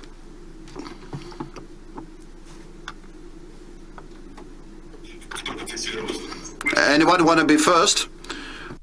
No, I suppose this is a question for me. And hello, Rob. Hi, Rodrigo. Good to see you. Likewise. These are very, I completely understand the point here. And I honestly think that we are coming to a very, very, very tailored approach to rectal cancer. I remember Rob showing a slide a few years ago, showing the complexity of rectal cancer management. And I think it honestly has become more and more complex every year. And I don't think that lateral node dissection is to be done for everyone. I honestly think that it's probably not to be done routinely. Prophylactic is probably not the best way to go for all patients, particularly when we do this bilaterally, because then the morbidity is quite significant. But I still think that there is a place for a select subgroup of patients where there is a higher chance of the morbidity. I'm sorry, for the higher chance of metastatic disease. I understand that it only impacts local recurrence, and local recurrence in rectal cancer is a significant issue. Probably we're not going to impact survival other than doing total neoadjuvant therapy or even more systemic chemotherapy. But I think that we need to understand that the spectrum is very wide, and we can go from anywhere from no surgery at all, which I am one of the proponents of, to quite aggressive surgery, including extended lymph node dissection. And finally, you have to understand with the current technology that we have, apologies to Housted and many of the surgeons quoted by Rob, I understand that doing this with the minimally invasive approaches that we'll have definitely will impact the morbidity that we used to have with many of these approaches. So I think that we need to tailor the approach, and I don't think that it should be done always, but I honestly don't think it should be never done. So it has to be somewhere in between, and it's come to a point that we are probably in the point of tailoring the exact operation that we need for each patient rather than one fits all approach. If I can ask, Slavomir, ваш ответ на вопрос. Thanks a lot, Slavomir. What is your answer to that question, to that why question? I will go along the same lines as Rodrigo is saying. As surgeons, we have a tendency to we act a little bit in the pendulum motion. You know, there's something new, we all go this one way, like TME, everyone is on the wagon, essentially. CME, everyone is on the wagon. But Rodrigo essentially answered the rectal cancer issue, and you know, I agree with the fact that we're waiting for more indication of how to tailor the approach, and I think that those indications are coming. And in terms of the CME for right colon cancer, it is definitely a helpful technique to perform CME with the central vascular ligation, but it is definitely not something that has to be done for everyone. Personally, in order to be good with this technique, you have to do a lot of them, especially at the beginner phase. And I can tell you that all this fuss about CME, really, the one good thing that it did, it paid attention to the surgeons that you have to know the anatomy better, and you have to you actually can use minimally invasive technique for this, and robot is very helpful for this technique. And number three, you have to really tailor it. If you have a patient with obvious lymph nodes at the very base of the mesentery, now you're not scared to do it in a minimally invasive way. Just because you went through the learning phase, and I can tell you, I know surgeons of my hands that claim themselves as experienced laparoscopic surgeons, and we can do it all, no problems. But when it comes to the base of the mesentery, especially with the right colon, I've seen them really being very conservative and being very afraid of going after those lymph nodes that they need to go. And even if they convert the patient to open, they have hesitancy about manipulation around the SMV and middle colics. And very often they would say, hey, okay, this patient has those lymph nodes, let's send those patients for chemotherapy, is going to take care of it. So one thing that the CME FAS is all about, this positive thing, is really paid attention to. You have to learn the anatomy better. You have to go back to the bench and just to practice and watch more videos, and it's going to ultimately make you a better surgeon. And as I said at the beginning, the pendulum is CME for everyone. No, we'll know where, when, and where to tailor it to get the best out of this technique. Thank you. Спасибо большое, Слава. Thanks a lot, Slavomir. Professor Medov, so could you comment something on that why question? Why we coloproctologists are so delaying, so lagging behind all other specialists continuing those dissections still? Well, I think, we're earlier in the natural history. So, Hohenberger's big paper was 2008. There's always been a disconnect between the Japanese literature and the Western literature. The whole approach to the pelvis was different because we adopted radiation. They continued with their node dissections. We're trying to merge these two approaches and figure out where it may be beneficial or not. And I think there are dangers. I can be very glib about adding these cancers together and saying what's true of breast is true of colon or rectum. We don't know that 100%. So I think we're behind because we're still on the upswing where we've gotten more aggressive. We have some nice new toys. We have robots. You watch Slavi do a pelvic dissection or Rodrigo. It's a thing of beauty. Part of the problem with this is that these results are not, from the real specialists, are not necessarily generalizable. I can't do what Slavi does. I just would have impotent, anemic, patients unable to void ever if I tried that kind of stuff. It's for people who are very specialized and focused on this and highly skilled, it's great. We put out papers to say this is what should be done. For people that are sort of middling robotic surgeons, it's not as clear that that's the right answer to me. And I think that in answer to your question, we're just sort of, we're surgeons. We like to do more. We like to see that beautiful anatomy, watch the beautiful videos, do anatomic dissections. But the real question, both Slavi and Rodrigo talked about tailoring the operation. But, the question is, where do you cut the seam? And the data are really, I think, much less clear about this than people would have us believe. Like the CME data, I think if you look at the outcomes data, they're really remarkably soft still. And, I have a world of respect for Phil Quirk. He's been instrumental in our field. But the morphometry, saying, well, this is an important endpoint is really not proven to me. So I think the short answer is we're going to evolve along this natural history.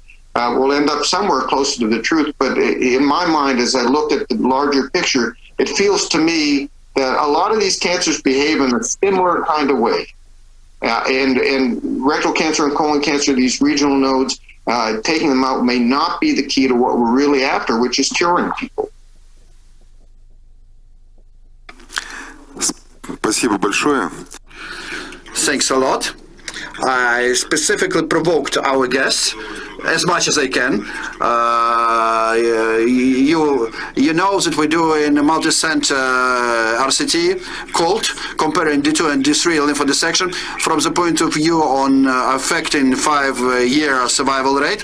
We enrolled 76 patients, so we completed enrollment. I hope we'll publish the results and we'll try to find an answer to that provocative question. I would like to thanks a lot to my dear friends and colleagues who, despite of these time differences and pandemic, participated in our conference. Your contribution is really great to the coloproctology in our country, and I hope you will see the results of your contribution after the pandemic is over. Thank you, and wish you a good day. Okay, so once again, hello everybody. I hope our audience is still there. Let's check our statistics. And we have the third slot of our today's sessions, assessment of the colorectal cancer treatment outcomes. And those experts who stay with us, I would like you to not to sort of say disconnect. I would like to ask the doctor from a unit, Panayoti Lydia, she to make a talk on all the results of the treatment within the randomized study of D2 and D3 lymphodissection in case of colon cancer treatment called trial. Hello everybody who survived till 3 p.m. Let's talk about analysis of treatment results within this called trial. Called is the first in Russia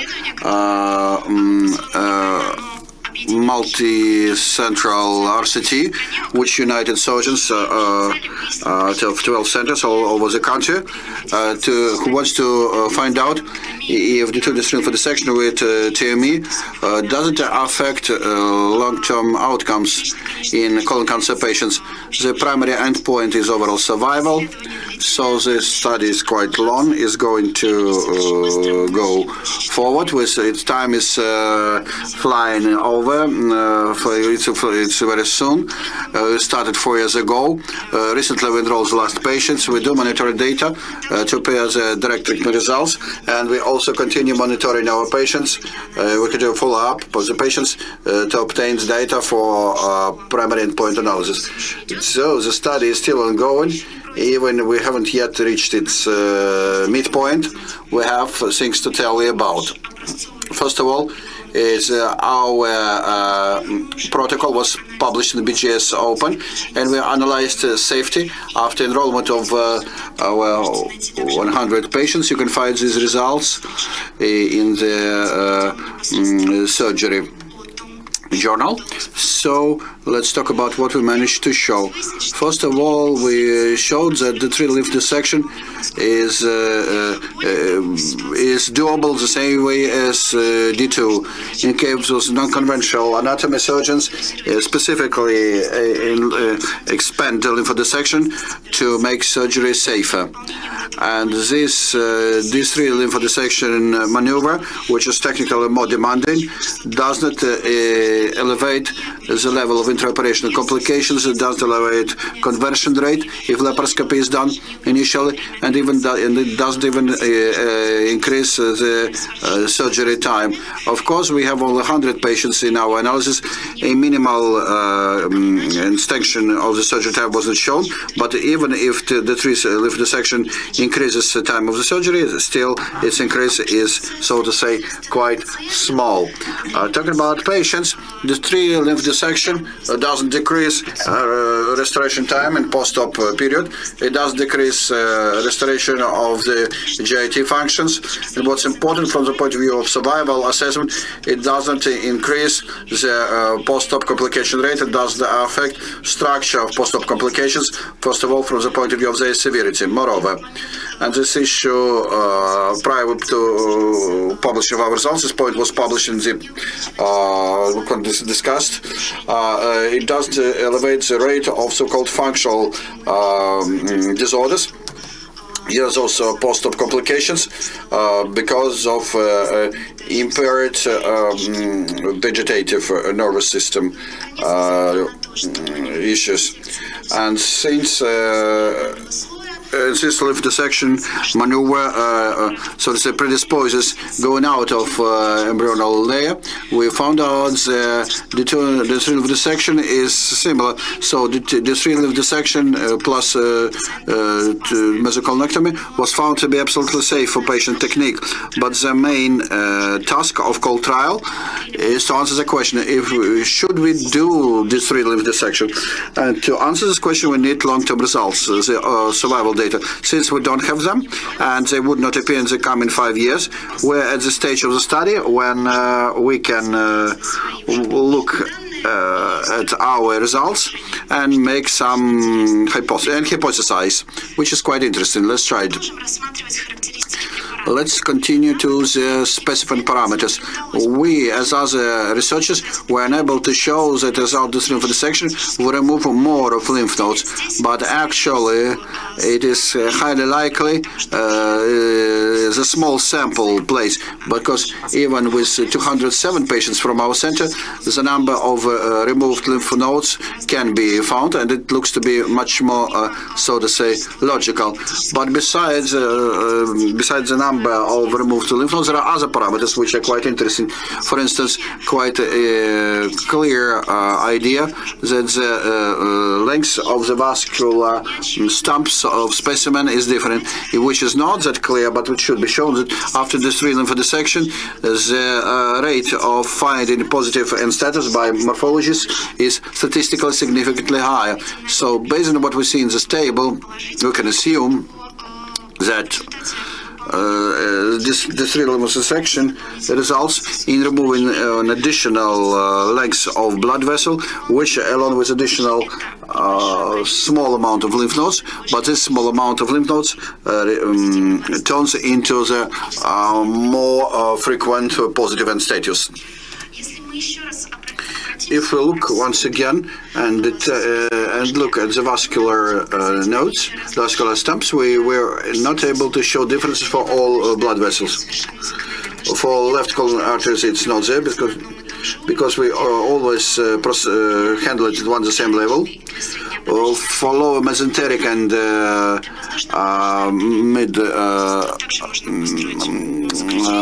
middle colon artery, there were some differences, but we can look at the interoperational images.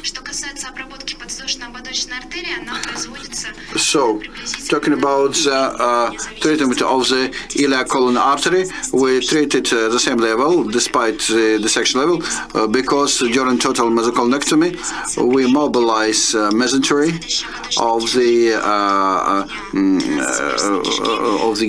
colon, of the right colon, and the head of pancreas up to the level where the upper mesenteric vessels are there, and so ICA is processed at the same level. But if you compare the pictures, then the fat and lymph tissue, you look at the fat and lymph tissue. In case of D2 dissection, we leave much more versus D3. So the right flank after the right side hemicolonectomy, it's a group of patients where we'd be able to see increase in number of removed lymph nodes in case of the triple dissection, and decrease in the elevation in the rate of positive N3 and plus status.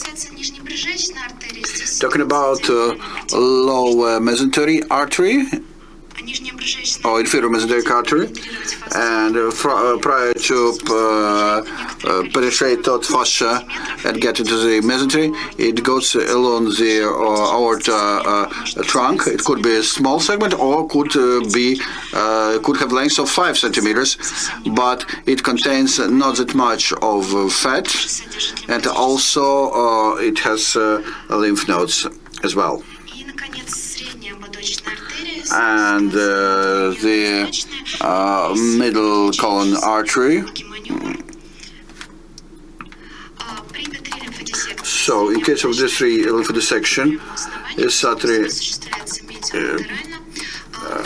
is processed at its basis, and in case of D3 and in T2 we do access from the other side through the small omentum, so the blood vessel is treated in the mesentery, and segment which stays in the patient might be quite different depending on individual parameters of the patient, its size and maneuver specific. So as a result, we can see such images. In case of D2 lymphodissection, it's not quite clear which vessel was processed, handled, and in case with D3, we can see a full dissection volume.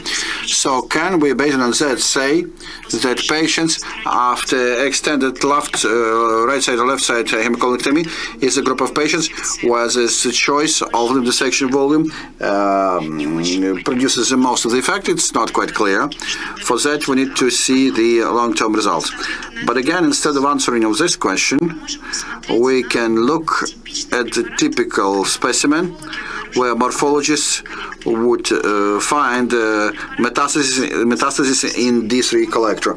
This specimen has a specifics. It is nothing special, but it's D3 with invasion depth of 4 centimeters. You cannot see it. No metastasis was found in D3 collector by CT.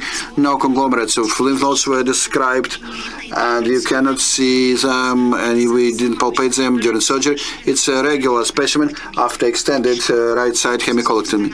It's a vascular anatomy. It's a colon going from down up. So iliac and colic arteries, and this specimen with metastasis in D3 collectors, along with other specimens where metastasis in D3 collector were found. And you can notice here that in 3 or 4 cases, these are all cases where metastasis in D3 collector in our center were found. Metastatic process, to some reasons, decided to skip D2 collector. This is so-called skip metastasis, where why all surgeons, advocates for D3 lymphodissection actually do this. What is the fate of patients where D3 metastases are still there? And would it improve overall survival when we remove this group of lymph nodes? We will find out once we analyze the remote results. And since I already mentioned that we should analyze our remote results, I've mentioned it already many times, so it makes sense for us to come back to what we started with. Cold trial is a phenomenon of the surgical science in Russia. It's not only a very nice name and a great idea and so it's a great design, scientific glamour. It means also lots of people working in all of those 12 clinical sites, which you can see at this map. Meaning those people who collected the data, which we can analyze and further on present.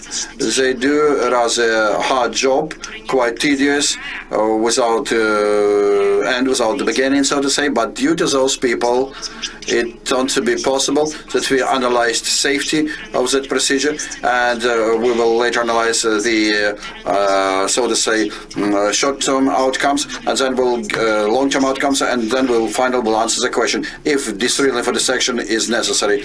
And since we decided to talk about those people who actually are supporters of that study, we shouldn't forget the cold trial in particular, and maybe in the whole world there is a chance to exist and develop until there are people who are ready to sacrifice their comfort, time, do some sacrifices for very important things necessary for everybody. Because as Albert Einstein said, there is only one way to greatness, and this way goes through suffering.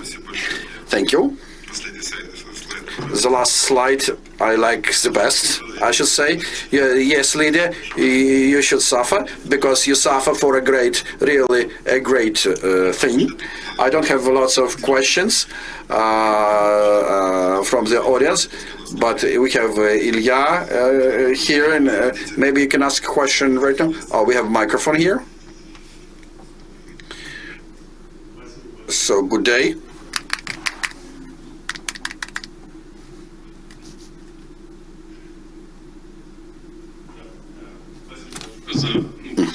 Okay, great. Thanks a lot for the most interesting talk. We participated a bit in this trial, but not always in the right way.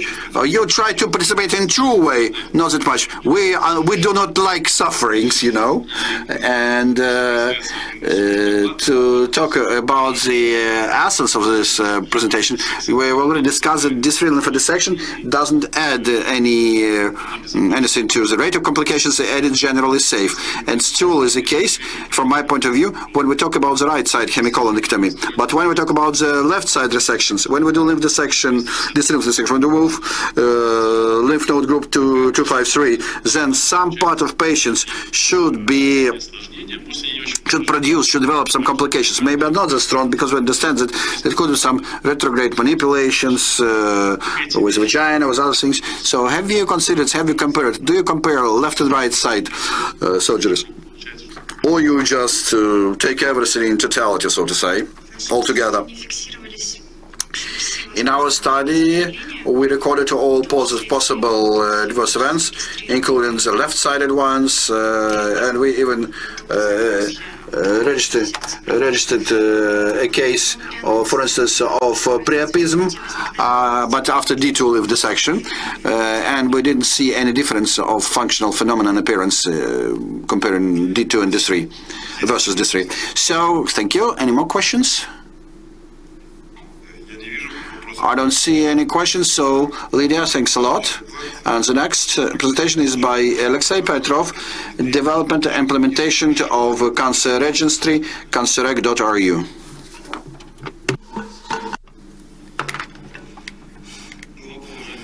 Most esteemed panel members, dear colleagues, it is very pleasant to be part of such event, although actually it's quite weird to speak to an empty studio instead of a whole room of interested colleagues.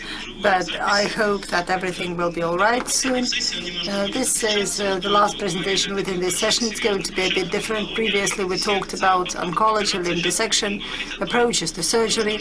Now we are going to speak about what should we do with the outcomes and how do we understand what actually is happening. Because in other countries where there are better systems of statistics, both surgical and medical, we have big problems with that. We can compare our slides, cases, single cases, but when it comes to the bulk of data, if it is not a dissertation or PhD thesis, then it's difficult actually.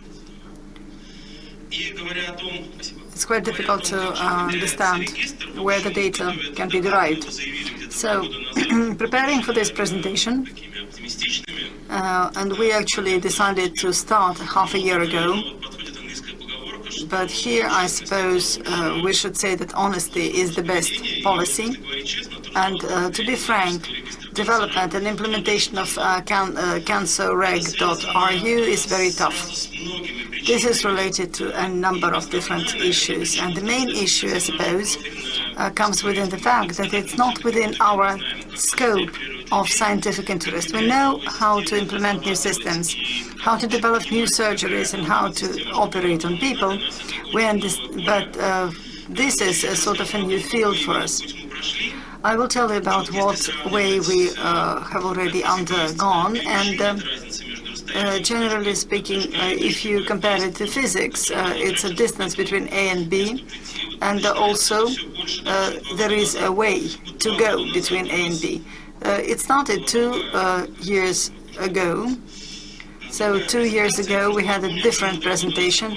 We talked about different things. I would like you to understand that our perception of the idea changed a lot. The idea of a register is clear to everyone, I suppose. And to be brief, when we have little equipment, or just like on the bicycle, we just have a front torch and that's it. And it's either on or off.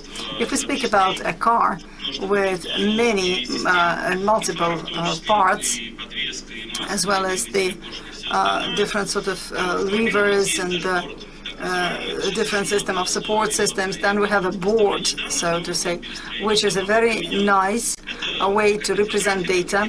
This is some sort of infographics, some tiles and icons, which show us our safety and security parameters first and foremost.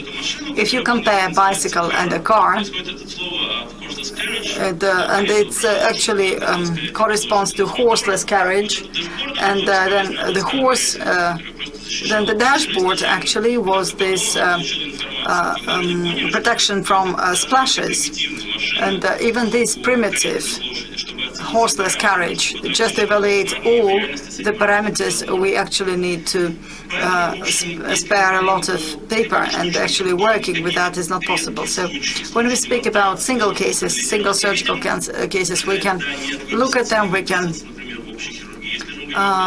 but if we speak about oncosurgery and big pools of patients, then of course paper statistics is not good. It's no good. And that is why, just like our colleagues, we decided to do cancerreg.ru, and on a number of directions we're going to have benefit. That's first of all assessment the destiny of certain patients. And then this is the platform in real life that we managed to develop, and you can trace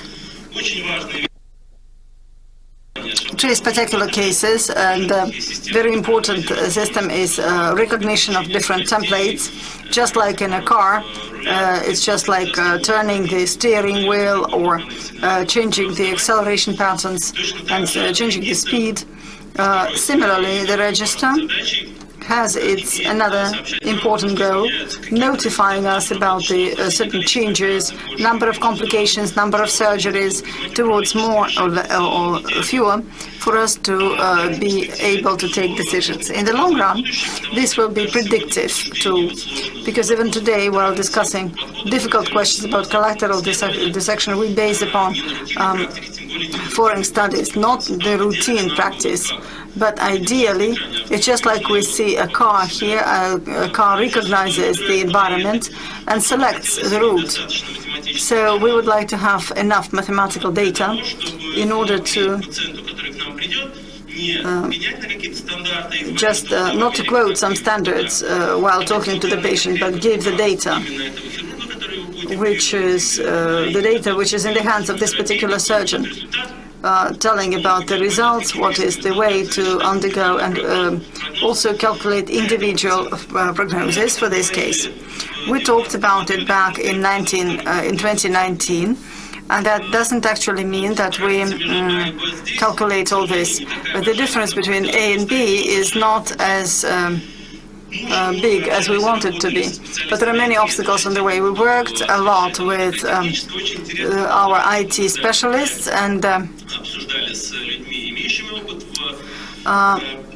so we talked to people who have relevant experience, and speaking in a simple language, we actually had 16 interviews with heads of departments, chief physicians, and just doctors. And it turned out that we don't know the system as well as we want it to be. And also, there is a huge gap between heads of departments when our reality actually falls apart. When we start talking about some register, when we start talking about complications, for example, and all of a sudden, when we go up and try to establish some system, we have the healthcare ministry, we have some quotas, routing, we have so many things which are obscure to surgeons. They came to understand, and we came to understand that actually making a system which would cover all of these aspects is not possible. So coming back to this horseless carriage, we decided to put it slightly before the horse. And if you come back to honesty, which is the best policy, then I would say that we come back to the level of doctors, to something that like ECOG was once done. So making a wide-scale project is not possible, but I suppose it is quite possible to see the top of the iceberg. This is a detailed scheme of what we're going to do. This is going to be a system both for patients and doctors, and also for the people who are interested to get more information and who want to know more. And actually, such system is not possible to be created by an amateur. So that means that we don't actually know how it's going to look like, because we don't know our own needs and necessities up to the very end. That is why we made a deviation from A to B and decided to go by small steps. And also speaking about sufferings and being suffers, it's the subtle art of not giving a fuck. And I suppose that this is a book for us to read. It must be our bedtime reading, because usually it is recommended to those who are about to start something new, just for them to understand what to pay attention and what to not to pay attention to. And this is people who see just the tip of iceberg or summit of a mountain. They actually they will never go there, because if you don't enjoy the process of going up, you will never get to the summit. It's there is a good example there is a very good example of playing a guitar. If you just want to start playing, that's not possible to do. You must be enjoying the process of learning. Nobody wants to do anything in our case as well. And we are actually getting into this situation as well. We need to do something every single day by small steps. So seeing this particular flag over here, this is not something that developed all of a sudden. It will be like this sooner or later. There will be some sort of application for the cell phone. Of course, here you have random numbers, and you will have a chance to look through these operations on the phone. Surgery, excuse me. And it's intuitive selection of pictures, limb dissection, and anastomosis. The system will generate the surgery protocol, and the system works from bottom up. In the same phone, there are patients who are connected also, and you can see the lab parameters. This is how it's going to happen in the future. You will have a chance to see your own results as well as the number of complications. And also you will have a chance to compare your results with other federal results. So for example, it's not 23, but for instance in Blochina you have 25, for example. So I am not afraid of sharing a good secret with you, because everything is actually copyright. But the way that we have to go is quite complicated. It's multi-stage, multi-tier, and it's not straight, it's meandering. So we have to test hypotheses step by step. So the next stage, the next step from B to C, we want to believe that we shall finalize it this particular year. So it's quite difficult actually starting filling in the register, not in one center. All the doctors complained. Nobody wants actually to master how to work with a new system. We thought about handing it over to the doctors. That's why they actually they complain about additional workload. So there is a system which works the following way. This is a dashboard, the one that we already talked about. These are real surgeries for 3-4 months. So what's the idea? It's an online mode. We see our own results from this register. We also have number of surgeries, number of failures, and so on. So, and the most important part comes within this part of the dashboard. Here you have particular localizations, and gradually, as you come to select the most interesting things, for example, you can look at the right part of the colon. For example, it's D3 or D2 limb dissection. What is the mean surgery time? And also morphology can be shown here. What kind of morphology? And for example, this was chemotherapy or without. So this is the system which is definitely, absolutely far from the picture where everything is involved and everything is neatly planned. But this is just the first stage. And not to come across such situation, such problem, not to get into problems with the interface, we would like to introduce this data instead of you. So that actually means, roughly speaking, it's a portfolio, a surgeon's portfolio.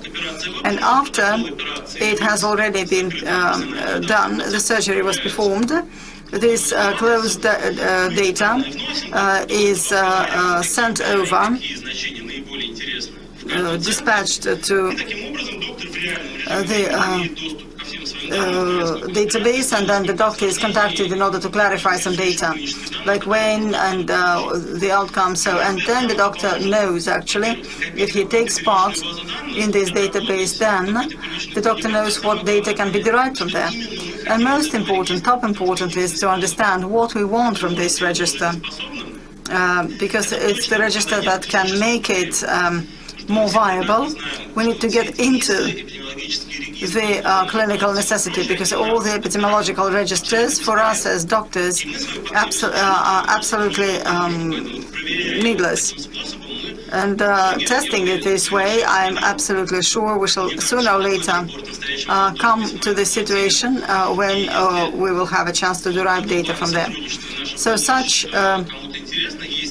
dashboard is also very important, and if you have this volume, and if you are interested, contact us, please. And if we have a template, then actually it doesn't matter how many centers we collect the data from. Maybe it's not 300,000 immediately, but some smaller number, some smaller sampling. Nonetheless, we will have our own good database, which we will have a chance to analyze. And further on, gradually, I suppose, we shall come to the summit of the mountain. Thank you. Thank you very much, Alexei. I don't see any questions from the chat. I don't have questions to Alexei Sergeyevich because we have real live discussion, but Ilya Leonidovich has discussion. And while Ilya is asking a question, please, the technical team, if our speakers are still connected to us, maybe we shall just come to the conclusive remarks afterwards. Thank you very much. Thank you for your brilliant presentation. And I would like to ask the following. Is it already... what is the system that we are using at the moment? We are moving to IMF system. EMEA, it's so to say quite a bulky system, and nobody likes it. The idea is the following. There is a lobby, actually, which will push the system into all the centers. And we need to discuss things. There are serious groups of IT people who continue developing this database. Maybe we can integrate, and maybe we should incorporate or integrate all the indicators that we want to have there. Well, actually, we support any initiative, but our experience with all the systems which are imposed on us, we usually see that the targets and the goals are different. We had a chance to work with Barricade register. We also tried to work with the blockchain, but they have their own tasks, and our interests are not taken into account. So we, of course, do not think that it's just the ultimate truth, but I suppose that the most viable model is developing something here and now, and then probably it will grow into something more interesting, and not duplifying anything. And for us to understand, we even, at the first stage, were even actually ready to receive photographs from doctors, just photograph the source data, closing the personal data. It will be 15 seconds per patient, but we shall understand what we need further. And the main idea is actually to have enough information, but not excessive. Like IMES is very bulky and not convenient to work with. What we actually want is to have 7 fields only, but to have them really correspond to our needs and interests. Okay, Alexei has mentioned that at the moment, what Alexei actually proposes, and I support him a lot, I support that what comes from the bottom is really viable. Unfortunately, what is being commanded to us from above, I'm pretty sure that it's just an order which sometimes doesn't correspond to real-life practice. And we can have a portfolio because any surgeon, in fact, has his own ideas. Like how many laparoscopies you probably had, or beam resections, I don't know.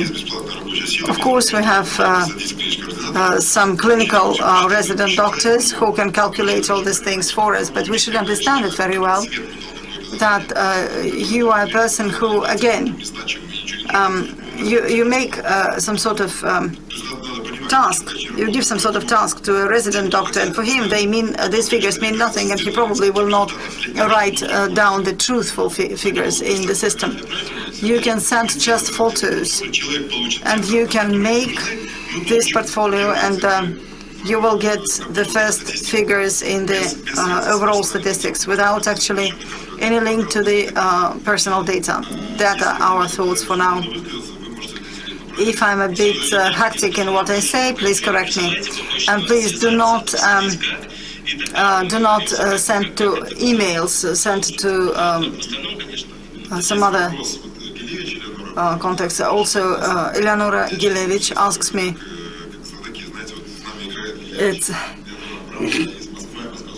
so from Dzerzhinsky, and we have been together for more than 2 years. Your cancer reg. Must it be something for surgeons working with C18, C20? Maybe Alexei understands the question better than I do. And also take into account the already existent cancer register. Maybe you just improve it. That's a proposal. And also the tasks are very important. Maybe the register can be, these are just a blitz, 3 questions, 20 seconds each. So, of course, we have a good experience of working with this